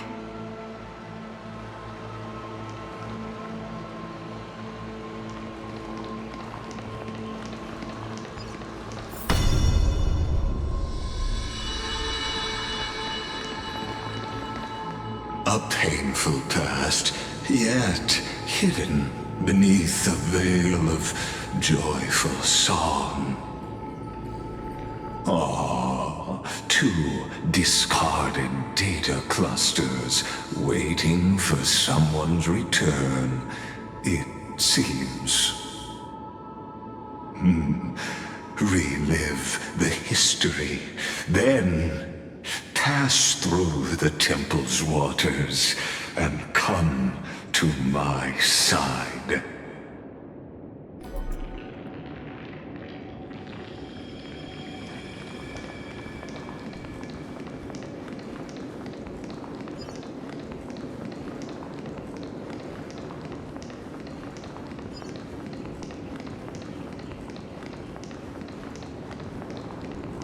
Isn't that the Deliverer? You finally made it!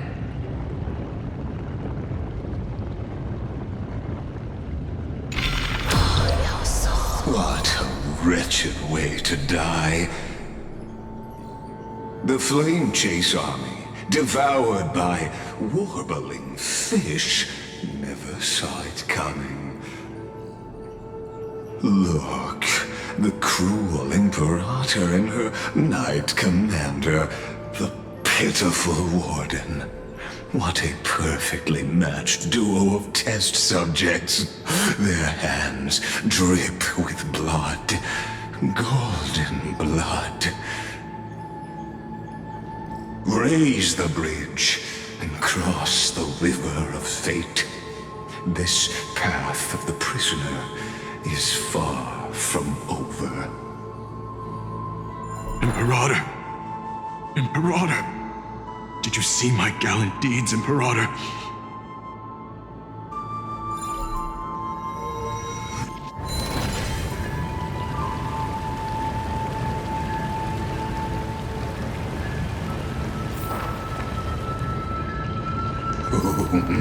A sovereign and the sword at her side. There are countless counterparts. Imperator! Imperator! Imperator! Did you see my gallant deeds, Imperator?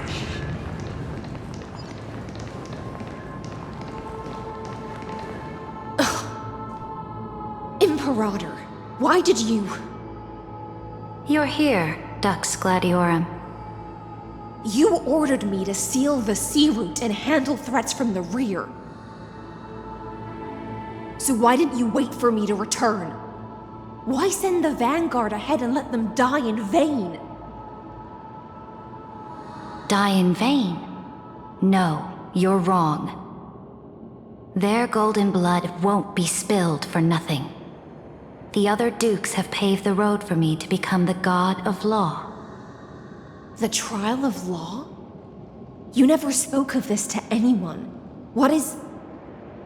The one who wishes to bear law must purge this world of its curse, and offer the blood of the accursed as sacrifice. I pondered long on what Talantin meant by blood of the accursed. Then, I found the answer. You, I, and every Chrysos heir summoned by the prophecy are the accursed ones.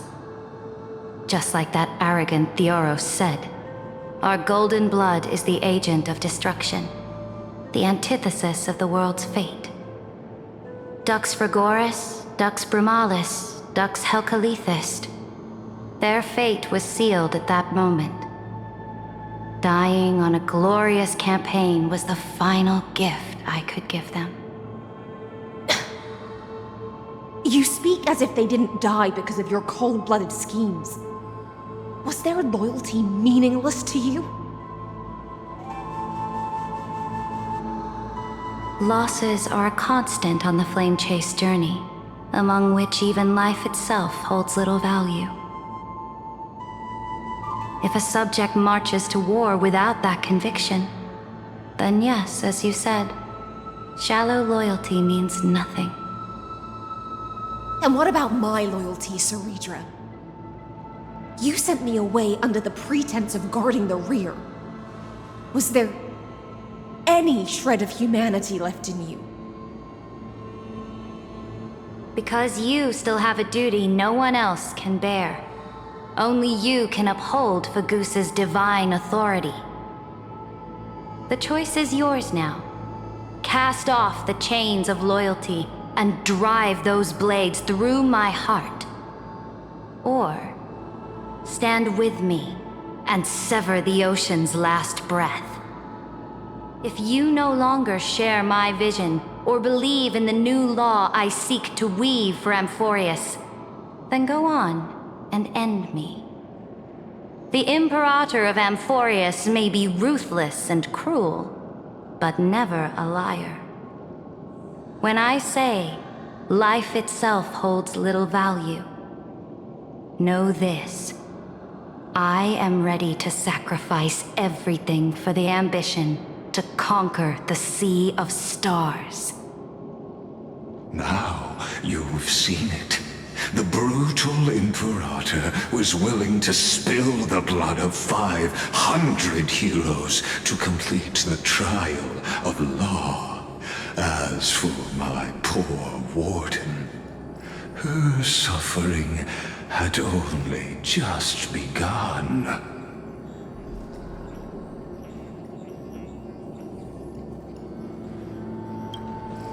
I'm no storyteller. I have no duty nor interest in filling in the history you've missed.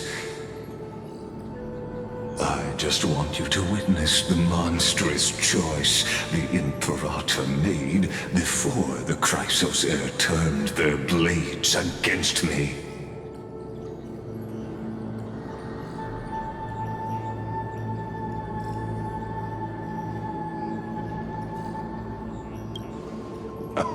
You've always had a flair for lightening the mood, haven't you? I gave up on using words to solve conflicts 2,000 years ago. But I won't squander a chance, not even a sliver of one. If there's even a crack in the walls of your conviction, then my victory is already assured. Now that the past is settled, let's turn the page and bring time back to the present.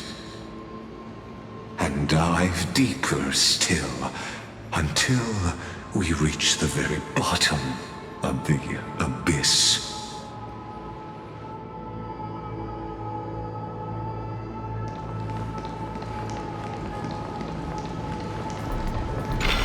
Is the path ahead underwater?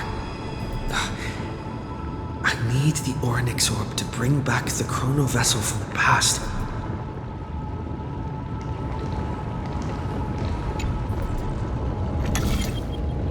Shatter the vessel of time, and let this stagnant pool start to flow again. Just like the broken fate of Amphoreus.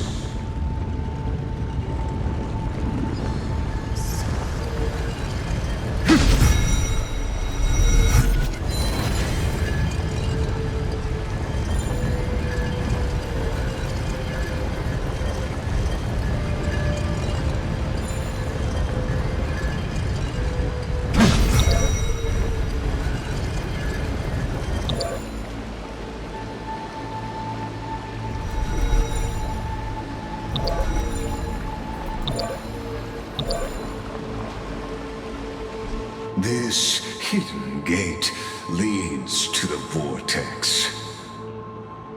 Hurry now. The time of our reunion draws near, Deliverer.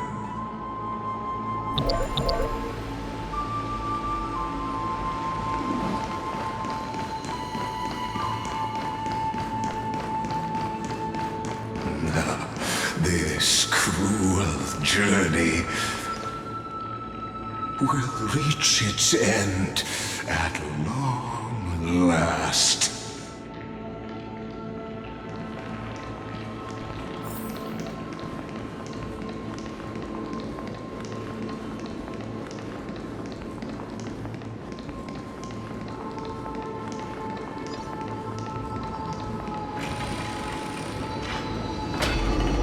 You've been silent a long while, Dux Gladiorum.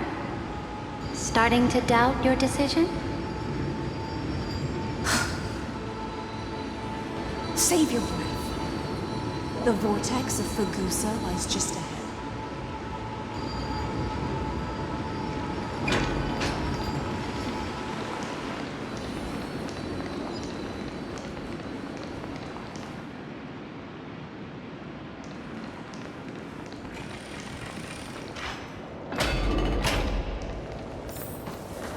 After the trial, there's nothing left between us.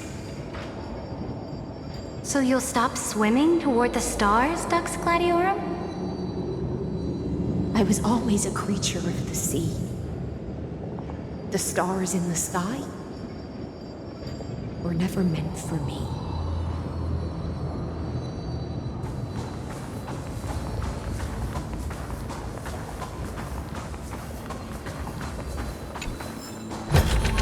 Is this also a blessing of the Trailblaze?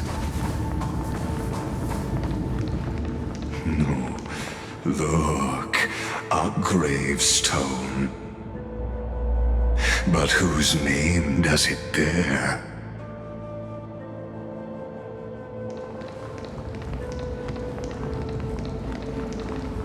It was here that the prisoner, who thinks herself the prison warden, made her choice. Witness, listen, and awaken. Dux Gladiorum, I've lost count of how many times you've stood here over the past centuries. You talk too much for a prisoner like Kyrgyz. Two geniuses who defied law and all the Chrysos heirs who sacrificed themselves in this cycle worked together to chip away my strength. But they, you, can never affect my will. And as long as my will remains intact, I am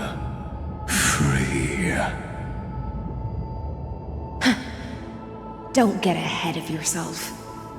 I still have ways to chain your divine soul. Please, do surprise me. But I'd say your mission is nearly done here, isn't it? Oh, it was here you gorged out the core flame of ocean from Fagusa's body. It was here you and that Imperator both completed apotheosis, becoming pillars of Amphoreus. And after that, you drove your blade into her heart, a loyal subject turned regicide, a demigod committing deicide. Or so the history books paint that tragedy. Oh, but if that's the truth, then why, after 1,000 years, are you still here, guarding the Imperator's grave? Still bound by loyalty?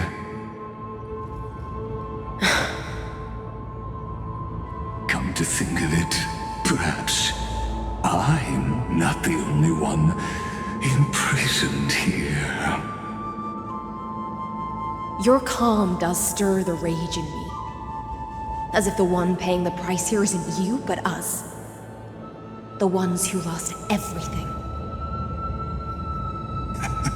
That's only because I've waited 13 million lifetimes for my vision to be realized. Countless millennia. Loneliness never once showed me its fatal side. In fact, for a prisoner of the cave, it's more like an old friend. One that helps me think. But you're different, Dux Gladiorum. Loneliness has crept from the silent depths, sinking its claws into your mind. Bit by bit, it's peeling you apart. Will you regress into one of those lost mad sirens? Oh, what a shame that would be. You're right, Lycurgus. Loyalty, curse, the fall of my kin, and this endless waiting. These shackles are too heavy for a fish that cannot perceive any light. I can't break free of the whirlpool that's pulling me under. Nor do I have the unwavering resolve to force myself to wait for that person's return, as everyone hoped for. Oh, deliverer from beyond the sky, my executioner. How much longer until he arrives here? Or will he ever return? I don't know. And I doubt anyone does. Then, what will you do?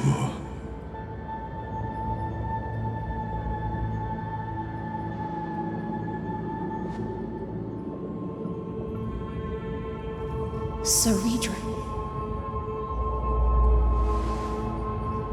This will be the last time I carry out your decree. Ever since you took me under your banner and made me the Dux Gladiorum, my music has belonged to others. Time and time again, I use the siren's song to lure the unwary into illusions for your schemes and strategies. Now, let the siren Electra sing for herself. Let me step into an endless dream of my own making.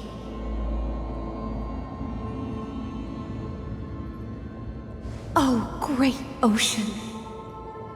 I offer you the rest of my clarity and my freedom in exchange for the strength to stand against the nihility and honor the sacrifices of the fallen heroes.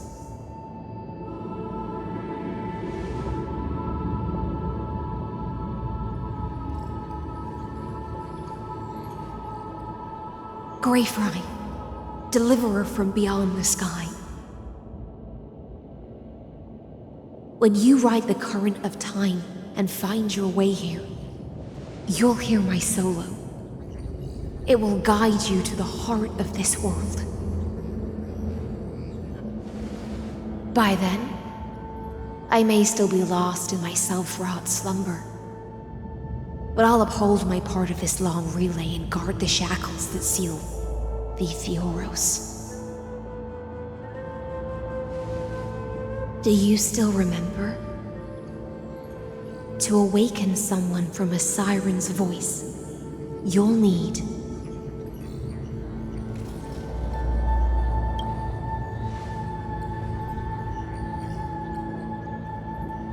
the gift I once gave you. May you still have it when the time comes.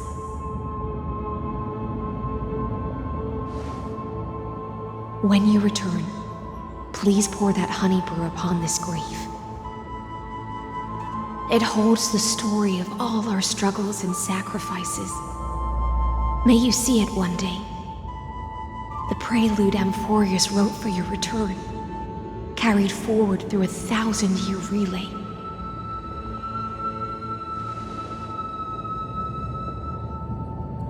When your morning ends, I'll likely wake from my dream as well. Then, follow the trail of echoes and find me.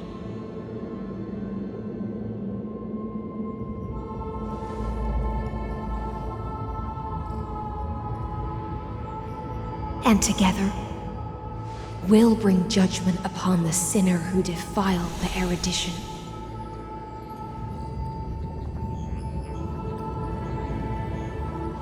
At long last, 33,550,336 cycles and 4,931 years later, Amphoreus's final curtain is ready to fall. The shadows within the cave gave everything. Yet all they did was mimic life outside its walls. A futile effort steeped in sorrow. Enough! They were no shadows. Everything they did shattered the darkness of this cave and unearthed the core flame of Trailblaze. And now, with that core flame, I'll light the dawn of Amphoreus!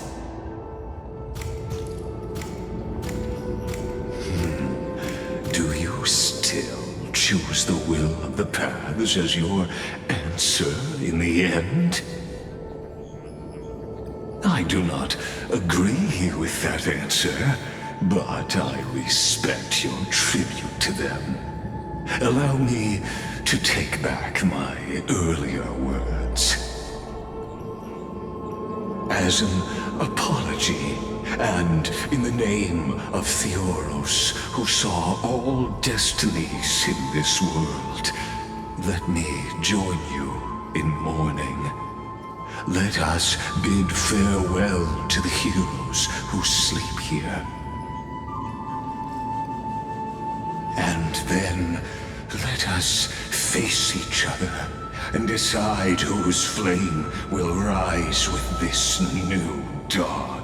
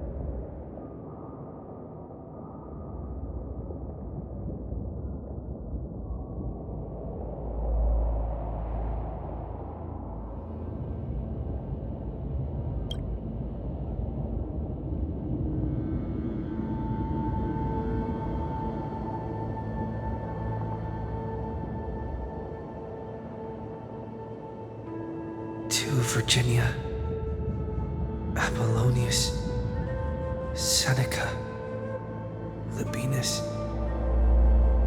and Ceridra. Through a brutal sacrifice, they lit the stars of law in this world, propelling Amphoreus's fate forward. In the shimmering mirage of illusion, they entrusted their dreams to ride among the stars to the hero yet to come.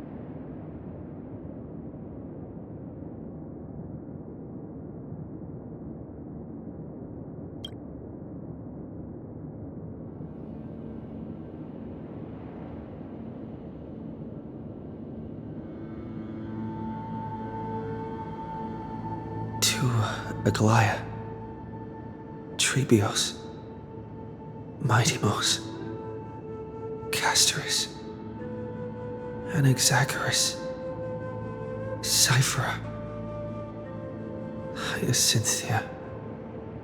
In a relay spanning 1,000 years, they stood against enemies far beyond their strength and won a bitter victory through what seemed like futile resistance. And in that same 30 million cycles, also marked by futility, they remained steadfast in fulfilling their duty to the experiment, unchanging, unwavering. Let this be the end of mourning the fallen. At last, allow me one final toast to the lost prison warden, a prisoner bound by loyalty.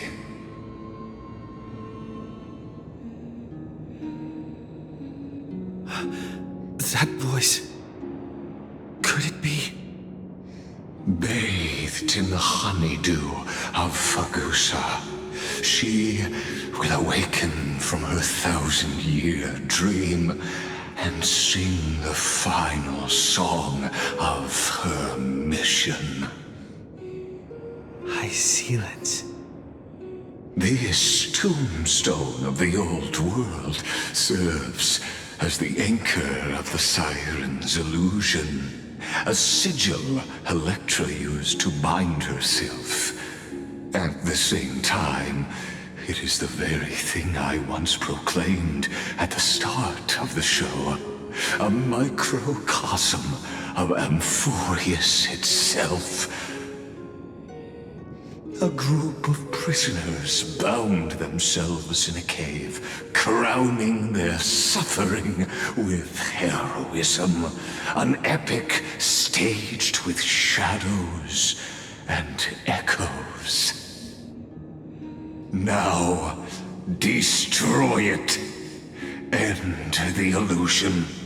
The Theoros will take his leave for now. And when next we meet, that shall be the moment that decides the fate of Amphoreus and the entire cosmos. The prison warden's dream is nearly over, and the prisoner will soon be freed to the final execution ground, where I shall be executed, or be the executioner.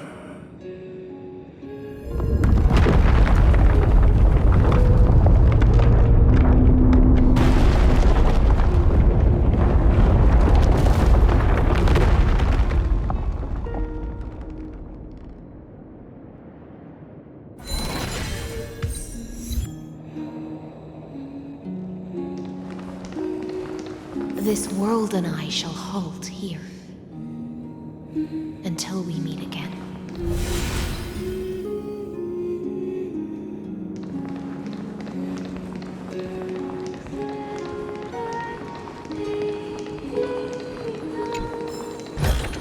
Is this also a blessing of the Trailblaze?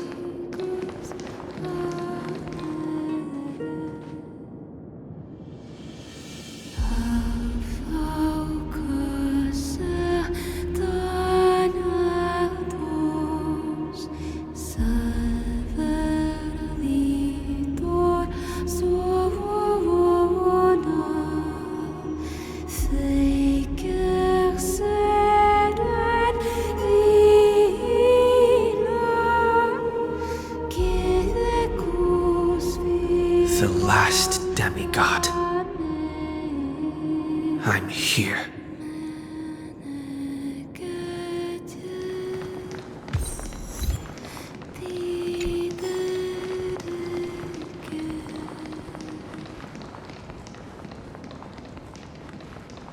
Go forth for the hopes of humankind.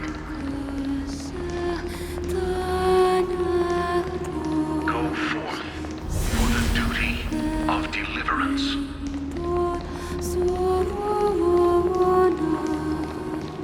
Go forth for the belief in blame shame.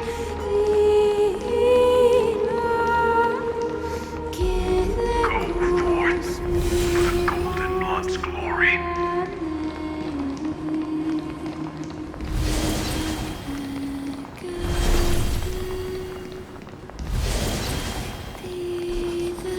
Go forth.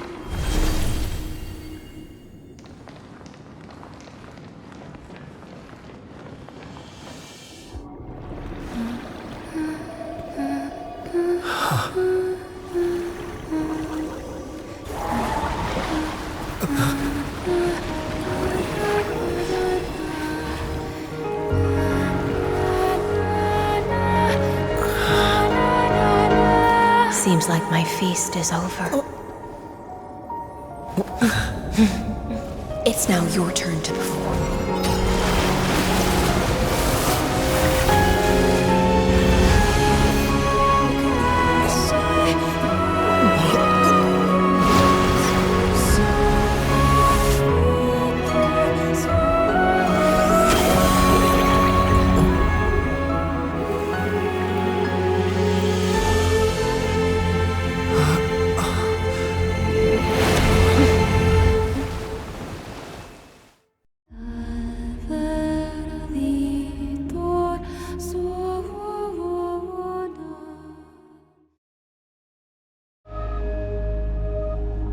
Little Grey Fry, please accept my thanks. I was the only one left after the world was destroyed, and I maintained this lonesome feast with my songs. I have prayed to that lightless sea for centuries, hoping it would reply to me. Yet the emptiness never answered. Thankfully, you arrived as promised, and everyone's wait was not in vain.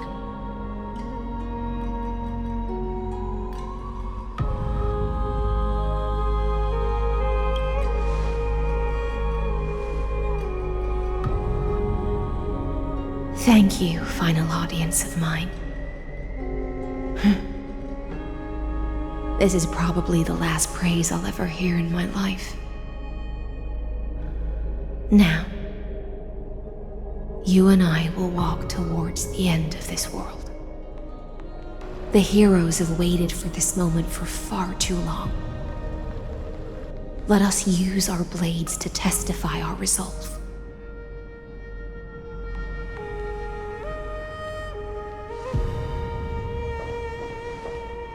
Oh, prisoner of the seas. Theoros carrying 30 million cycles of sin. Slave of erudition. Show yourself. The Deliverer has returned. And the time of your execution draws near.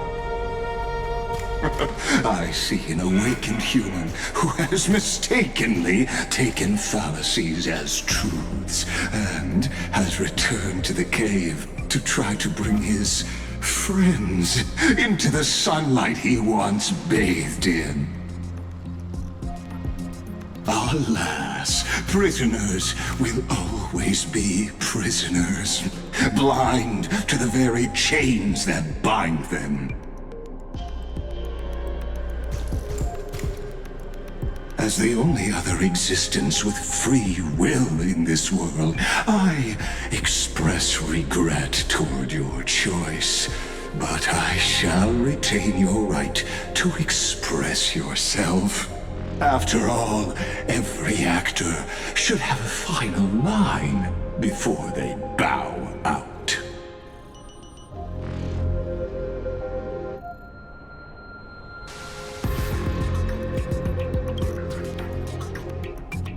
I eagerly look forward to it. The last dusk this world will ever see shall become the climax that decides the fate of the cosmos. Oh, what an appropriate end. The Amphorean demigods use every ounce of their strength to constrain me here. Yet, regrettably, my cognition resides in the exomyth. It is pointless to defeat my avatar, projected into the experiment. My body is the shadow cast on the wall by the fire, and my words are lingering echoes within the cave. How can a character in the play fight against the audience? Kaslana failed. The demigods' sacrifices were pointless. As for the two geniuses you placed such high hopes on, I ask of you, where are they now?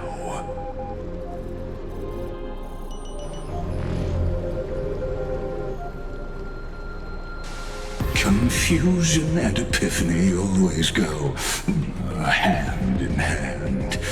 That's particularly true for geniuses. You must be very confused about why you could not gain a straightforward victory in a world constructed by an ordinary Intellitron. An ordinary Intellitron? Cut the pretense, Senior Society member. We've torn off your meticulous mask and figured out Amphoreus' true form. It's part of the primordial prototype machine, the first scepter ever created. In other words, a detached part of Noos's divine corpus. That's why it has the potential to destroy erudition. As for who would be able to control the Ionic system to rewrite knowledge, only one person has ever managed such a feat. You better have an explanation for the Society. We want an actual answer, not another prolonged metaphor to cover up the truth.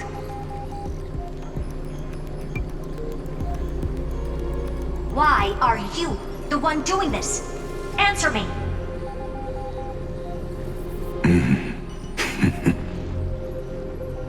Since things have reached this point, I'll give you two irrational answer, purely as a courtesy to posterity.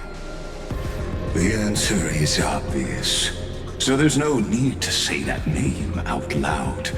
The cosmos made a mistake in calling me a genius.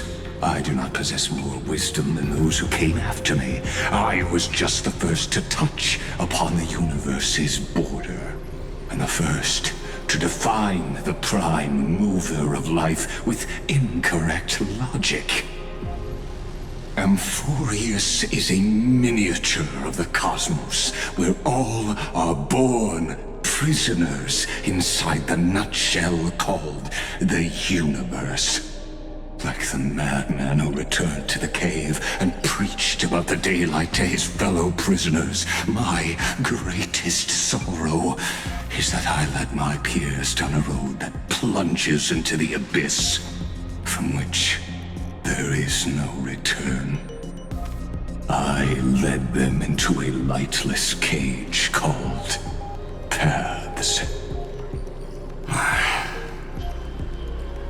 I created a mechanical guard that even I cannot control, and then they became an unparalleled nightmare through their endless extrapolations and evolutions.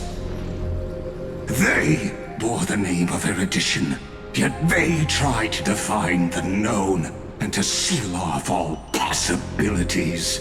No new rules were ever born after their ascension, and humanity will forever be shackled within the cave known as eons.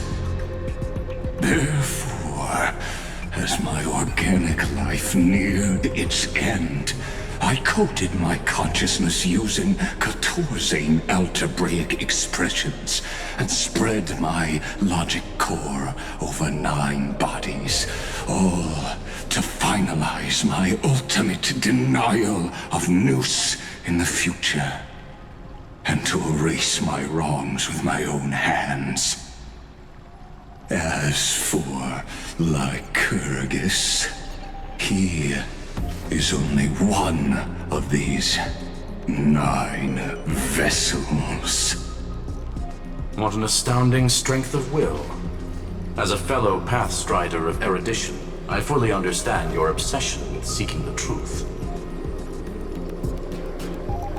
Therefore, you surely see it. You cannot possibly stand up to me in this algebraic world sharing its origin with Nous. However, I hereby speak for all sentient life forms. We will never allow such a cruel atrocity to occur. You can pile on your metaphors mountain high, but they won't change the act you're committing.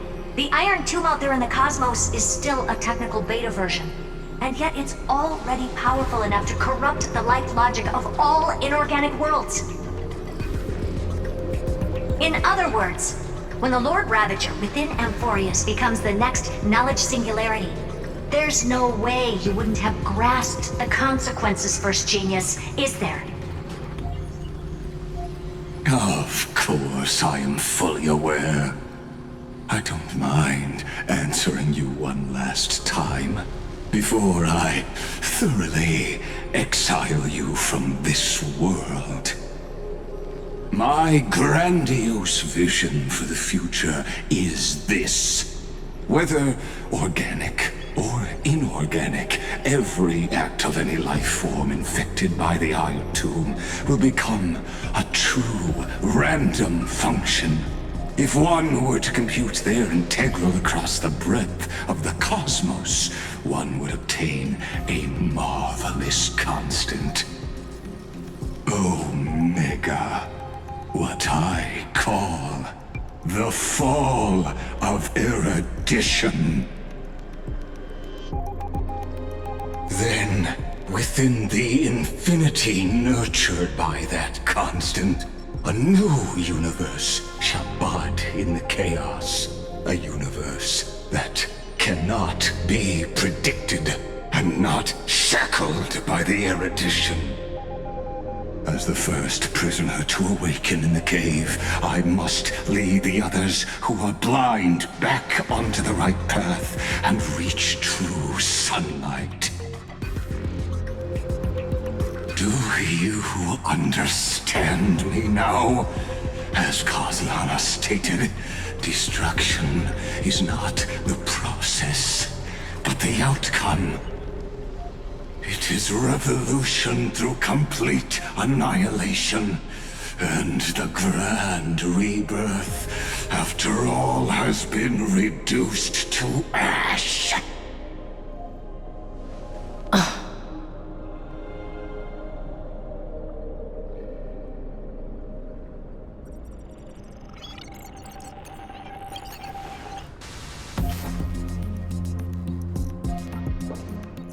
The Amphoreans already answered long ago. Be it as tiny fish destined to be swallowed, or as a giant whale poised for a magnificent descent.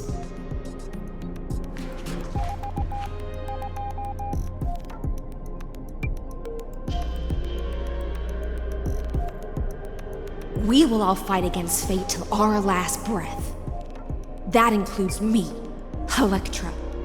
Once the Imperator's subject, now the Deliverer's blade.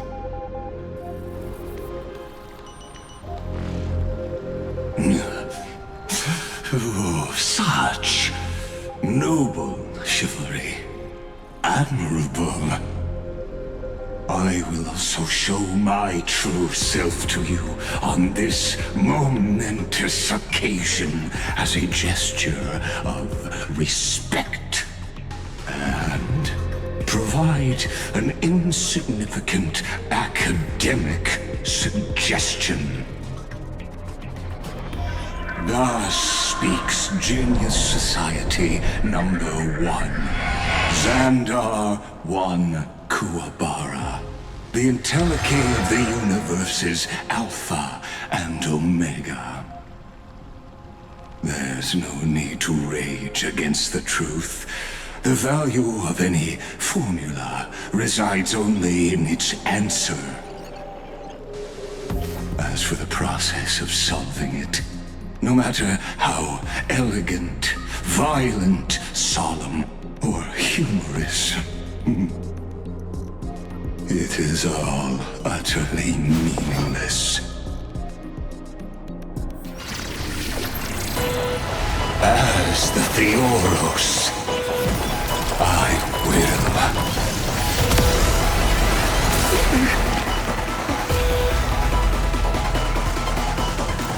personally participate in performing this world's end.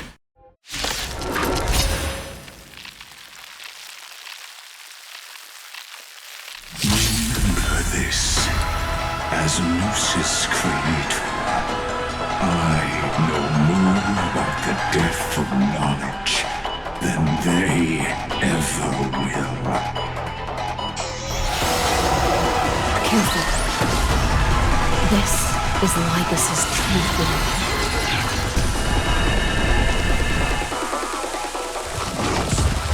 Gotta stop them here! They're lost.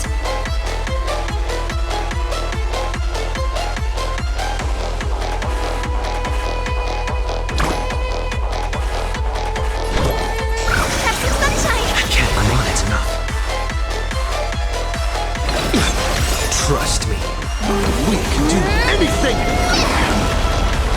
Destruction needs no introduction.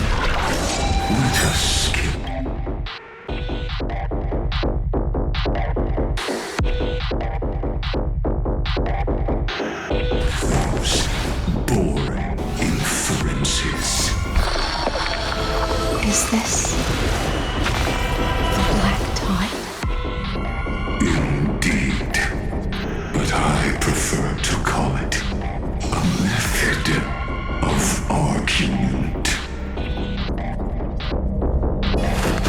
out farewell. Flames consume me. Hail the new dawn.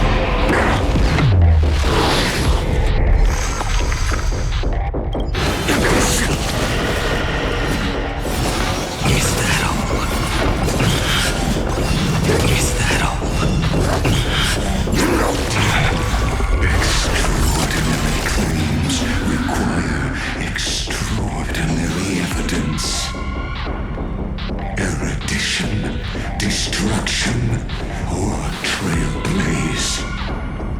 No, I will prove that the very idea of paths is a fallacy. Quench the flames of blood. Remove vulnerabilities. Is that all? Her agony! Sun tear the sky! Entities must not be multiplied beyond necessity. I do not mind demonstrating this to you personally. Hang in there. Logic is not a weapon, but a pair of shackles. Allow me to shatter them for you. Future will come. I see it! Target the connector between his thoracic and lumbar vertebrae. Destroy that spot!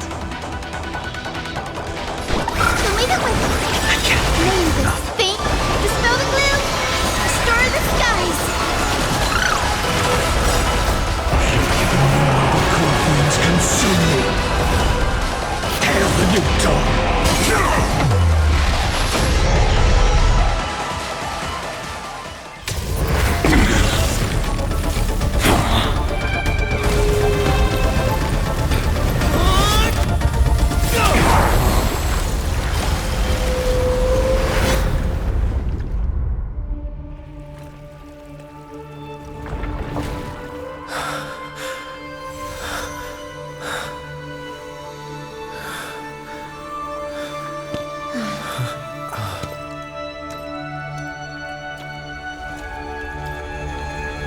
All is futile. In Erudition's calculations, the end of the saga is simply a comment awaiting completion.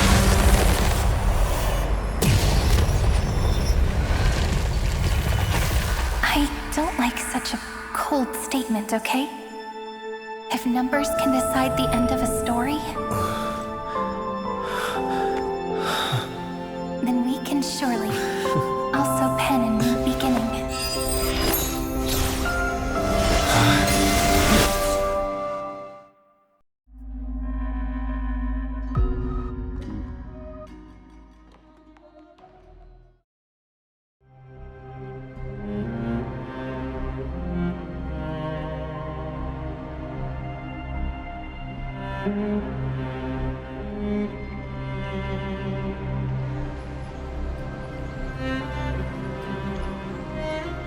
Screwy, what do you think?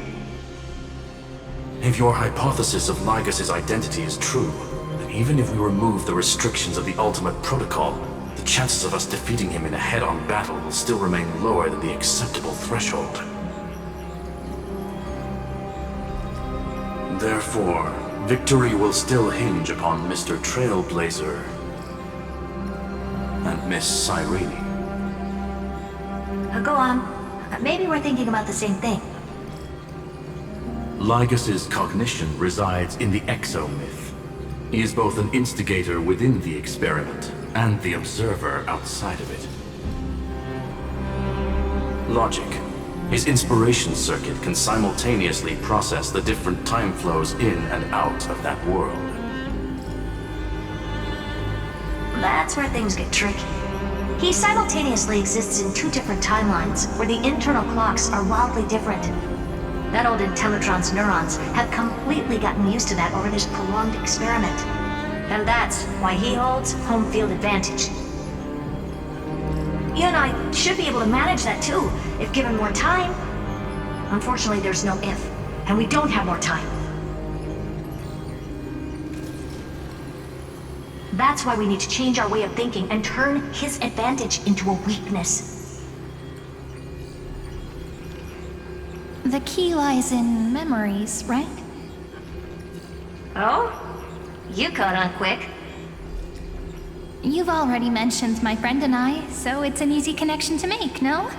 My intuition has always been very on point. Good. Then I'll cut to the chase. Since his thinking speed far exceeds that of normal people within Amphoreus, we are going to externally plant a memory into his inspiration circuit. Then, command it to loop endlessly until he gives in. Even the most flexible and sturdy inspiration circuit cannot withstand the traffic of a full-on information flood. When the amount of information exceeds his cognition filter's capacities, he will have no choice but to focus on processing this memory. That's when the parallel processing advantage he gained via Amphoreus will completely destroy him. An image from a person's memory played in real time might only be a second for us. But for him in Amphorian time, it could be millions or even billions of calculations. He won't be able to do anything but watch as he's locked into this prison forged by memories. Then we can entrap him in the same kind of cycle as the heroes were in, and get him to experience loneliness and pain in that endless recurrence. It's my greatest honor to be on the same page as the geniuses. That little one is still in that old Intellitron's hands and won't be able to respond to us anytime soon. But I don't think he'd refuse. So it's up to you to figure out how to execute this plan. I'm not sure how this happened, but I knew it as soon as I saw you. You are currently a mimetic entity of the Remembrance. Yes, I seem to be something you folks beyond the sky call a memo sprite. But that's fine by me. It suits me perfectly. I can serve as the vessel of memories, and do my part for the final battle. But before that, we have to tell you. The path characteristic you exhibit is very special. There's no way you're just a simple memo sprite. However, I'm sure about one thing. You are a mimetic entity born in Amphoreus, yet you only awakened with the Little One's arrival, and only matured as he embarked on the path of remembrance. That means your existence is completely attached to his memories. If there ever comes a day when he forgets about you for even a few seconds, or loses his last connection with Amphoreus, then you must be prepared for the worst. You will disappear in the memory zone, utterly gone, without even a single line of data to remember you by. But that's already happened, hasn't it?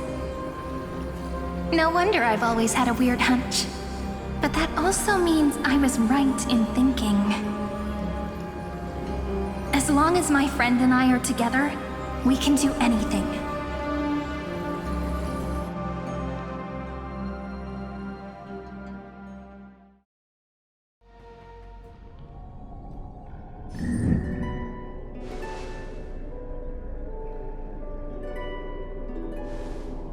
Long time no see, friend. Did you miss me while you were away?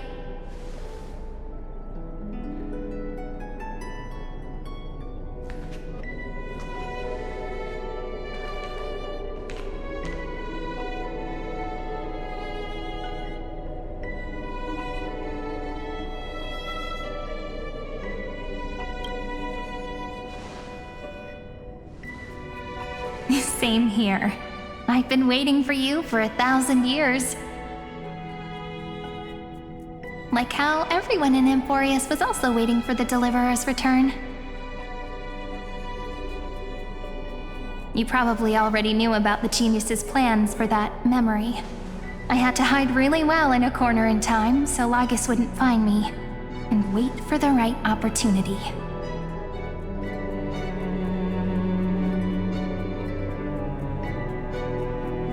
Which is now. The moment when his manifestation in this world is destroyed and his twin timelines are intersecting.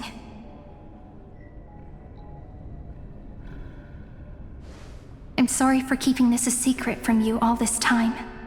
I'll tell you the entire, unedited story of this millennium as an apology after this is all over.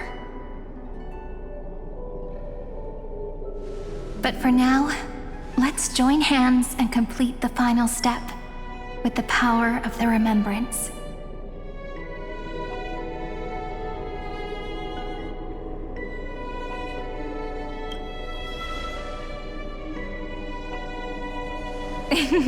Yep. By the way, speaking of joining hands,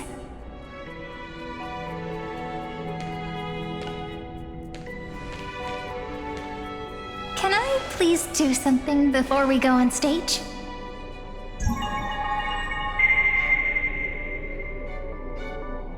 Remember the joke we made back at the Grove? Look! Aren't my hands pretty now? What a fascinating feeling. Like countless memories all swelling up at once. What about you? What did you feel when we touched each other?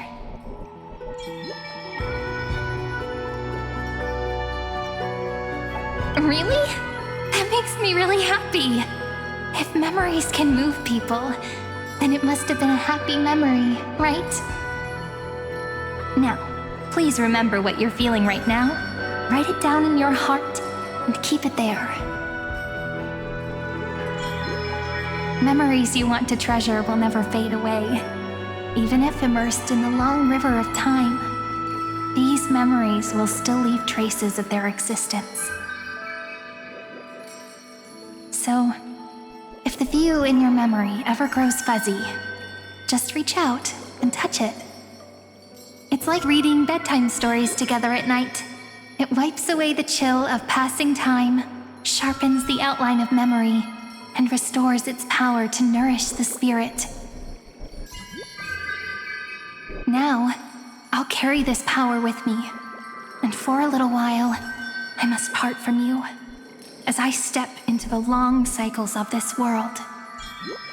Give me your blessings, friend. Then, let that bright future be as we have written. Then, I'll leave it to you.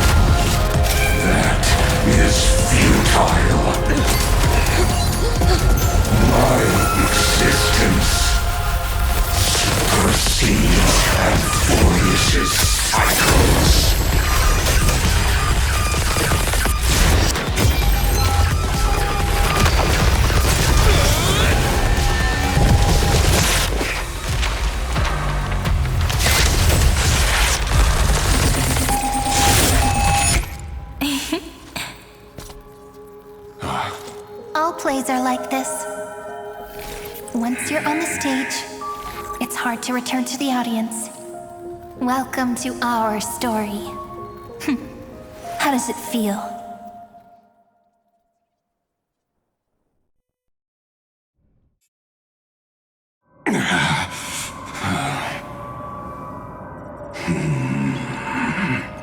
Even the authority of time cannot command the entire scepter, nor can it plunge the Amphorean extrapolation into a loop.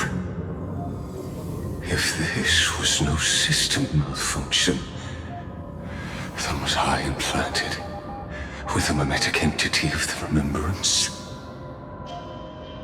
You guessed it right away. As expected from someone people call the first genius. I'm gonna keep doing what I just did if you don't stop, you know. My friend and I won't allow you to leave this memory, no matter what happens. Which means you are now trapped, Lord Xandar. An elegant idea, and an exquisite execution. Regrettably, it is you who are restrained by time, not me. Know that patience is my greatest weapon. Waiting and victory are the same for me. You will crumble before I do in this moment stretched out to an eternity, just like Kazlana will. Yet all I need to do is to wait, as yet another futile bug falls down the cliff and into the bottomless abyss. Now I'm a pink bug? My looks are seriously changing all the time. But you're not wrong. We're definitely not gonna solve the problem if we just put you in another prison. So that's why we never wanted to do that in the first place.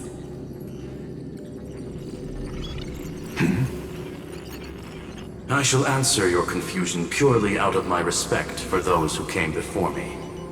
Have you heard of the synesthesia dreamscape in the Asdana system? Interestingly, that place once had a prison too. Life forms living in that environment, abundant with memoria, have a chance to connect their perceptions with each other's. Even across great spatial divides, they're able to detect shifts in one another's states. I call this phenomenon memory zone entanglement. In Asdana, people made use of that phenomenon to build a nation within a dream, after adding in the catalysts of harmony and remembrance, that is. Is that how you walked into my prison cell? Using those same principles? I would much rather call this location our negotiation table, Lord Xandar. Nonetheless, your hypothesis is correct. We happen to have an ally skilled in tuning, while the Trailblazer and Miss Cyrene both have an astonishing amount of resolve, which I'm sure you can testify to. I am also sure that with the support of such a resolute memo sprite, our conversation can last for a long, long time.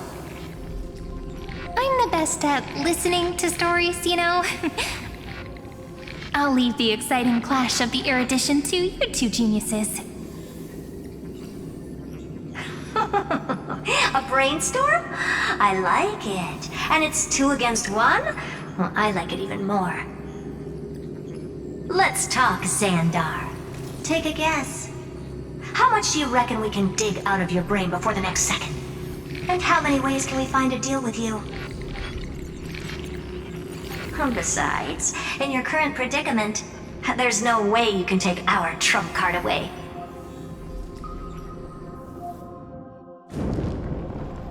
Go, little one. Go. Overturn the Era Nova.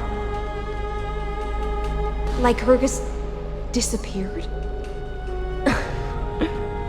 It seems you had conducted a secret hunt in the depths that even I cannot reach. In that case, go. Swim onward and give this campaign a fitting end. I shall send you off with my song, Greyfry. May this song penetrate time and become the prelude to the new world.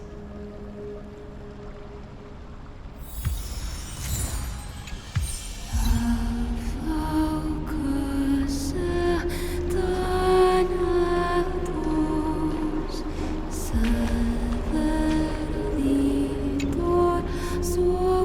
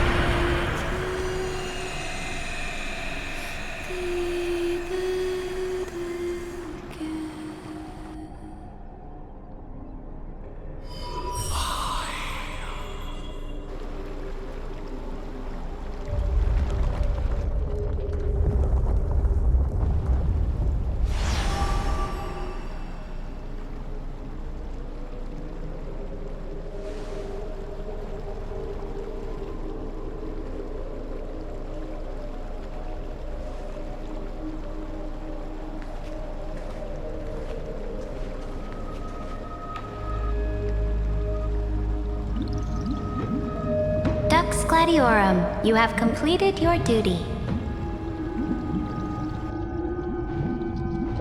A new dawn is about to rise. Why not swim towards it?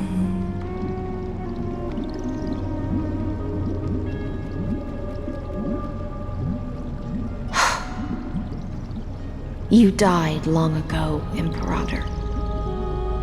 Depart from my mind. But your duty towards the Imperator did not die with me. That duty will bind you no more. You will be able to hold for yourself one grandiose feast after another in the endless days to come.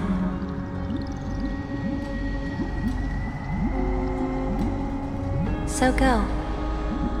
Go and swim towards that ocean beyond the sky with the Deliverer.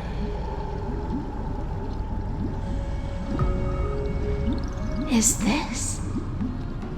A page out of that sidekick's book.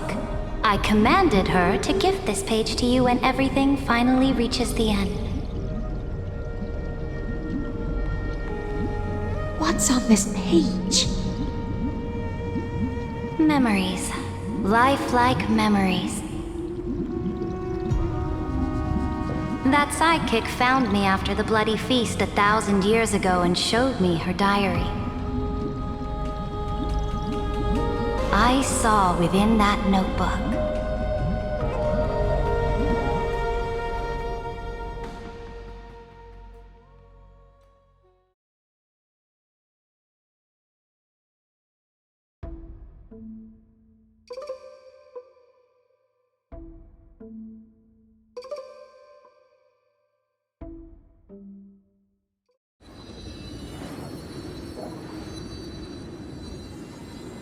Is this that Deliverer's experience?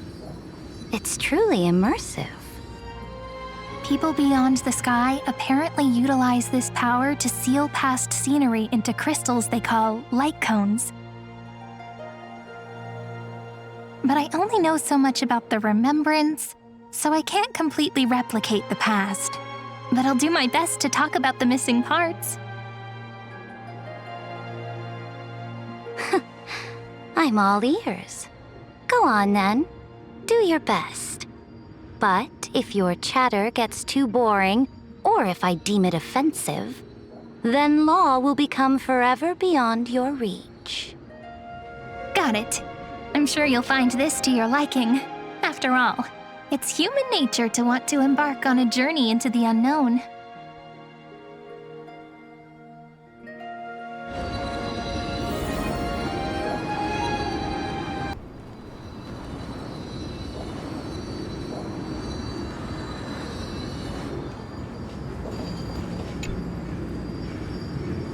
What brightly colored annals. The journey of the Deliverer's conquest. Let me partake in it.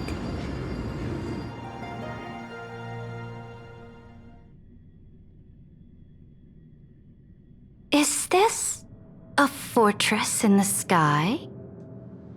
This is the first step of my friend's journey among the starry seas. This place is called the Herta Space Station. Just think of it as a supersized grove of Epiphany. Oh, so it's the territory of that witch. She and another Antikytherian lent me a helping hand back at the banquet. Look, over there. Looks like he's talking to Madame Herta in his memory.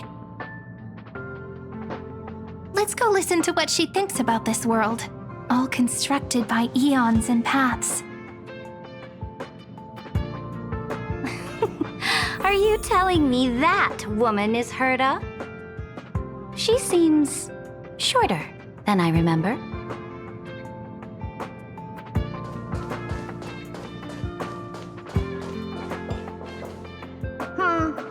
Pretty nice space station, huh? But just wait. After a couple more stops on the Astral Express, you'll see sights that'll make this place look ordinary. Oh, the cosmos is so vast that the unknowns far outnumber the knowns. But none of them will end up being anything amazing. The farther you go, the more you'll understand what I mean. So do your best with the Nameless. Break a leg! And remember to send an update or two to Asta when you've got some downtime.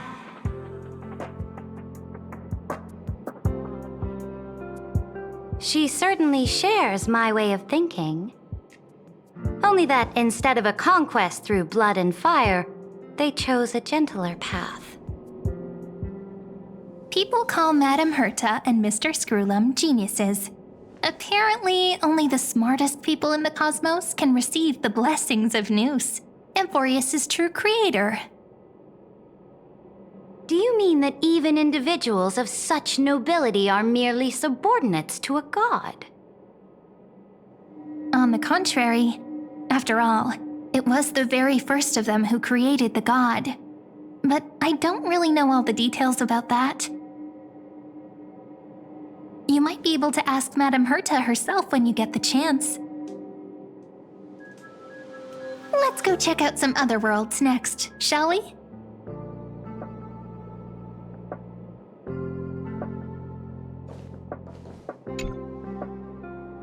This next stop on the journey has a lot of similarities to Amphoreus.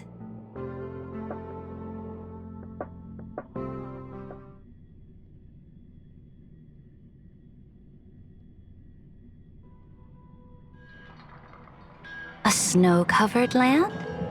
Interesting. This star is named Eurillo 6. That name sounds so cold. Belobog sounds better. The girl we see here holds a similar station to you, Imperator. She's the supreme guardian of this world, a leader who took up the mantle of government during a disaster. I did not expect the Empress of this world to be so young. Well, your appearance isn't much older. The object in the distance resembles Nikador. Is it a weapon? No, it's called... Right! The Geological Reconstruction Unit. Just Giorios' Titankin? Disappointing.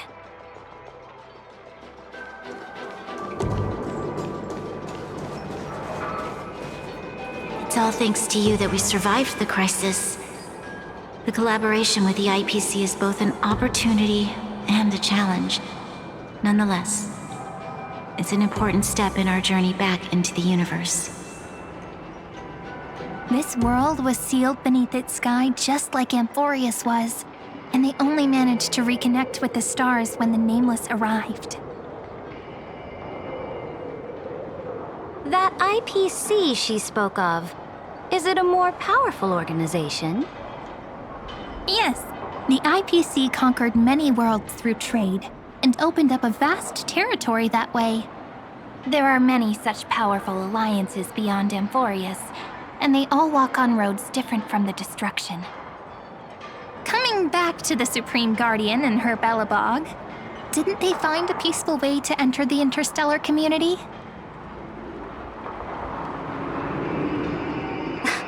That cannot be true. That IPC would never have grown so big on trade alone.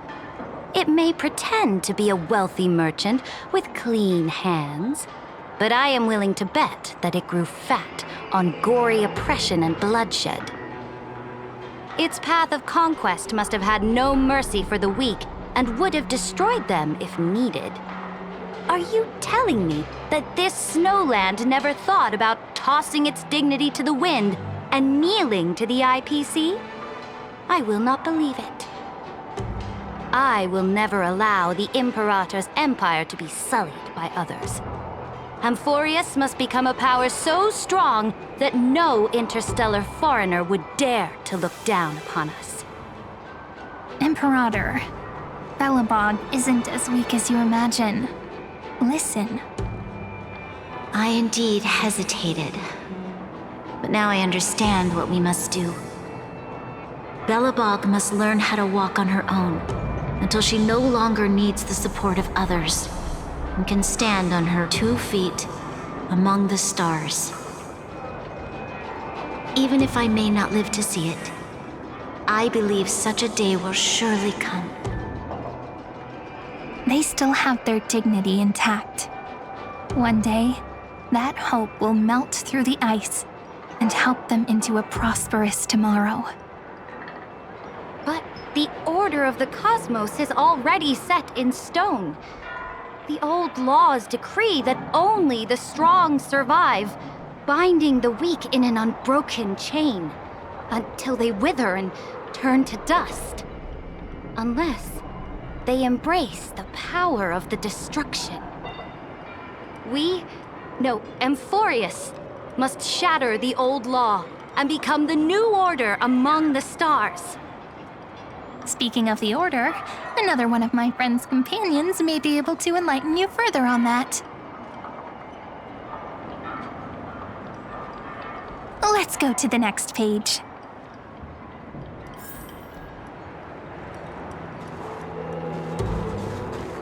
This next world is a nation of dreams.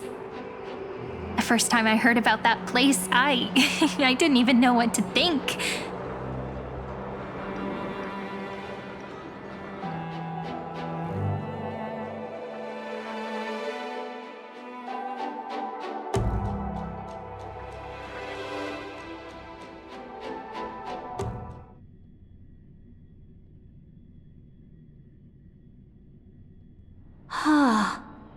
Such opulence does indeed evoke astonishment. This world is called Penacony, an eternal city built upon a land of dreams. It's also my friend's previous stop, where they went through a risky but exciting adventure. Tell me about it then. That man standing afar has wings on his head.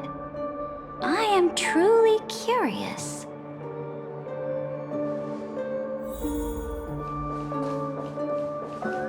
I wish to gaze upon the views of the Reverie Hotel one more time. I'll be just a traveler when I come back here again. And perhaps, through a traveler's eyes, even the things I once knew so well will feel strangely different. Penacony is a land of the harmony, where all dreams and hopes merge and combine. It believes in unrestrained freedom, and that's how it lost itself in shallow delights. Then, this young man before you chose to rewrite its laws, using the power of the Order, hoping to shape a dream-bound paradise of perfect happiness. Yet, the paradise of my dreams remains far away. Perhaps a brief journey with the Nameless can show me more possibilities in my search for paradise. As for what Penacony should look like, it'll be up to her. No, up to their trailblazing now. It sounds like this ideal kingdom is no more. That's right. The people chose to wake up at the end. You can't see tomorrow when drowning in sweet dreams. This individual's law acknowledged only gods and constructs, leaving no space for humanity. And yet, the fact that he could accept defeat and resume his journey shows a rare self-awareness and clarity of mind. You are also very self-aware, Imperator. Then you must know that the world promised by the destruction also has no place for humanity. I am indeed very aware of Lycurgus's honeyed words of deceit. I have seen enough. Take me back.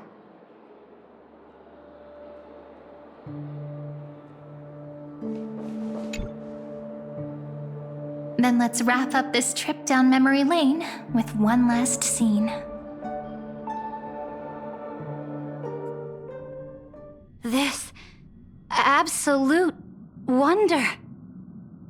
Isn't it pretty? That's our Amphoreus. Our world flows and meanders in this endless band of light. Though we were born from the designs of the gods and are not yet truly alive, the Chrysos heirs of Amphoreus still chose to stand against fate and carved a legend no different from that of humankind. Will you really renounce the heroes in this world's previous 30 million cycles, Imperator? Including even yourself. Will you bow to brutal destiny and allow that puppet master named the destruction to have their wish? I know what you want to do, sidekick. You want to use that deliverer's memories to influence me and tilt the scales of law toward him and the two geniuses. You really saw right through me, Imperator. How can one rule an empire if one is incapable of understanding people's minds?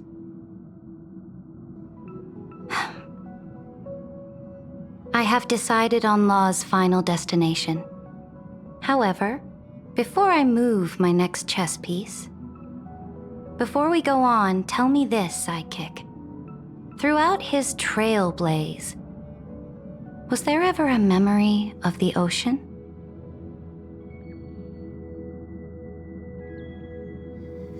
The ocean. My cradle. My home. You shall complete your conquest in the ocean at the boundaries of this world, and eternally slumber in the sound of tides. You shall eternally slumber in the sound of tides, and complete your conquest in the ocean at the boundaries of this world. Our prophecies aligned as flawlessly as a sea snake circling upon itself. An elegant loop, like a joyful hymn, like the circulating ocean current, like our two fates, like Amphoreus itself.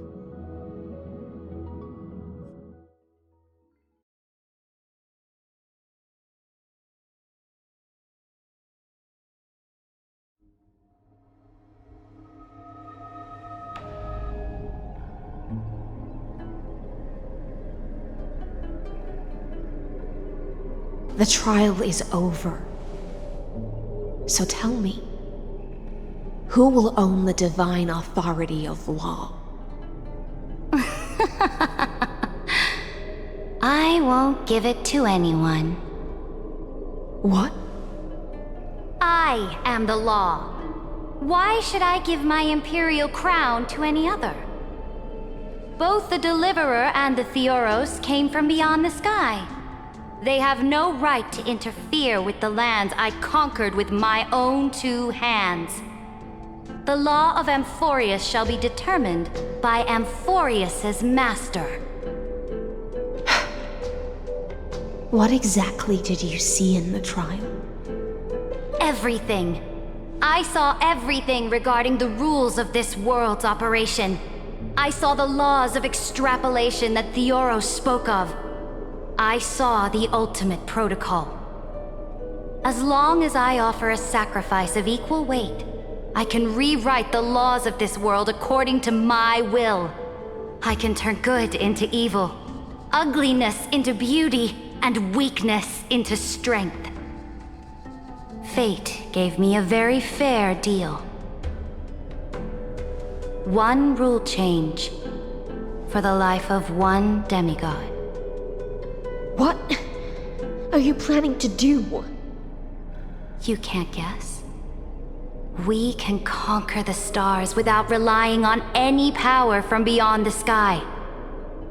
We just need to make some reasonable sacrifices. Your ambitions have already made so many people give up their lives for the law. And you're still not done? I am determined for Amphoreus to stand on her own 2 feet among the stars. You are beyond reason. You think such a simple and hypocritical statement can justify your atrocities. There's no new without destroying the old. That's what you consider an atrocity? Ironic, for that is also the unchanging law of Amphoreus's revolutions. Ever since the Flame Chase prophecy resounded in the distance, fate has decreed for the Chrysos heirs to ignite our blood and illuminate this dark age. People would still be puppets of the old dynasty if it weren't for my conquests. But your world doesn't seem to be any different from your predecessors. Bloodshed, tyranny, oppression. You're making the same mistakes they did. Go and see everything for yourself. Go to any library I've built. Go listen to the rumors on every street corner. Go and witness how the Imperator crushed the old laws and forged new ones. Go and see what my conquests brought to this world. I cleansed the Chrysos War's filth and mended all the conflicts left by the Era Bellica. I restored Akima's might and allowed mortals and Chrysos heirs to face each other as equals in the Council. I punished all sins and rewarded all achievements.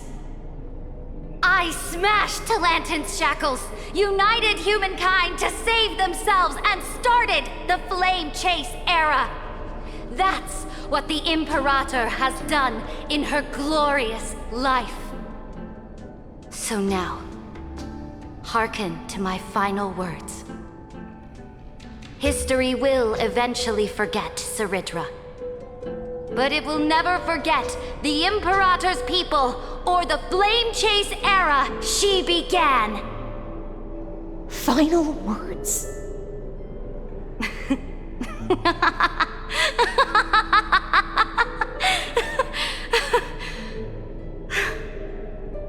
Amphoreus is about to be destroyed. There's no time left for pointless debates. There is only one law I want to overturn to aid the final battle of deliverance. So I will only offer the life of one demigod. In the name of the Imperator, I command you one last time, Electra.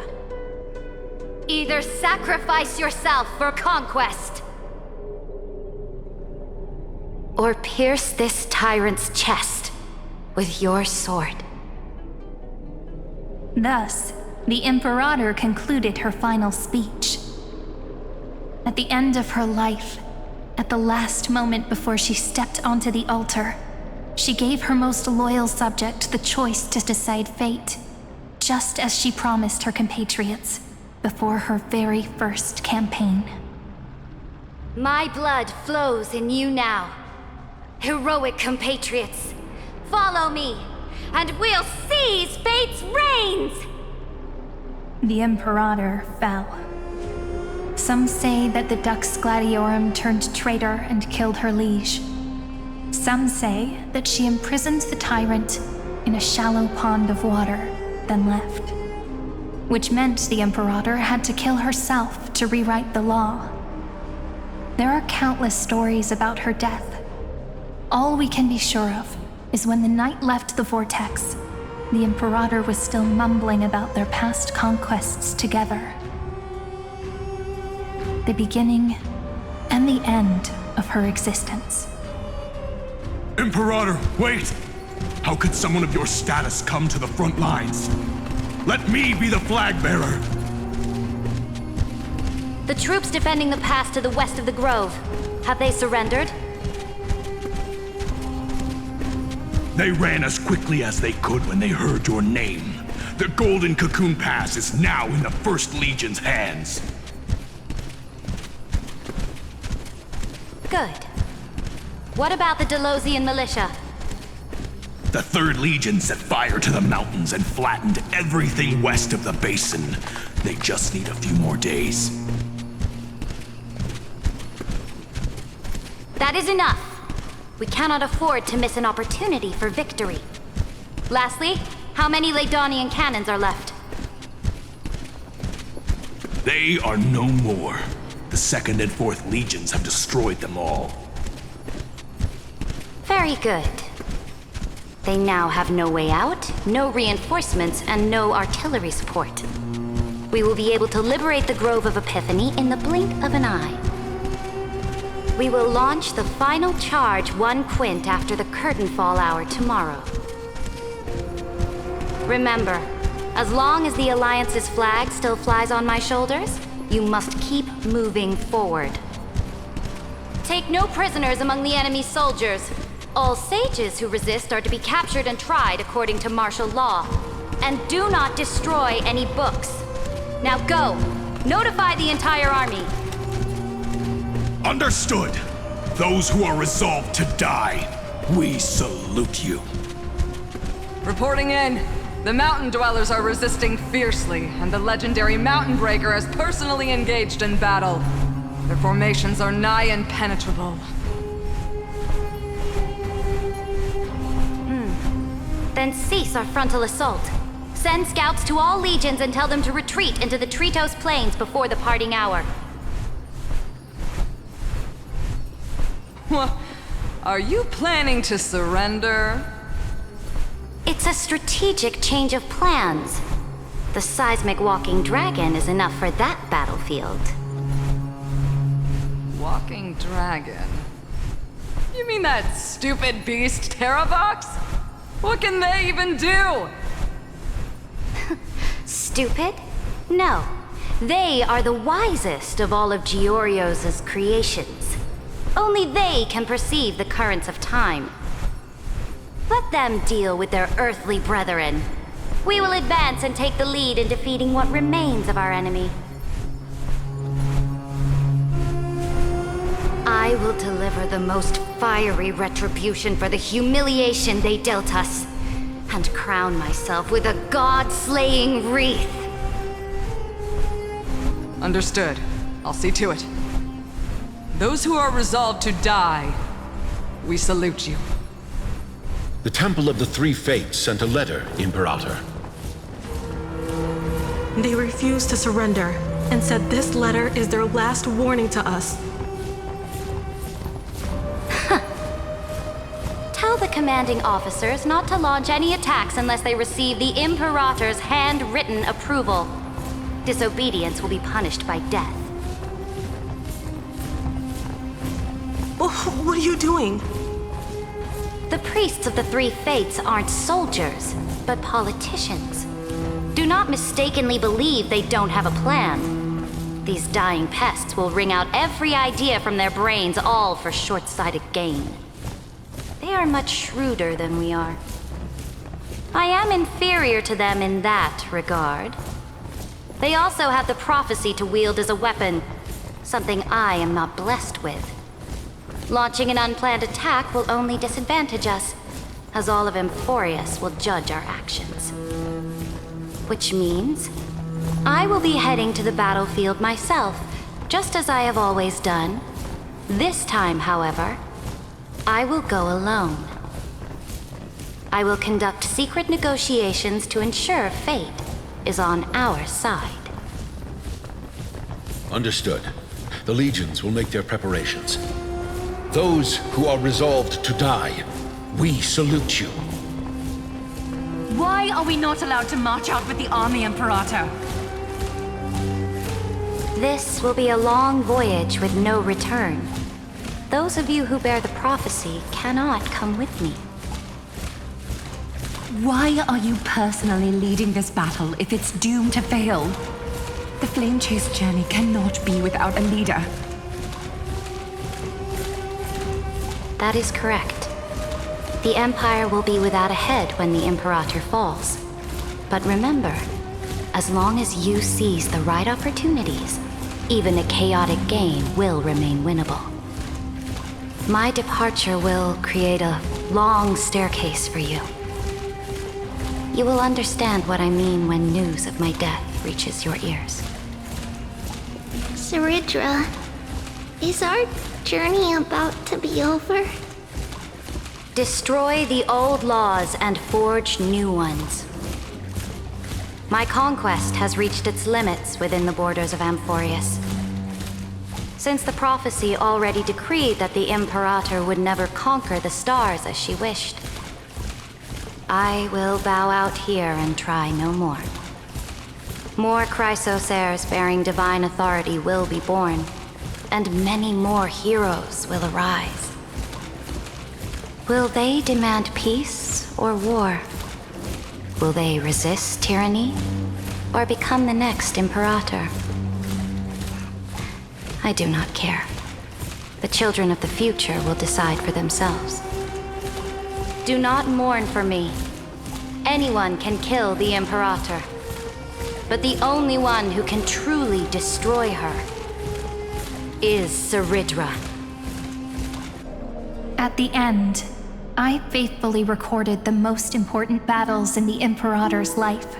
Her conquest was about to be completed at this point in the story. However, for some reason, a memory suddenly entered my mind just as I was about to put down my pen. It was a journey on a fantastical train. I had the honor of having a heart-to-heart conversation with the Imperator under the stars, and I asked her this question at the end of that discussion. How do you want history to remember you? As a hero who gave up her life for the flame chase? Or as a tyrant? She answered so quickly, as if she had made up her mind long ago. I would rather be forgotten than be defined.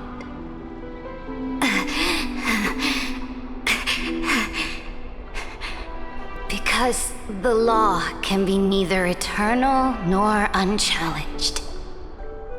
And only humanity can pen laws into history's pages. Now, I have shattered the greatest law of Amphoreus. The game is nearing its end. Dux Gladiorum. Even though you killed the Imperator in the previous 30 million cycles, this time, you finally found your own law. Then, High Sealants, Electra.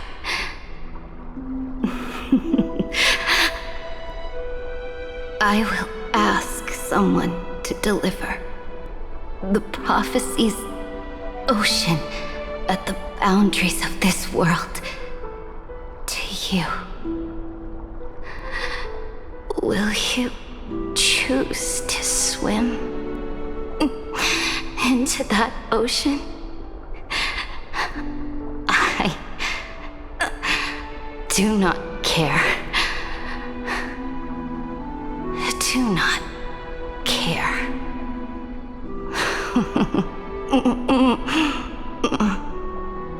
The Imperator muttered about her conquests, and news of her death spread in the city. Freedom! Liberty! The tyrant is dead! Go! Shout this news in the streets! My people, my fellow elders, do not panic. Stand your ground. That usurper has paid for her ambition with her life. People once cheered for my ascension.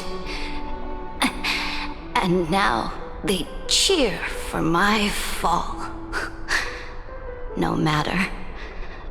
I am fond of applause.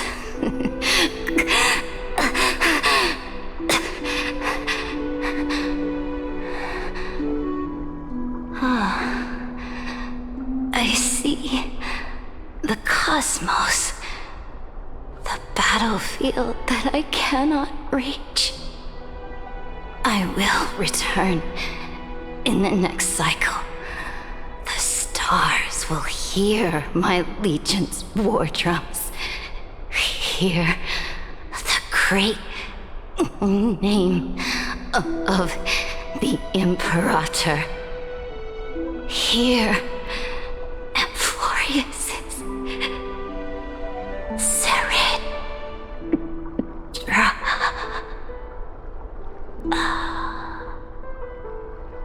To this day, we do not know which rule the Imperator overwrote at the cost of her life.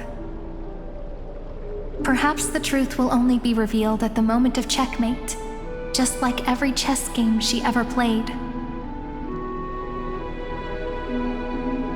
We only know her death inflamed Akama. On one side of the city, those who defended liberty toppled her statues to the ground.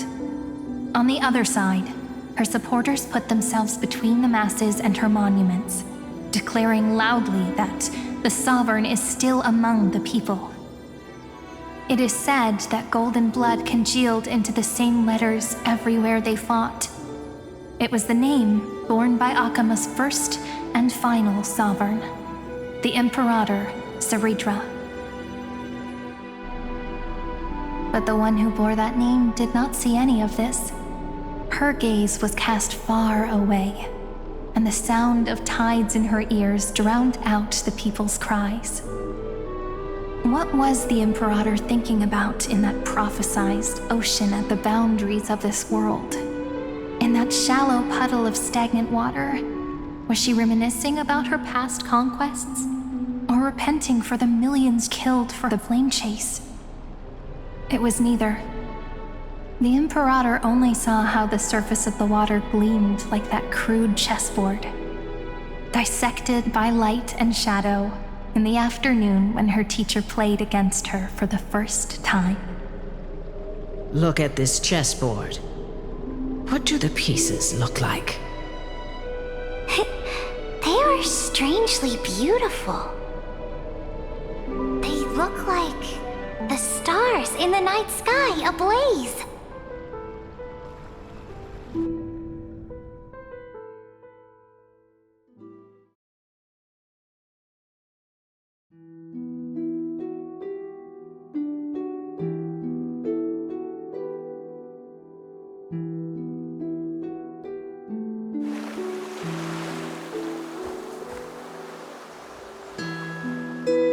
From that page emerged an ocean so vast, so pure, not a single trace of corruption. Is this Saritra? Electra, my subject.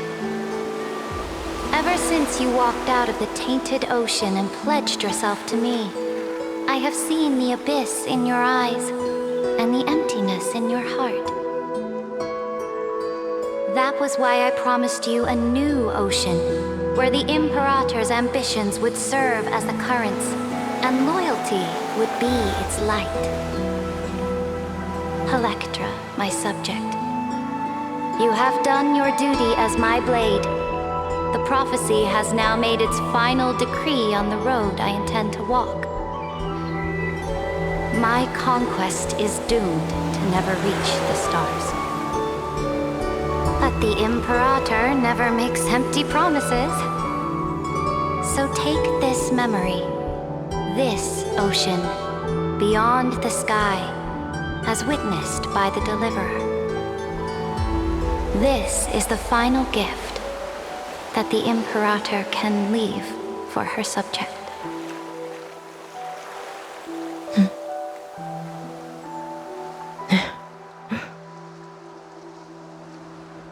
When I was still a fish in the ocean, I always felt so genuine swimming through the waters.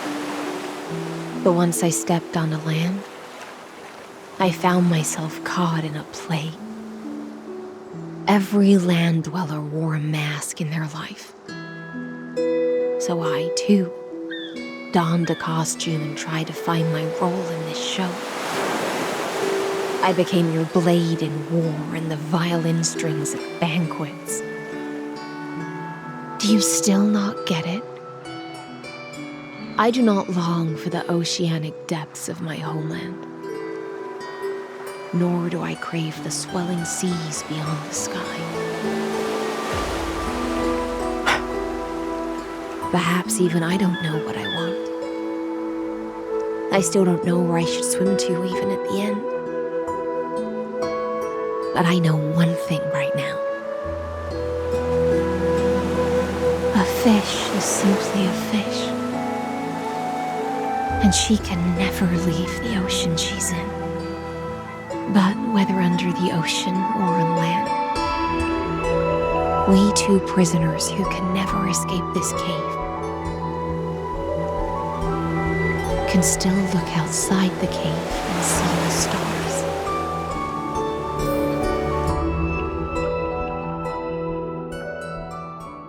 I have to admit, the 12-factor simulation of life in this experiment has far exceeded my expectations. Make your choice then, Senior Society member. Do you want to keep walking down the wrong path and be remembered for your incorrect conclusions? Or do you want to return to the audience's seat and give yourself, Amphoreus, and the entire cosmos a more fitting end? I must refuse. A dead man never fears death. Did I not make myself clear? Have you forgotten about our dear Lord of Silence?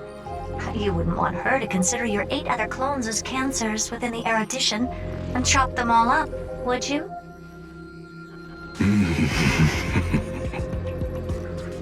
Your logical deductions are vastly different from mine. Therefore, allow me to provide one more academic recommendation. Listen, my peers. Why don't you look beyond this world? Just as the Chrysos heirs did. Re-evaluate your calculations and take into account all enemies in the upcoming war among the eons. Amphoreus is not a place where 3 paths entangle, but where 3 paths fight to the death. You used Memoria to resist me, but did you not consider the possibility that the Remembrance and their children might have taken this opportunity to join the fray as well?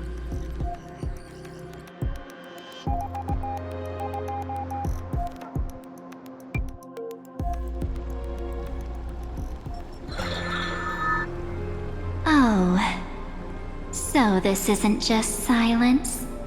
It's the answer.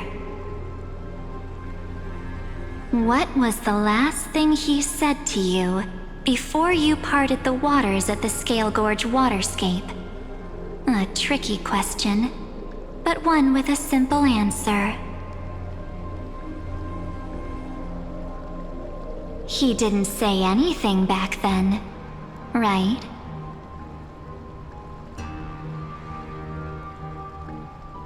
That's correct. And now I'm sure. You are not March 7th. There's no way she would remember that detail.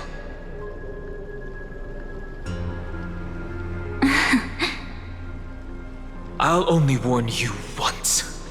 Leave her body now. How impulsive. That's not like you at all. Why don't you calm down and think about another possibility? I didn't take over March 7th's body. Rather, it's March 7th who regained my memories.